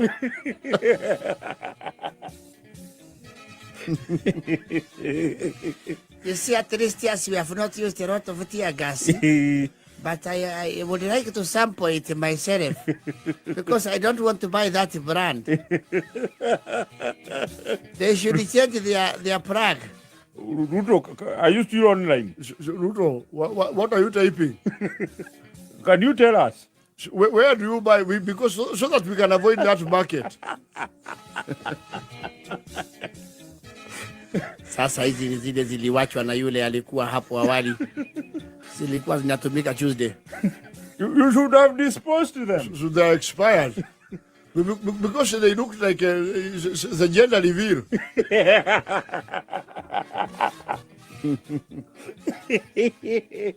You see, according to research, when the tear gas expires, it starts smelling like lavender.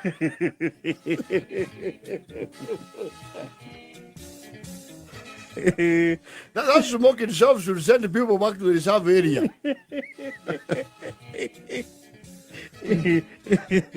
I am really wondering what kind of brand. I think that is the basic mode. Are they buying the 3 weeks free trial?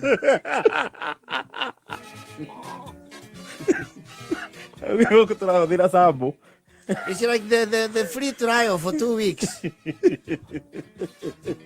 They should buy the proper gas.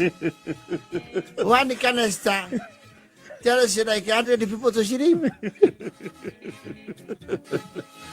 Ruto, how many police officers do you have? Tuko na wengi. And where are they? Sasa unajua walikuwa wameambiwa wasiweke ile nguvu mingi. By who? What are they called? They are called the police what? Forces. No, they don't understand us. They don't. They don't. And they might never. No, they might not.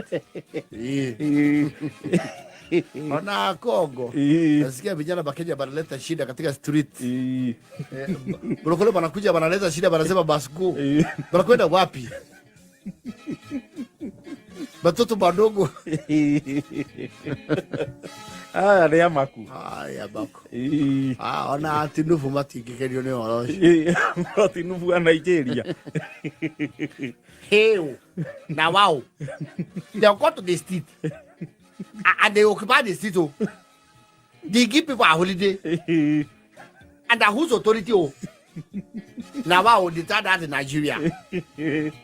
I understand they were even playing music in the street. And football. They were playing football. And they were even riding donkeys. No, those were sculptures. I saw the elephant in the street.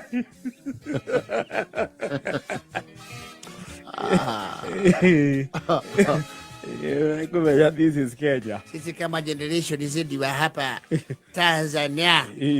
Tunaomba kwa moyo mkunjufu tuangaliliwe bei za bidhaa. Tafadhali mama. Kama haitawezekana tutaelewa.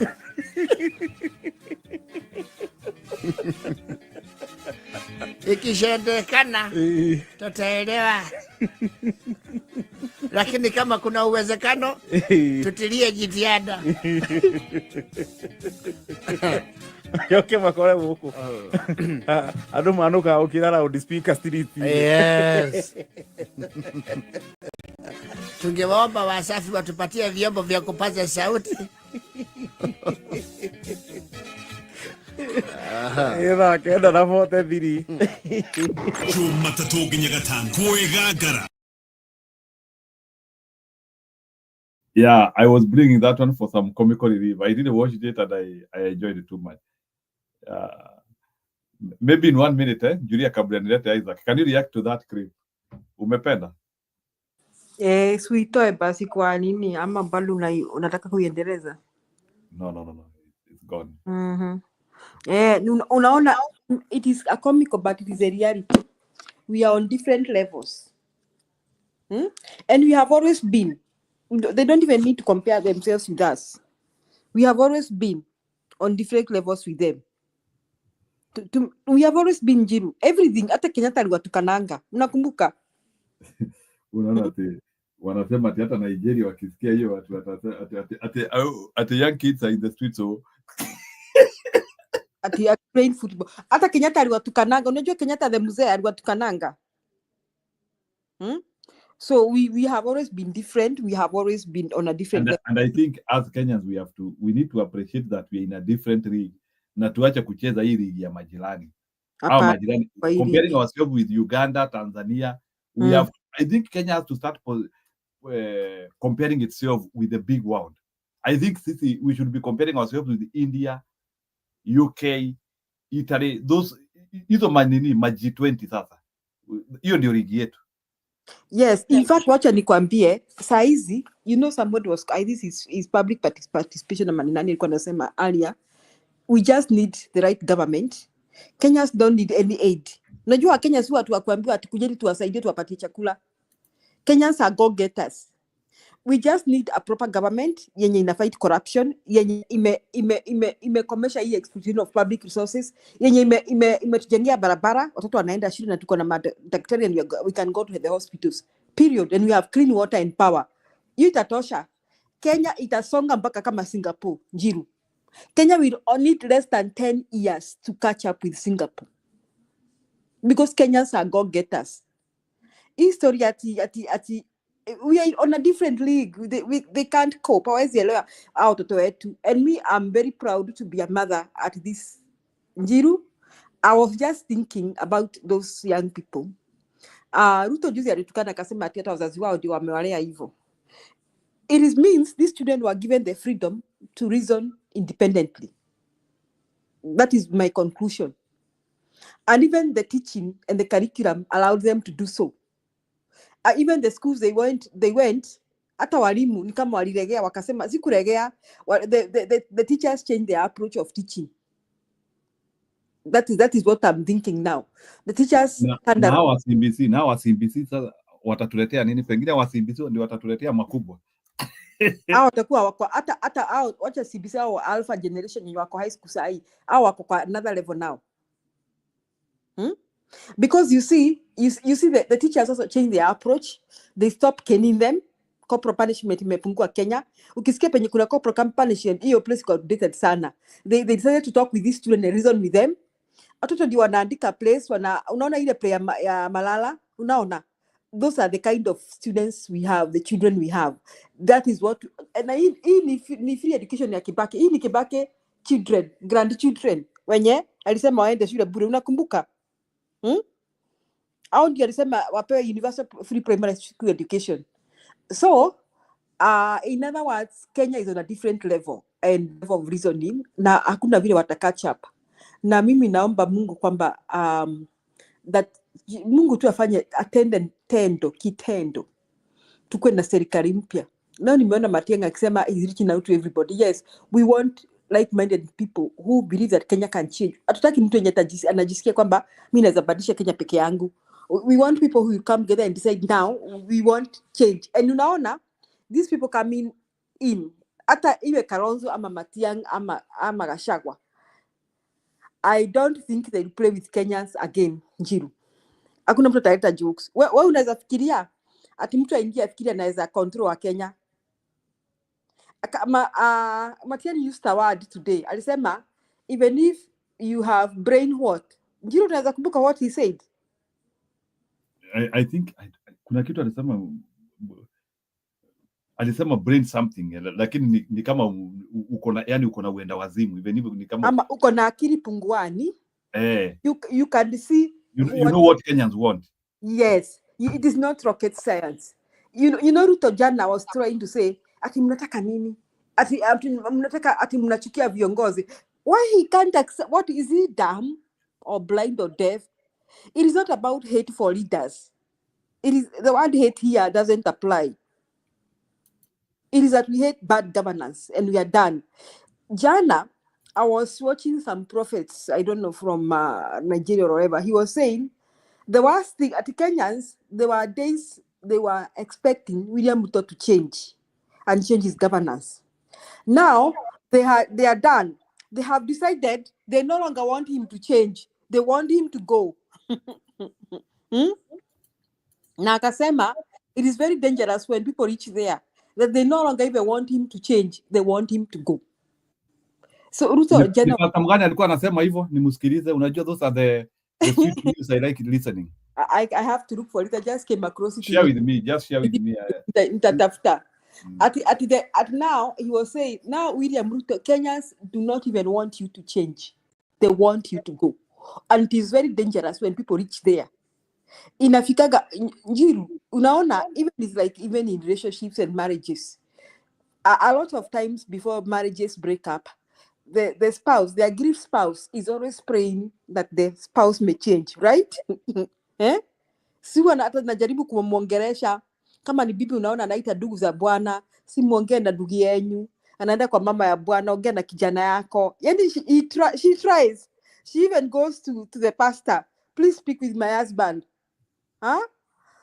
Then one day she decides, no, this man cannot change. It is over. Hiyo ndio siku unaonanga bwana akijifanya kwamba mama nani nitabadilika. Nimeamua, nakupenda. Sitaki boma yangu iharibike. Njiru, have you seen such situations? It is the order of the day in the world. Or even the other way around, not just men. I can also even put a wife in that condition. A wife who is disrespectful, who is not willing to change. Who mwenye akona madharau ile madharau ingine hapo, and never does not recognize what the husband does in the house. Kelele asubuhi, kelele jioni. Then one day the man is fed up. Then she starts saying, baba nani nitabadilika, nimelearn my lesson. But that time the man is usually like, it is done. You cannot change, we are done. So Ruto amefika wa Kenya hapo. So our watu wa Tanzania and wherever, we are in a different league. We are in a different league. So this story ati kwamba ati Gen Z mambo bandu.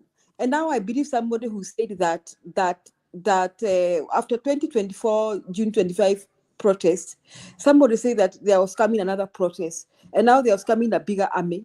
Akasema there was coming a bigger army of the Gen Z, and this time akasema itafika mahali wataungwa mkono na wazazi wao na ndugu zao, that everybody will join them on the streets. And now I'm beginning to believe that Njiru. You know, after what Ruto alifanya last year, abducted these children, killed them, intimidate, akawaendea majibani mwao. Unaona hawa watu, after Ojwang amekuwa murdered, instead of being scared, they gathered more courage. Unakumbuka Kamkete akisema kwamba atatuma majambazi Nairobi. These young people mocked them by paying. I understand they sent money to City Mortuary, that booking their places. Ulisikia hiyo mockery? Hata wamejilipia City Mortuary. I heard that is true. So in other words, they're just trying to tell you no amount of intimidation will change us. Because you see, you know, this Gen Z, so that I allow this other person to speak, and Isaac to speak. Isaac, yeah. Yes, I allow Isaac to speak. Now, these Gen Zs have, I always try to, I find myself going back to the Bible. Those who have read that there was hunger in Samaria. Samaria, I think, is the northern kingdom. You know, Israel had two kingdoms. I think the southern kingdom, the kingdom of Judah, and then the northern kingdom that had more tribes. And there was hunger. Kulikuwa na njaa kubwa sana. Inside the city, people they were starving so bad that they were eating each other's children. Walikuwa naamua leo tukule mtoto wako, kesho wangu. Unaona. Then there were these lepers. Lepers, I think the people who had leprosy. Okay? There were these lepers who had been kicked outside the city. Unajua lepers kitambo walikuwa seen as unclean. So these lepers were outside the city. Now, outside the city, kuna some invasion that had happened, that the enemies of the Israelites had come and camped outside the city. Karibu tu. These lepers said, sasa sisi tutakufa na njaa. Tukikaa hapa kwa gate, tukakufa na njaa.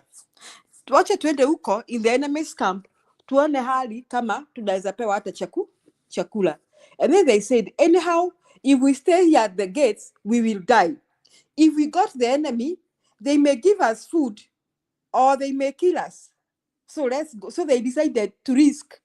So when they went, Jiru, they reached and found that God had caused the enemy to hear like loud noises of horses coming and all that, and had caused them to run for their dear life and had abandoned everything, food, stuff. So these lepers started feasting because there was no one. And they were the ones who informed the Samaritans that, kumbe, tuna chakula mingi huko nje.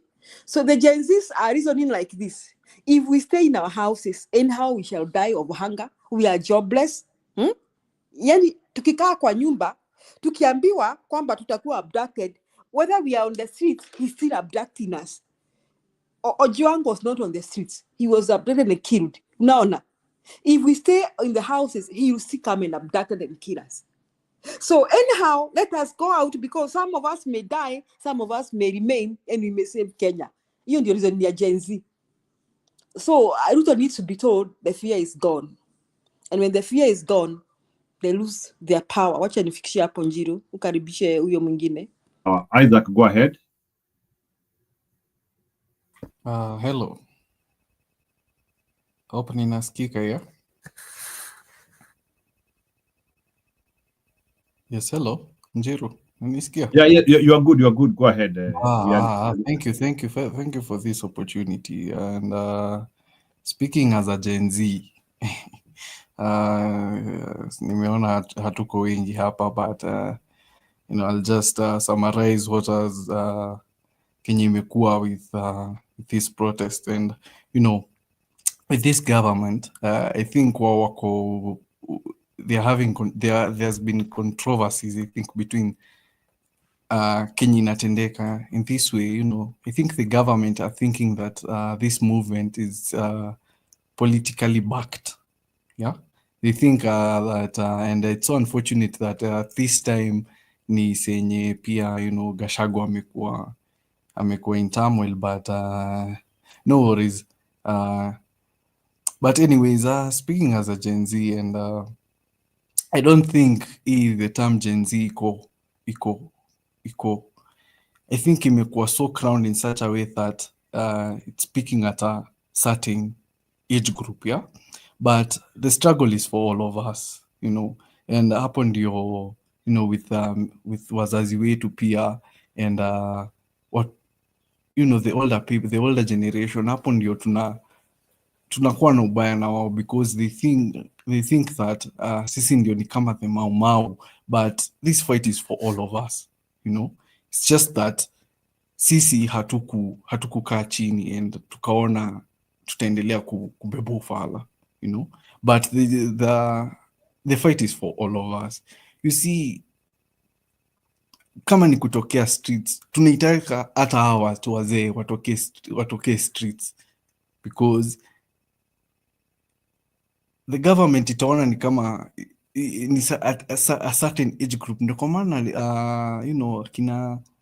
kina Sudi walikuwa wanasema watu nikiingia pale nikipatiwe hiyo docket mtaona kenye nitawafanyia.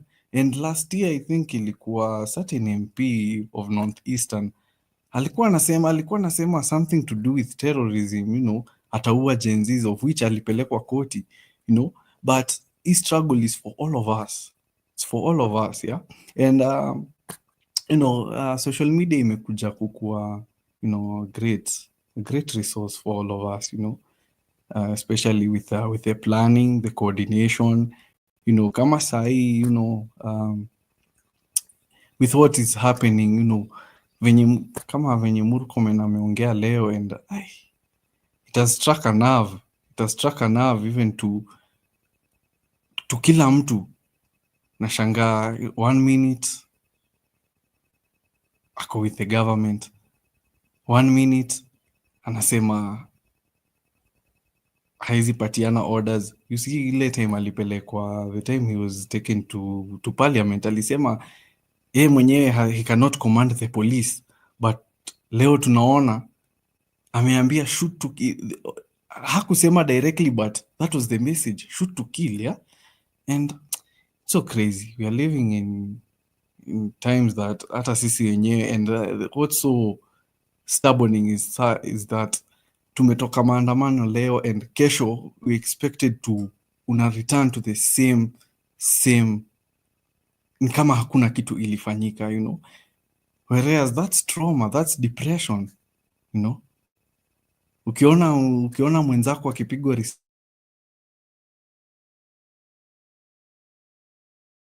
ama unaingia shule with that fatigue, I mean. But anyways, this is the struggle, and the fruits itakuja kujionyesha. Thank you. Yeah, precisely good. At least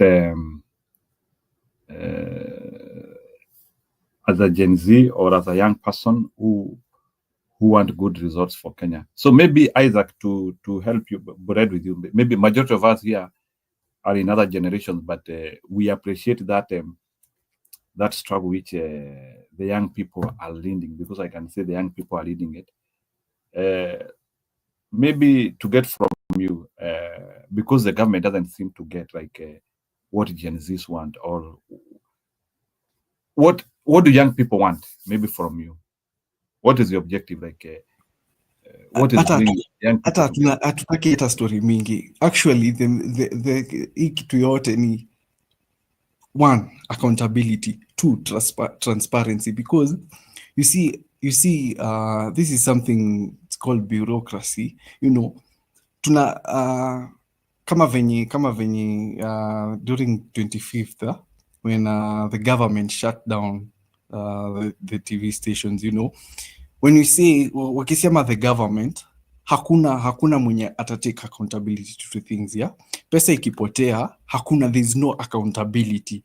Itakuwa ni a certain office ilibeba pesa, but hakuna ule mtu mmoja, because hata with easy extrajudicial killings. It's the police, you know, but we see the government, in quote unquote, the government, you know, inawafunga. So hakuna, there's no accountability. Two, transparency, you know,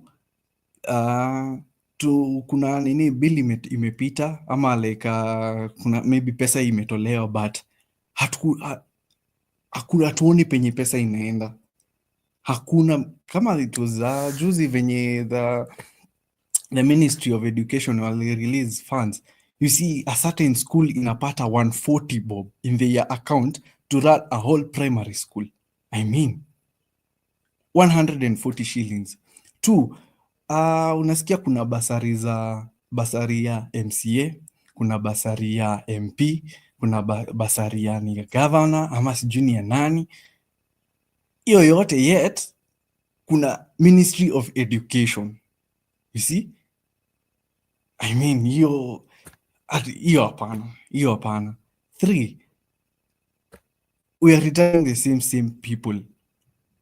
Ikuwe ni Matiangi, extrajudicial killings.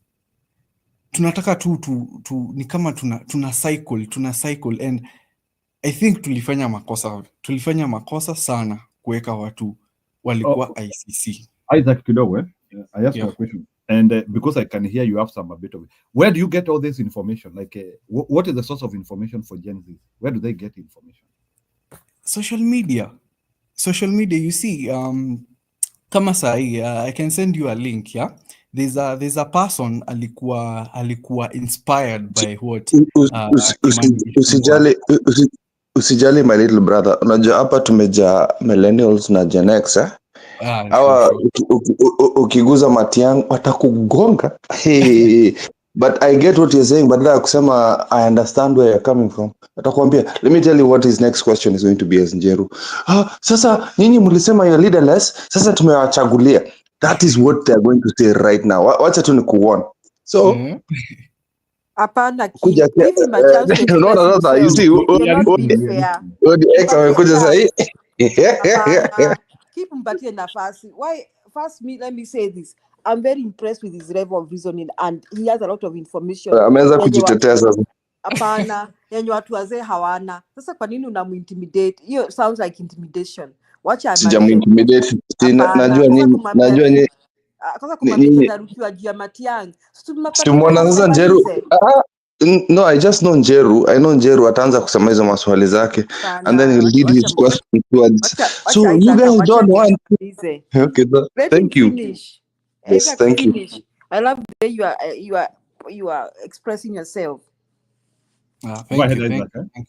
Thank you for that. So just to answer the question of where the information iko, it's part of the movement is a collective strategy. With this I mean, you know, you see kuna watu wana like in law kama wenye wana practice law, you know, kuna hizi vocabulary ama senye maybe bill imetokea, there's something watu hawa understand, maybe people in economics, you know, so it's a collective strategy. Unakuta watu wana break down the jargon.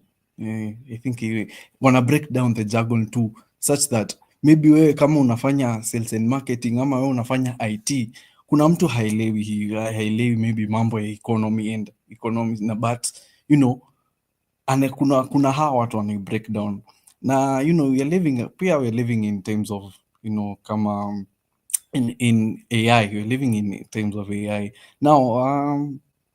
Earlier on kuna sema there's a person amekuwa so inspired that kwa hile remarks za Kimani Ichung'wah, he said that, you know, even though the bill haikuwa passed, quote unquote, later on it was passed down silently, and this guy amecome up to an AI where ina summarize the bills zenye zinakuwa passed down, you see. So with that, unaona, that's a tool for kila mtu anaweza access, you know, na pia the AI inakusummarizia according to wewe venye utaiuliza, ikuwe ni Kikuyu, ikuwe ni Kiswahili, ikuwe ni you know, so it's a collective strategy. Okay, Isaac, kama mambo ndio hivyo basi hiyo Ruto hezani nayo. Hiyo inakaa itabidi mumungoe. Si tu mngoe, ni sisi wote. Ni sisi wote. Ni sisi wote. Sisi No, okay, wote. at least you are making us to As understand Kenyans. because I didn't know it that deep, but come on your story. Are you expecting Ruto to play into understanding what you are talking about here? Do you think they can understand Ruto and his cocoons, Akina Sudi? Can they get what you are trying to tell us here? Well, there's incompetency. Kuna incompetency, yeah?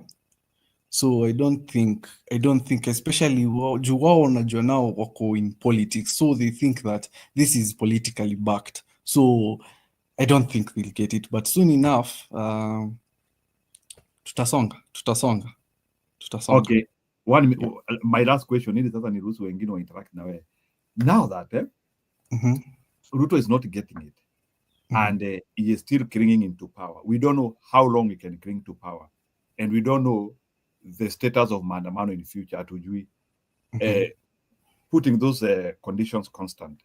So the question which I'm asking you is, in the unlikely event, I'm not saying it will happen, in the unlikely event, Ruto sees 2027, what strategy do Gen Zs have? In the unlikely event Ruto is here and it is 2027, what are Gen Zs planning at that level? We are pushing for now. We are so sure. That's the good thing. We are so sure. Because come in 2027, I think sahi hayuko popular as, maybe venye anafikiria ama, with this regime venye anafikiria, they are not popular. That's one thing. So come in 2027, with the vote itakuwa we are pushing in questions how, and sitaki kukua maybe over ambitious, but tutangoja. So na wale watu wanasema 10 bila break, what can you tell them? Well, wako na right to their own, with the constitution wako na the right to their own, but 10 bila break, kama wao na feel maybe mfuko wako sawa, maybe hawaumii, well and good, but sisi the majority tunaumia mfukoni. Nasikia mlisema kitu kingine hapo very interesting. Hata mimi naweza kuwa kwa hiyo group. Nasikia mlisema ati mnaitisha Ruto pay bill ya 5 years yake tumlipe aende. Mwambia weka pay bill hapo, Kenyans will pay you to leave. Hata kama ni 1 bob sisi wote tumpatie atoke. Yes. In favor of that. Tumezoea, I think ni venye imekuwa so rampant in where tunafanya collective crowdfunding, unaona, like imekuwa, hata with the last year's Gen Z protests, with the last year's protest imekuwa tunaeka pay bill, rest in peace Albert Ojwang, pay bill ikaekwa, we support, yet we don't see even the government venye ina come through, kama juzi ndio Murkomen alisema ndio sasa tutaenda kutembelea hawa after 1 year, so I think hiyo ya pay bill imetoka ni because tumezoea crowdfunding, tumezoea crowdfunding sana. Na mulitoa pesa ya baba ya Ojwang bana, mulifanya makosa bana. Muli reverse, wanaitaka reverse file. Mulisema kama unataka hiyo, nasikia mulitoa hiyo 4.6 billion ama ilikuwa ngapi mkarudisha. Mwambia mnataka ya Ruto chukua. You guys are sharp bana. Wanaitanga reverse. Hakuna haka hapo. Ilikuwa reverse ndio. Sim swapping, venye wanasema ni sim swapping. Nasikia watu, unajua mjamaa hakuwa ameingiza kwa account completely. Watu wakaanza ku reverse, what do you call it, reversing back their funds. Sijui mliorganize aje ati nirudishie pesa yangu. Well, sai tuko na kuna nao sasa hapo I think ina narrow down to pia ni mzee Baba Ojwang hayuko tech savvy, wacha tuseme, and we are living in an age where tuko very tech savvy, yeah, because maybe anasikia alipoteza ID, inaonekana ati alipoteza ID, then Hiyo ni excuse. No, hiyo ilikuwa excuse, but the real reason was you guys reversed your funds to him because he pissed you off. Mkasema rudisha pesa yangu, na unajua sasa I think in M-Pesa you can reverse if it's not locked completely, si ndio? Without kama ije withdrawiwa you can reverse the funds, ndio? Nasikia watu walifanya ma-reverse haraka bana, mjamaa kabaki tu aking'edhia. Yeah, it's so sad. No, he was too embarrassed to say that people reverse their money. So he talked about hacking. There was no hacking. Who hacks 4 million Kenya shillings and then it is not spotted?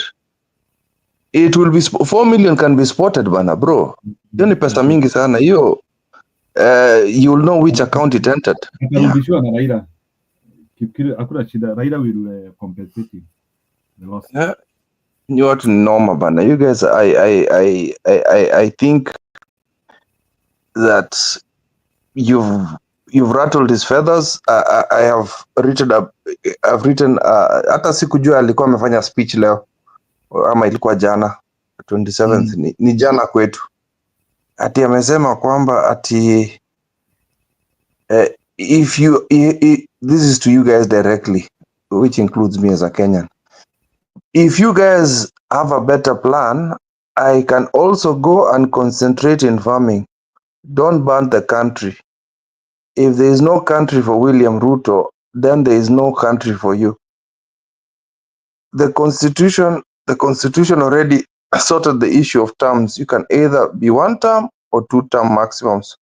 Solutions for challenges cannot be found in terms. Solution can be found in strategies.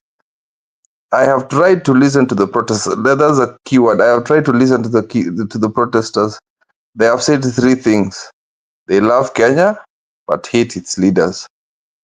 They have spoken about 1 term and said, Ruto must go. If you truly love the country, don't burn the country. Figure out solutions. Kwani huyu mtu ni kama ame give up ama ni aje? What's going on? Mmefanya nini? Ni kama amekwama. He's giving advices yeye mwenyewe haizi follow, so I don't know. Anakuanga akiongea na nguvu bana, but unaonekana mmemkwamisha bana. I've never seen Ruto talk like, I've not listened to the video because it's very difficult for me to listen to him. I feel disgusted, nasikia kutapika. But I've read that on Twitter bana, nimestuka. Is this what he said today? Yeah, he was even trying to model. I think let me explain about that. What Ruto did, I think I think he has hired somebody who is trying to maybe an internet. I think he has hired an international branding company, and I think he is now being captured into PR. You mean PR? You mean PR company or you mean PR company? He has hired somebody because that is not Ruto. He is being captured into being the father of the nation. You know, Ruto has never been the father of the nation. But if you look at the architecture of what he talked today, is information geared to being the father of the nation.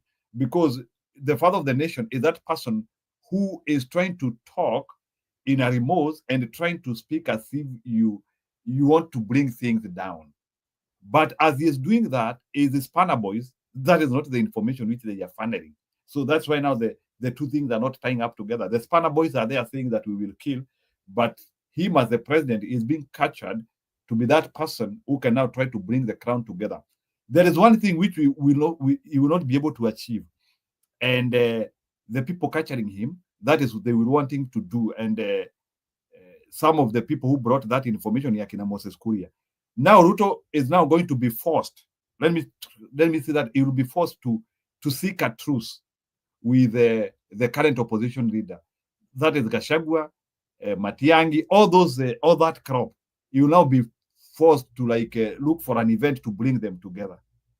It is going to happen because that is how people who negotiate for peace, what they do. So I don't know if Akina Karonzo akiitwa State House for an event for a cup of tea, because what they want to do is they want to create that artificial appeal. Watu waone ni kama sasa things in Kenya have settled. So Do you think even Isaac will be impressed? Wametupa ma leaders wao, kama niliona Hanifa akitembea na Sakaja. You think this guys care? yeah, That one they can go meet they can even very they soon, can meet very all of soon. them. 1 minute. Yeah, it's fine. Very soon They hata can meet Gashagua them. mwenyewe utasikia akiitwa. I don't know if he will go, but ataitwa. There is a truce which even and it is with even the foreign But you're talking about a truce. No, but wait, Njeri, you're not making sense. You're talking about a truce. A truce is with, you're thinking of old school, again, millennial thinking, eh? A truce was when we had a concrete leader. Tulikuwa na Raila, na tulikuwa na Uhuru. Tulikuwa na Raila, tulikuwa na Mwai Kibaki. Tulikuwa na Raila, Kibaki, Martha Karua against Moi. Here, it's Gen Zs who've said we don't have a leader. Who are you trucing with? There is no beef. Kama hii ni political beef. You think these Gen Zs care about Wamunyoro? These guys don't care about that. Hata wakikutana na Wamunyoro waende huko. These guys don't care. There are three fights happening here in Kenya. There's one between political entities, and then there's another one that is deeper, the ones that did maandamano yesterday. Akina Kalonzo, akina Omtata, akina former CJ, wote were invited guests to that maandamano. They were invited guests, but it was not their business. So hata wakiitwa wote, it will not change a thing. They will do it because they've been pushed by international communities, but the perception will not work because these guys will go back to the streets. These guys will go back. Don't be worried. Because with or without these guys, Akina Isaac are relentless. They don't care. They don't give a shit. How will a truce be brokered? Because that is what the international community want. They want to truce that's their own business. That's their own business. International community. Kenya is close. Yeah. We don't want the international community. Why? Mbona internal affairs? Why? Mwexplain, unajua ni millennial bana. Huyu tu ni lazima you have to explain to him. Kazi yake ni strategies. Yeah, so we are closed for innovations. We are closed for we don't want the international community, yeah.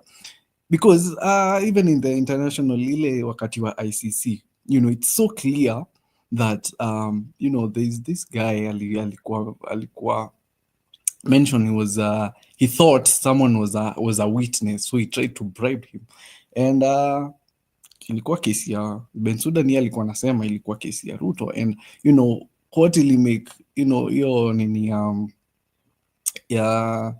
the case ikue, walisema it was hawakuwa na they had weak evidence, so hawakumprosecute, so ukiwa umepatiwa information kama hiyo, whereas the victims kila mtu, and it was politically backed, and at the time nani walikuwa in political power. So hii story ya international tutafanya vitu hapa Kenya. Sisi ni Wakenya, sisi wote, kila mtu ako na ID. Why will do?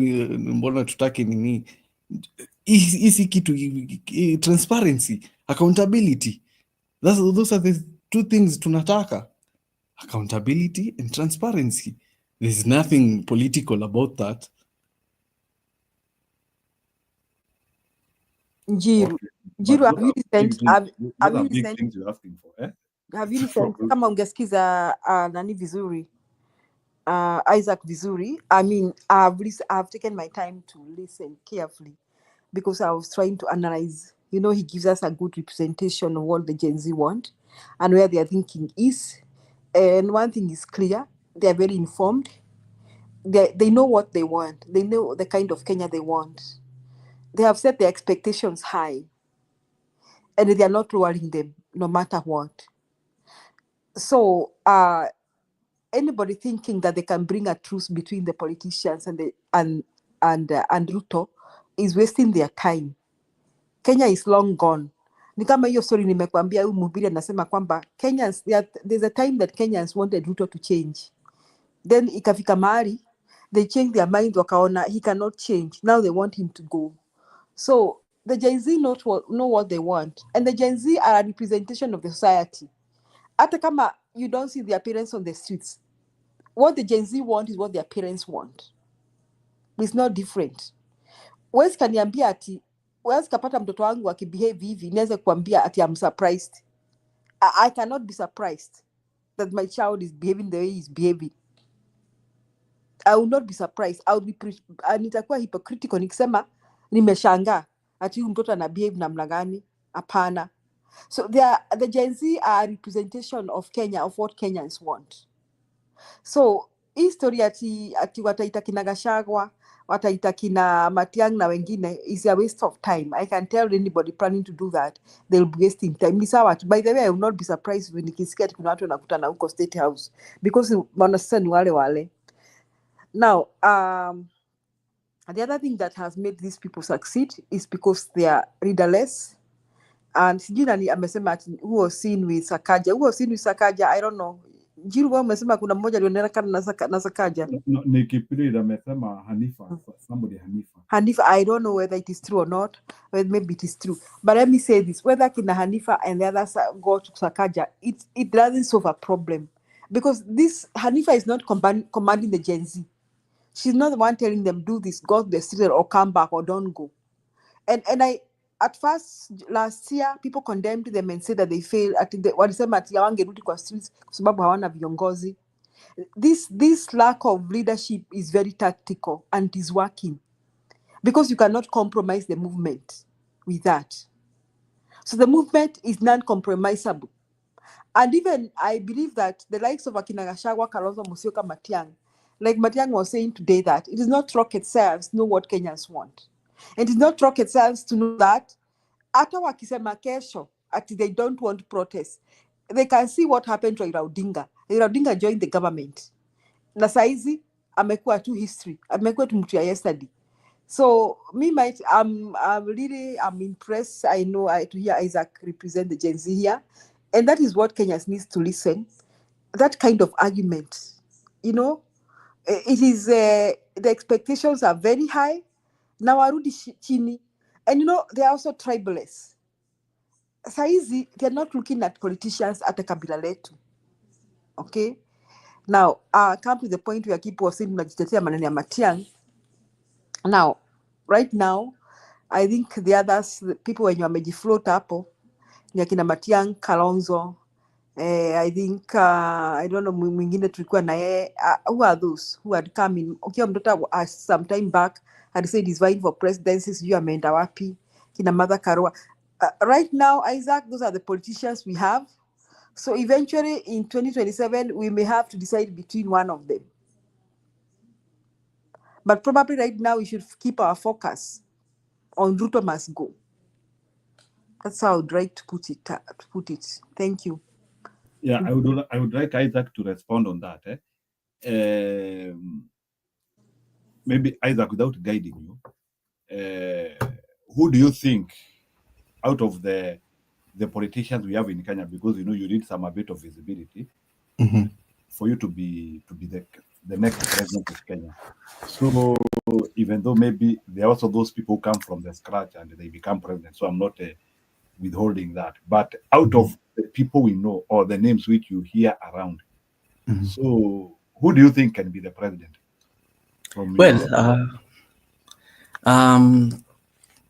I think kitu kwanza tunaangalia, you know, as Kenyans, nilikuwa nasema from the go, I think we made a mistake voting these guys in, yeah?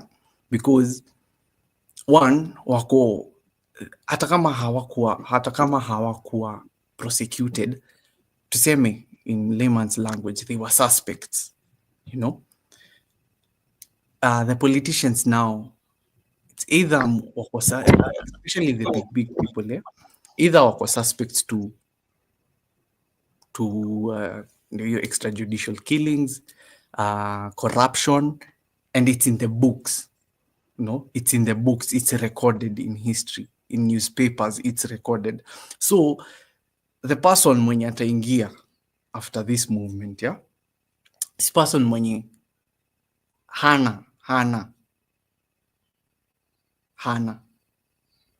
makosa yoyote, you know. So and sijui, let me not because mi sijui, because ile yenye sahi iko kwa, you know, the Gen Zs, si hata mwenye ataingia. It's kwanza tusafishe. Tukishasafisha tutajua. We'll let the people will vote. But In other words, mnataka kusafisha tu na Ruto akiwa hapo. What has it on the street? Maraga.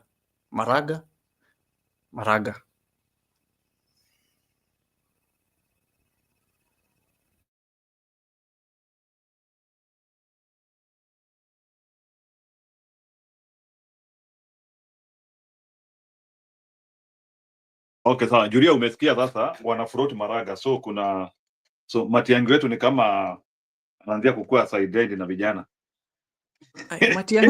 Matiangi msisahau extrajudicial killings. Why, mbona mnasahau hiyo extrajudicial killings? You know, unajua hiyo ndio, you know, Ruto alikam in hiyo wakati there's a speech alisema, I can't really find it, but iko, I saw it on YouTube. Alisema in his government there won't be extrajudicial killings like hizo zenye zilipatwa wapi? Rivayala. You can remember hiyo yenye ilipatwa who was at the time mwenye alikuwa CS Interior, ilikuwa Matiangi. So Recent Matiang today, he said that there should be an inquest to the Rivayala, so-called Rivayala killings. Wacha kukue nayo. But I also want to kidogo Julia, let's also maybe Bwana Isaac, we also educate you a little bit in terms of this without wanting to over amplify Matiangi or maybe changing your view about Matiangi. But we need to also understand that even though Matiangi was the interior and closer to power, that there was Ruto who was also in the same government, and there were Kina Uhuru and so many other people who were in the same government. The question which I'm asking you, we have not investigated the issues of Rivayala. So how sure are we, or maybe I'm asking you a question, how sure are you that Rivayala killings were instigated by Matiangi, or Matiangi was part of it? And to what level can we also say that it could have been sabotage from other quarters? So have you tried to think about that? Like, to what scale do you want to blame Matiangi that he was the sole contributor of Rivayala issues? Nah, don't kindly don't put words in my mouth. Just say, I'm not blaming. You see, we are questioning. I think the right word is we are questioning. Yeah, it's your docket. No. Umevulia nguo hiyo docket, yeah. Now when we question, now it becomes an inquest. I think ama tunamblame. No, we are not blaming, we are questioning why. You see, ata in this, it's the same in these extrajudicial killings, yeah. We are not blame, actually ni kama tuna blame actually, because it's your docket.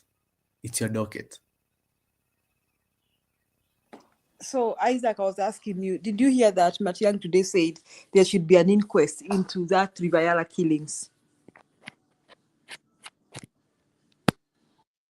Ulimsikia akiongea leo? Well, sijasikia speech yake unless I get that to tells you he has. Unakumbuka when JB Muturi came out and gave us so much. That means that hata Matiang pengine ako na maneno anaweza tuambia, and maybe the culprit is a person that we know about those Rivayala killings. So I guess another thing, I don't know, I think Matiang is kind of selling across the country more than Maraga. Do you know the things Matiang did when he was cabinet secretary? Do you know any achievements he made when he was cabinet secretary? No. Yes. Maybe I should also educate you a bit. Why Matiangi is likely to sell across the country is because in every cabinet ministry that he held, he was very impactful, as in Kenyans have never forgotten. He's the one who moved Kenya from analog to digital broadcasting. Now, he then became cabinet secretary for education when there was so much cheating in the exams. Now, in 2015, Kenya KCSE exam, I think there are over 1,000. There was over 1,000 airplanes. Over 1,000 students scored airplane in KCSE in 2015. Now, there were schools that had 300. In fact, not one. I think I'm underestimating, because there were schools that had things like 300 airplanes. I think a school like Kamsinga High School had 300. Schools like Mangu could get over 200 airplanes in KCSE because of the rampant exam cheating. Now, Matiangi became cabinet secretary, and in 2016 he said there will never be exam cheating again as long as he's cabinet secretary for education. And Kenyans thought it was a joke. And guess what? At the end of 2016, the airplanes, I don't know, there were less than 100 in the whole country. Now, the measures he took such drastic measures that there was literally zero leakage of the exam. So Matiangi is this kind of a person that Kenyans trust, that he can transform. He's a worker. Whatever he does, he's effective. Now, Maraga does not have any record, apart from the fact that he dismissed a general election. He nullified a general election. That is the only thing Kenyans trust him, remember him for. So if they compare the two, Kenyans not only want somebody like Maraga, but they want somebody that I believe that is transformative, is revolutionary. Somebody mtu akisema kwamba watoto wote waende shule, unaenda shule. Si eti anasema nagojea miaka 5 iishe ndio watoto waende shule. And that is Fred Okengo Matiangi. Can I ask a question here? Yes. Okay. Can Matiangi send these people to jail in quote in quote? He can. I believe he can, because if your Rivala thing is the only thing they mention him with.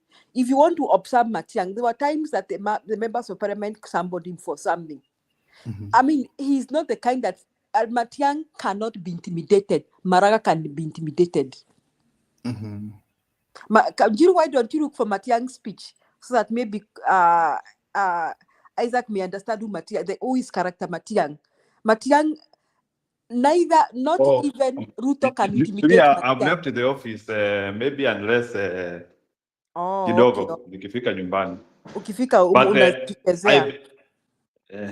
so Maraga, I was trying to tell Isaac. But I feel to understand, kidogo Julia, I feel to understand why Isaac does not know Matiangi, and he might have benefited from his work. Kama alifanya na najua yeye ni wa generation ya Matiangi kufanya mitihani. Njiru, I kind of think he may not be on the loop. Kwa sababu in 2015 these people were very young. In fact, they were most likely to be young children. 2015. Lakini nimesikia akiongea story ya nini? Story ya ICC hapa. Na akiongea story ya kina Bensuda. Bensuda is not of today.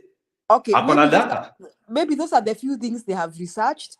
Lakini unaona, like I always say here, a lot of people who don't know Matiangi is because they are not on the ground. Na wakumfuatilia. So the people, the common mwananchi Mkenya is the one who felt Matiangi. That is why it will be easier to sell Matiangi than Maraga. Because he was very... Lakini, Julie, wacha niulize nyinyi wote. Kwa Kenya majaji yote, nani atasimama kama Maraga? Maraga, mlijua? Maraga alisimama, sijasema Maraga alisimama, akusimama. Maraga, nimesema hivi, Jeru, the only thing Maraga anaweza kumbukwa is nullifying election. But Matiangi can be remembered for making major transformations in Kenya. Okay, stop there. Okay. Yes. Mnajua ile damu kama vile Kenya iko ndivyo Raila alikuwa anataka kufanya hiyo uchaguzi. Lakini Maraga mkumbukage saa zingine mtu akifanya vizuri. Hiyo Kenya ingekuwa moto na hii uongo ya Raila nimeibiwa. Lakini Maraga akasimama kidete. Nchi mzima ikanyamaza hata hapa. akasema hiyo uchaguzi irudiwe. Raila alirudia, alibwega. Unaona? Haya, huyu Uhuru hata saa zingine mnasema afanya, akasema wewe turudie, tuende huko tena. Uniambie Uhuru alikuwa amesimama Mount Kenya na Raila anapigana naye ati amewin. How stupid Kenyans think. Raila sijui amekuwa na saitani ya kuweka hiyo uongo yake kwa mdomo ya Wakenya wote wanabelieve. Raila never win any election. He's a bloody liar. Unaona? Sasa Malaga vile alifanya hiyo, aliangalia hivi, Sauli ilikuwa plani ya Raila. Na ule msichana alikibia huko Mkisii sijui nani, ule alienda New York. Huyu mwenye kukufa huyu wa IBC alifanya makosa kukuwa na funguo yake na ule msichana alikuwa na funguo. Ile makaratasi ya form A ikiweko pahali kanaweza kuingia, kakaingia na kakaweka ile ijapigwa nini step, akasanganyisa. Akaenda akaambia Raila, enda useme nimeibiwa. Unaona plani ilikuwa pale. Sasa wakati kalitumwa huko kwa Dubai, akasimamia ile nyingine akatoroka. Sasa ndio aliweka ile makaratasi mbaya pale. Na watu wanaenda waoni true. Kwa nini alitoroka? Akaenda New York, watu wanamgoja alete makaratasi, uchaguzi iendelee. Na order sikawekwa pale, Uhuru hakusign, lakini MP waliweka order. Mtu akisaganyisa hii ataenda 9 years kwa jela. Kakajua wacha mimi nitoroke. Hiyo ilikuwa plani yake na Raila. Malaga alisimama kidete. Sauli anapenda nchi yake. Akasema nyinyi wote hakuna mzuri, rudieni. Na kukafanyiwa vile vile. Hiyo nikamwekea tick na I will die with that. He saved a lot of blood shit. Raila was going again. Sasa hebu niambie saa hizi wa Kenya wetu, kazi mzengo, ni jaji gani saa hii amesimama kwa hiyo makoti yote wanalipwa na taksi yetu, anaweza kusimama kama Malaga? Nani? Sauli, unaona order wanaweka, parliament inaendelea tu, na wako na maoda huko. Hii parliament is upside down. Na wanaendelea tu, hata wamepitisha bill tena. Sasa hebu niambie, mtu anyamaza hivi aniambie ni jaji mwingine mko naye huko. Huyu Malaga ako na 100%, nilisema kitabu, anajua sheria. Na anajua akifuja iko kwa mkono yake. Amekuwa jaji mkubwa. Anaona tu vile Ruto anafanya katiba ya Kenya. Anafanya law, ignore judges. Any order is nothing. Ruto, he's the control. Doesn't matter whatever judge they say, Ruto will go ahead. Now do it. This is not country. It's just banana.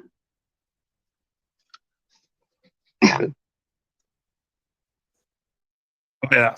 Can I interrupt a little bit? Okay, unaweza sema Mama Nyakairu, maybe Isaac, you can react a little bit because I can also see we have new entrants in the show. Nyakairu ukimaliza, let's have Roba, please. Go ahead. Thank you.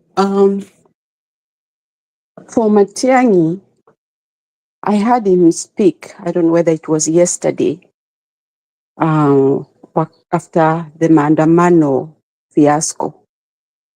Na Matiangi akasema you don't have to pass blame. What we'll do, we'll visit all those files in the court about Yala River. Now, we people, we cannot tell what happened. It is between Ruto, who is a smear, who has a very good style of smear politics. Na sisemi ati kwa sababu nasema habari ya Matiangi. I am trying to make people to tell people what I understand. Matiangi said that we are going to visit those files. And we will go way back, start from Musando, Jacob Juma, and I think he said that, and Kenei. You see, those three people. Now we can go ahead with the Yala River. Then we will know where we are heading. And he did not go further than that. He left it there. So, as I understand myself, when these politicians are doing politics, they may not go and touch somebody's Achilles heels because it may erupt some things and they don't want to be involved.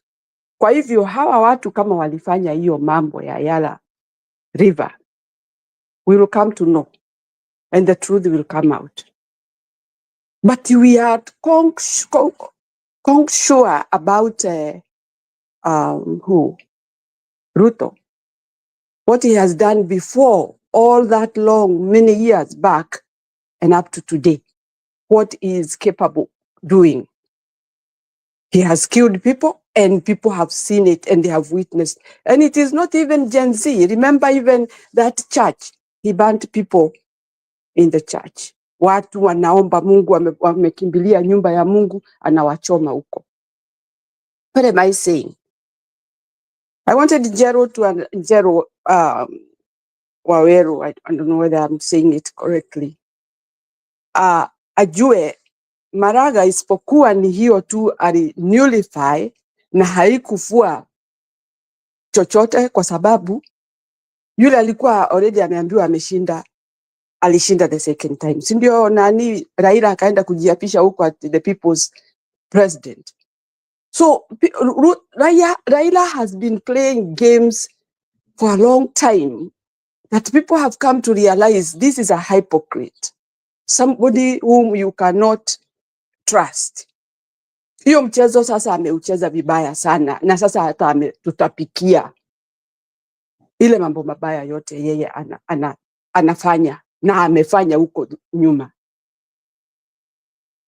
I was one person who had followed Raila completely. I was there. I was singing his song.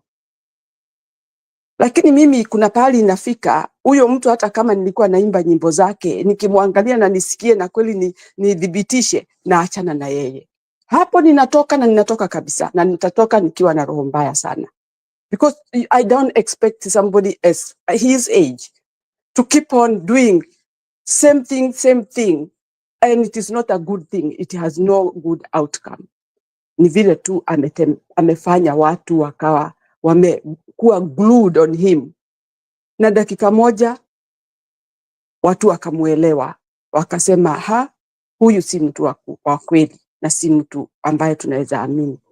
So what I'm trying to say is that we know Matiangi, he is a performer, and we would like to hear, because also I don't want to trust or to see somebody is good physically and he had done much bad things. And remember, even Kenyans had reached a point of saying, kwa nini Ruto asigeuke, ajiridim, and then we live together, we work, do what you promised to people. Why are people saying that?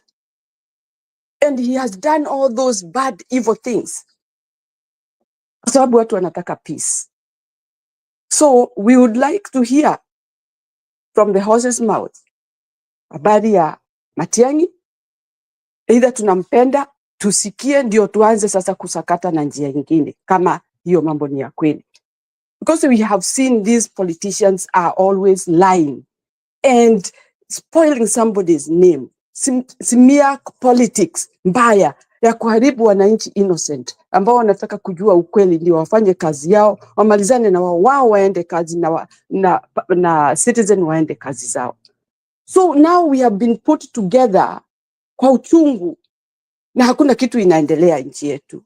Huyo mtu ambaye anatuongoza sasa hana haja na Kenya, and that one I would insist. He have no business with Kenya. And he has no business with Kenyans. Ni yeye peke yake na hao magoons zake. Hivyo tu. So I would say kuna mtu anaweza fanya tendo moja tu, na hatusemi ati tunakubaliana na Matiangi ati awe ameua watoto akatupa ama watu akatupa River Yala. Tunataka kujua ukweli uko wapi na kulifanyika hivyo kwa nini kama alifanya, because we have not to have doubt and then we come to regret that we left the person who would have led the country properly. That is my point. Na kila mara wa Kenya wamemake hii mistake ya kuwa wanakubaliana na mtu ambaye hana haja na nyinyi. Because even the time these guys went to ICC, mambo ilibadilika, ikawa yeye ndio amebaki kwa fire ya Uhuru ikaondolewa. So he had committed these crimes. That is the time people would have said, no, we want to have somebody else to be a deputy president. I don't know whether it works, but that is my thinking. Because if we know one is a thief and the other one is not a thief, we cannot crucify both of them. We have to crucify the thief. Kwa hivyo mtu ambaye unajua vile ametenda, vile amemaliza watu, mtu ambaye hana haja na maisha ya watu, na mtu ambaye amecorrupt nchi imeisha, na vitendo ambavyo hata hatuelewi ni nini anafanya, and he keep on addressing the nation rubbish. That is what we don't want.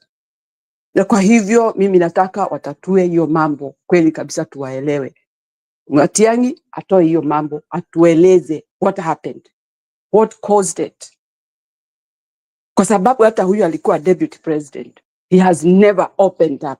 Tumeona mambo mingi amewekelea Gashagua, hata Gashagua akiwa si mpenzi wetu that much, amemwekelea, inarudi kuonekana kweli kabisa ni uongo. Na yeye mwenyewe ndiye hata anajisurubisha huyo mwenye kuua watu.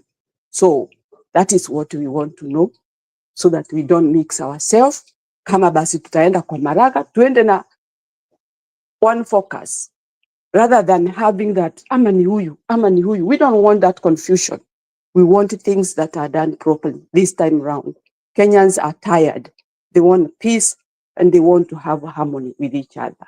Nitasimamia hapo. Asante.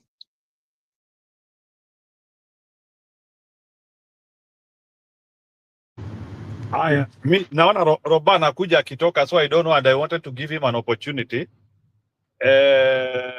So Roba, unless you want to come, I don't think I have enough impetus to wait for you longer. So I think both Isaac and Julia, you can give your closing remarks. You can tie up your discussion together for as long as you want.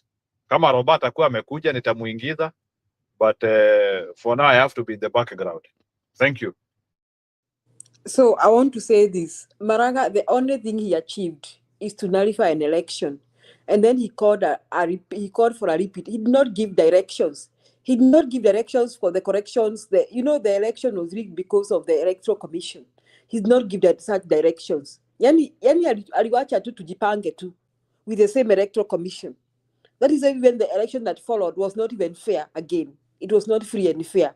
Hata yenye ilirudiwa, unaona. So me, if I start thinking about who has achieved what, personally, I can say I don't know Maraga. I only know that he nullified an election. And then what about the judiciary? He did not make any reforms to the judiciary. Our judiciary has always been chaotic and untrustworthy, one that you cannot trust. So me, I don't count him as somebody who has achieved milestones in Kenya in comparison to Fred Okemo Matiang. So if Fred Okemo Matiang he succeeds to tell us about River Yala, amesema inquest ikuwe formed, we investigate who did what. Unajua, who is responsible for what? If there were killings in River Yala, who was responsible? That is what he has said. If he's willing to take that path, I agree with him, I support him, because he needs to clear his name. Actually, he should clear his name. So that kila siku watu wakiongea wanasema River Yala, he should clear his name. I support that. So that's my take. But beyond that, I would like to say to Kenyans that hata before tugombane na tungangane who should be president, who should not be president, I think our task right now is that Ruto must go.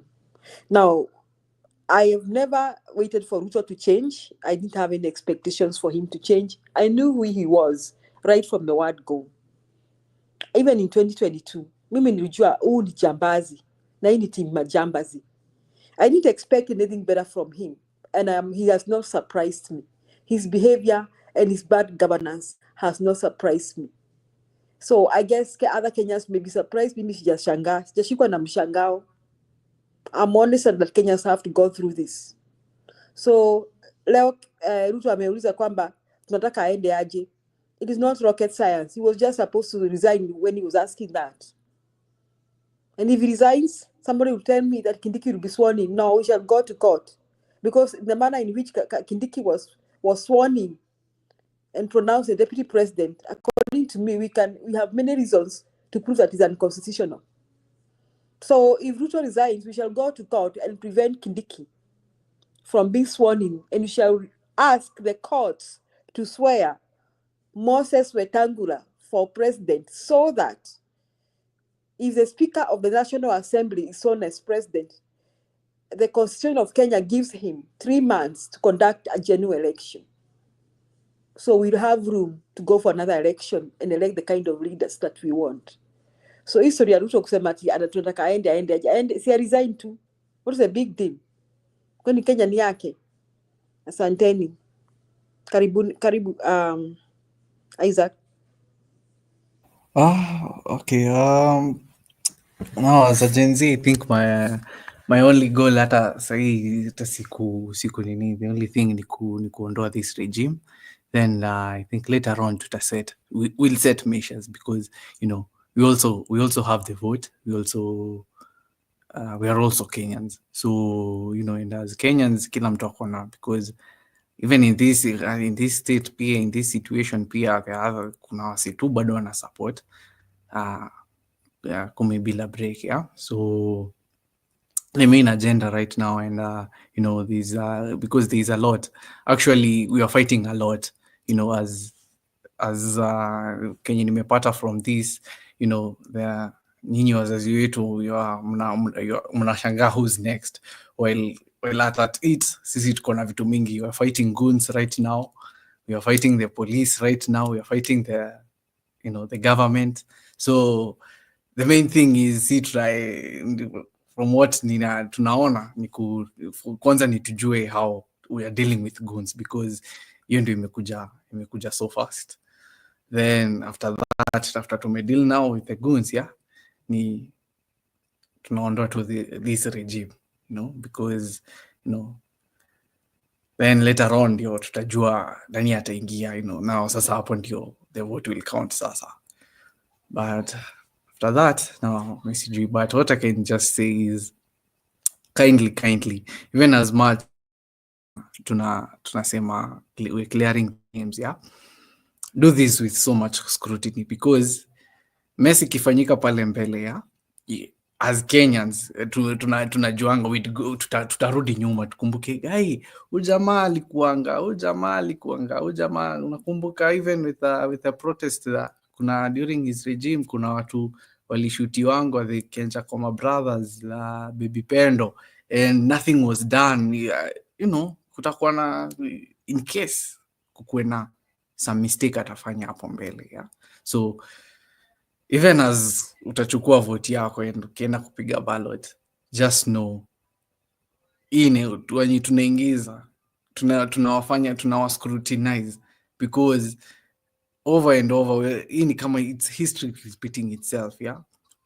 Na hii ndio hatutaki, hii ndio hatutaki, one ministry being underfunded than the other, whereas hiyo ndio iko more critical than kushift focus to injustice. Cases zimekuwa slow down for years and years and years. Apparently hata si ndio actually ndio imecome into limelight. Sisi hatukuwa tunajua ati mtu akipigwa risasi unalipia hiyo risasi yenye wewe umepigwa. Apparently you didn't know. So even as much as kuna kila mtu ako na maybe political, social opinions zake. The main goal is we have accountability and transparency. Even in the next regime, kila kitu itakuwa nini, because I mean sahi wasee bado hata hatujapata help bado, no, wasee wame drop out shule, hiyo ni kitu, na alafu unasikia sijui Ministry of nini na imepatiwa kama sahi ati wanataka kujenga the Ministry of Energy wanataka kuset up a nuclear plant, whereas hata hiyo place haiko, iko underdeveloped, you see. So I mean kuna very as much as tunasema umsi amefanya kazi, tuangalie hiyo maneno, tusipeane pesa mahali kwe penye hapafai. So one, accountability, and two, transparency. Otherwise itaendelea. Kid, you know what, even with the coming generations, watu wakifeel so repressed and suppressed, itaendelea. And with this ikiendelea, nakumbuka tu bado we are being hit economically, yeah? So kindly, even with the generations, mwangalie kura yako, ukipatiane with so much scrutiny. Ndio nitasema. Thank you.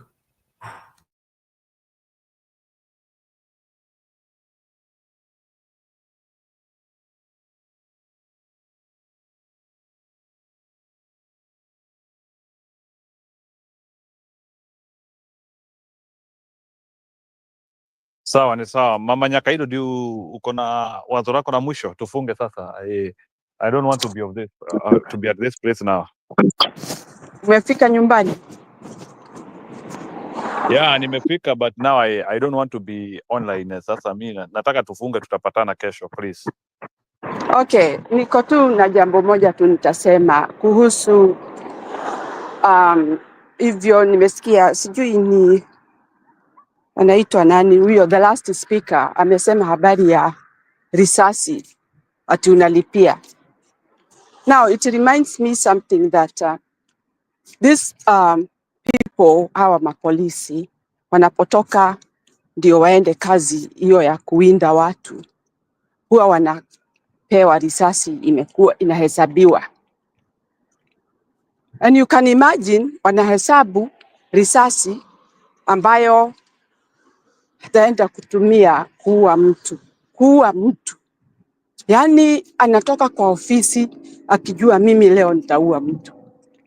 But remember my dear people, kuna wanyama wa porini huwa wanatokea hawa na ni watu, na ni wanyama wanaweza umiza watu. Mnapiga simu na watu wale wildlife wanakuja, wanawaambia wapige, wachaneni nao, tunakuja. Wanakuja wanafyatua risasi ya wanyama wanarudi porini. Can you imagine? Wao wanaweza kuwa wakurudisha wanyama msituni, wanyama ambao wanajulikana wanaweza kula watu na kuua. Lakini mtu ambaye ako na akili, askari, anachukua risasi kutoka kwa ofisi akijua kweli kabisa yeye ataenda kuua mtu ambaye hata hamjui, lakini ataenda aue mtu, because it does not just come. He is ready to shoot and kill. Na labda kwa kichwa yake anasema I'll do it because you are not crazy, na si ati umeshikika na kifafa, kwa hivyo hukujua ikifyatuka. You aim it to somebody, to hit somebody's head, you really aim. So yani ninaangalia maisha vile watu wanaishi Kenya kulingana na vile hawa mapolisi wame decide kutumia risasi na wamepewa ruhusa shoot and kill. Unajiuliza ni utu gani hao wako nao wa kusema ati shoot and kill. Si mtu huyo akikufa atarudi wamrudishia hiyo uhai, amke aende. They know that people weep, mourn because of somebody who has died. hata kama ni hali gani. But these people, kwa hivyo mimi hata ninashindwa, anauliza anaenda wapi? Aende kwao, na akitaka kwenda kwa wanyama aende, because I don't see his life why he should be living and finishing other people. That is my feeling, and I feel bad, terrified when I see or I think somebody came from the office, hiyo police station yao, akibeba hiyo bunduki, akiataua mtu. Na kweli kabisa unaenda unaua. These are very evil people. Na huyu hata yeye amewapea ruhusa from above, hata yeye yake itakuja from above. Nashukuru. Hiyo tu ndio nilikuwa nataka kuambia Wakenya. Wanyama ni bora kuliko mwanadamu. All right, thank you, Jiro. Go and get some rest. Asanteni. Yeah. So nimeshukuru for our participation tonight. I appreciate and thank you very much because of who you are, and you are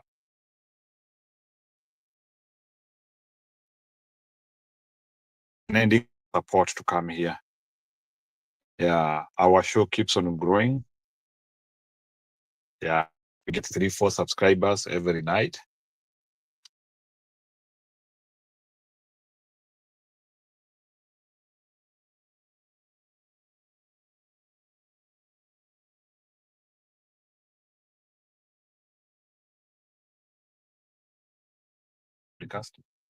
Yeah, for us to be live every day, Mungu ametupea neema kubwa sana. So Jeru Maura anataka nimuingize na me I'm done. So I don't have energy to continue today. So Jeru Maura, unless kama unataka kupeana conclusion ya dakika 2. Si ulisema hivyo 2 hours ago na ukuenda? No, I cannot continue again. Unless sasa kama sasa museme ni nyinyi mnataka kujimoderate. I cannot be here. So I don't want to follow through. Patia Julie. Nitaongea naye kwa behind the camera. Nijue kama Pole sana, ni simu yangu iliisha moto ikaenda black out. Sorry. Kwa hivyo unaenda sasa ama unataka tufanye nini? Jiro. no, mimi si ati mimi nataka mwende. So if I will not be active, but kama unataka kwa show you can be. Si Julie asukue. Julie uko busy?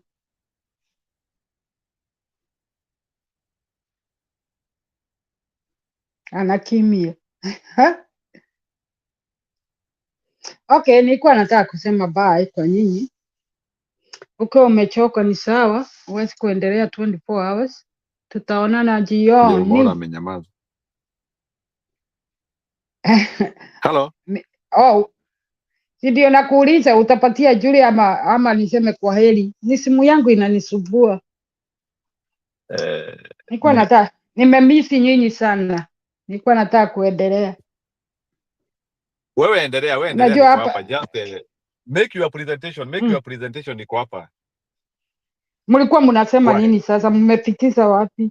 Mimi nilikuwa nasema niliwaachia pale. There are those people who are talking about Matiangi, there are those people who are talking about Maraga. So you are having that divide. And I think some people are talking about Maraga because walimuona kwa maandamano. But for me, regardless of the accusation, I stand on the side of Matiangi. So mimi namuuliza na mimi unajua ni lazima tuongee. Nauliza wa Kenya, Maraga mko na kesi mmeweza kumwekelea tangu akue kwa hiyo miaka yote kotini. My question number 2, huyu ni mtu amesomea sheria kabisa. Wote Ruto wako naye, hata Ruto hajui sheria ni nini, hajui hata katiba ni nini. Nao wabunge wote ni wajinga kabisa wote. Hakuna mtu anajua sheria. Wajui. Sasa msiweke mtu mwingine atakuja kuinoa katiba. Katiba ni kitu ya muhimu sana, ndio inalinda nchi. Sauli iko law, is law and enforcement to follow. Na hii regime tuko naye wanaonekana kama hiyo nchi imetoka tu kwa msitu, wanatawala tu, hakuna mtu ana respect law. Hata makoti wakisema nini wasikii, ni kama watu wametoka sijui wapi. Sasa watu kama hao tutaki tena ever. Ni lazima tukuwe na watu wanajua bunge wameenda Sauli, wananchi waliwasagua, sio Ruto, ni wananchi. We enda pale utuongelesee matabu zetu. Sasa wao wote wameenda kununuliwa huko Mr. Saa, na wanapewa pesa, wanafanya vile wanataka. Family zao wanashiba, Wakenya wanateseka. Family zao wako ng'ambo, wanasoma, watoto wenyewe wameibiwa mapesa, wasomi wamepeta mimba, wengine wameolewa, masomo ikaishia pale. Sasa tutaki hii tena. Wabunge kama wao wajinga kabisa, ati na wakasema ati serikali ya watu, ati young people. Young people what? Without brain. Niulize swali lingine. Mnataka kuniambia Muturi ani Gashagua wangekaa pale waangalie Ruto auwe watu? Hiyo mtu anirudishie. Muache tu kusema ulikuwa ndani huko kusema. Tujui walitolewa kwa ile wakafukuzwa Sauli, walikuwa pengine wanabishana na huyu mtu. You are doing wrong. You breaching law. Stop it. Na ndivyo hii kamjinga huyu Kasongo akasema siwezi kudirana na watu wataki kuua. That is 100%. Kwa hivyo tuache kukua na judgment sana, tujiulize kwa nini walitolewa pale. Walifanya nini? Sio ukabila. Walikuwa wanaambia huyu mtu tutaki kwenda ICC with you. Stop it. You've been ICC for killing, na you still doing it. Kwa hivyo mimi naona huyu Malaga ni mtu amesoma. Nimemfuatilia makesi nyingi sana. Anasimama kidete, ule huwezi kumnunua. Kwa hivyo saa zingine tuangalie balance. Hao wawili ni wa Kisii. Wanaweza kuwa deputy na president. Who cares? Wanaweza Matiangi akuwe deputy ya huyu mkubwa wake, anajua sheria sana na afishi. Wanaweza wawili wakuwe. Lakini huyu mkubwa huyu anaweza kunyorosa hiyo makoti na hiyo ujinga ya corruption iko huko, na kwanza apeleke huyu Ruto kwa jela huyu. Huyu Ruto na hiyo makomoni yake na hawa kina Sudi wanaongea kama wajinga, wote wapeleke kotini. Na huyu president anaweza kulipisia hii vifo yote. Muangalie, msisague tena mtu pale ati Sauli yeye anapendwa. Jenzi walikuwa wadogo wakati hao wote wako pale. Muangalie tu mtu wako na experience of the law, na mtu anapenda nchi yake. Malaga ananyamaza tu, lakini anaona sheria zinafujo kila siku. Pengine atakuja kulipisia since 2007, who knows? Kwa hivyo watu ni kabila moja, watu waache kuwapiganisha. Made your mind. Wacha kusema ati masomo alifanya, hiyo masomo si maharibiwa tena. Kwa nini waliharibu sheria za Kibaki? Masomo na healthy don't touch. Ukija kwa hiyo power, wache vile iko. Usiache ujinga na kubadilisha nini. Ingekaa vile Kibaki aliwacha. Sheria singekaa vile ule mtu aliwacha. Mtu anakuja anaendelea na kazi, sio kuja kubadilisha. Kibaki aliwacha watu wa huko anafaa belt, wakiendesha magari matatu wasijase, wakae maximum. Why they change? Walibadilisha nini? Kwa hivyo tunataka mtu anakuja, sio kuja kubadilisha sheria. Nchi ina watu vile anaendesha kuongeza vizuri, sio kuja na kuanza kujiweka jina yake. Si muite hiyo masifitali yote Ruto sasa. Ha? Kila mtu, hata tafadhali hivyo walikataza kupandisha pesa, kila mtu aweke picha yake pale. Hiyo ni vizuri sana. Sauli Kasongo sasa pesa yote ingekuwa yake, si hata sasa anatumia pesa kama yake. Hii pesa yote anaitisha ya pale ya State House kila mwaka ni ya nini? Ya kupee huu kamama kasurule Mount Kenya yote kugonga watu na pesa. Hii mapresident wote walikuwa pale, kwa nini waitishe pesa kama hii? Mashule hakuna, university wako nyumbani, hospitali hakuna dawa, na pesa inawekwa kwa deputy na huyo president ya ujinga. Huyu kwanza ni deputy alisaguliwa na nani? Pesa ndio inaenda huko tu, waone pesa ya kusurura dunia mzima. Hii maneno yote mnataka Wakenya musague mtu ako na nini, sio tamaa ya pesa. Akuwe na tamaa ya nchi, kutengeneza nchi na wananchi wanasikia yes we are respected. Kwanza mtu anaheshimu wananchi ndio anatakana, sio mtu wa kukuja kujipiga kifua. Kwana hii nchi mliusia Ruto pesa ngapi wa Kenya? Mliusia Ruto, sauli inaonekana kama hiyo serikali Kenya yote ni yake sasa. Hii inauma. Mimi ningekuwa na nguvu saa hii nasima Ruto 1 minute na hiyo grupu yake yote ya parliament inaisha saa hiyo. Ningekuwa Mungu saa hii. Hakuna kuamka. Wamesidi ile tabia wako nazo na waogopi. They do what they want. Anafikiria watu ni wanyama. Na watu ndio waliwasagua. Hakuna hata heshima, hata adabu, ni kuua tu. Na hakuna kazi wanafanya, msidanganywe. Wanakuwa tu tajiri peke yao. Ona huyu Raila na tumbo yake tu anawekewa tu chakula huko State House. Aongei ajui hata kesho ni wapi. Amesahau dunia. Ni vile ako mzee huyu. Ajui hata kesho hata leo ni siku gani. Wakenya hao wawili wa Kisii, Malala or Matiangi, I don't care them. Both they can. Wachani wakuwe president na first president wawili. Santi.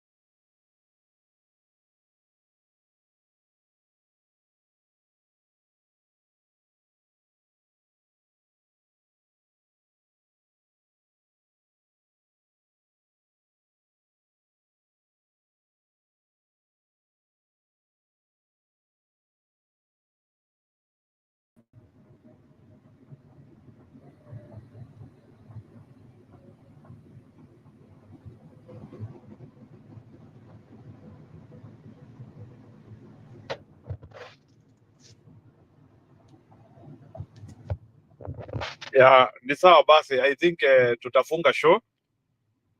Yeah, it was happy to see you. Mama Nyakairo, ni kama naona kila mtu ameenda. Nimeona wameenda mmoja mmoja, wameisha. Haya, ni sawa, ni sawa. So please let's meet tomorrow. I appreciate everybody who has come. Yes. Yeah, nice show, nice presentation from all of us. Yeah, I take it very serious. So thank you very much, Nyakairo. Tupatane kesho. Enjoy. Good night. Yeah, good Bye. night. Bye. Bye everyone, including kwa shows. Thank you.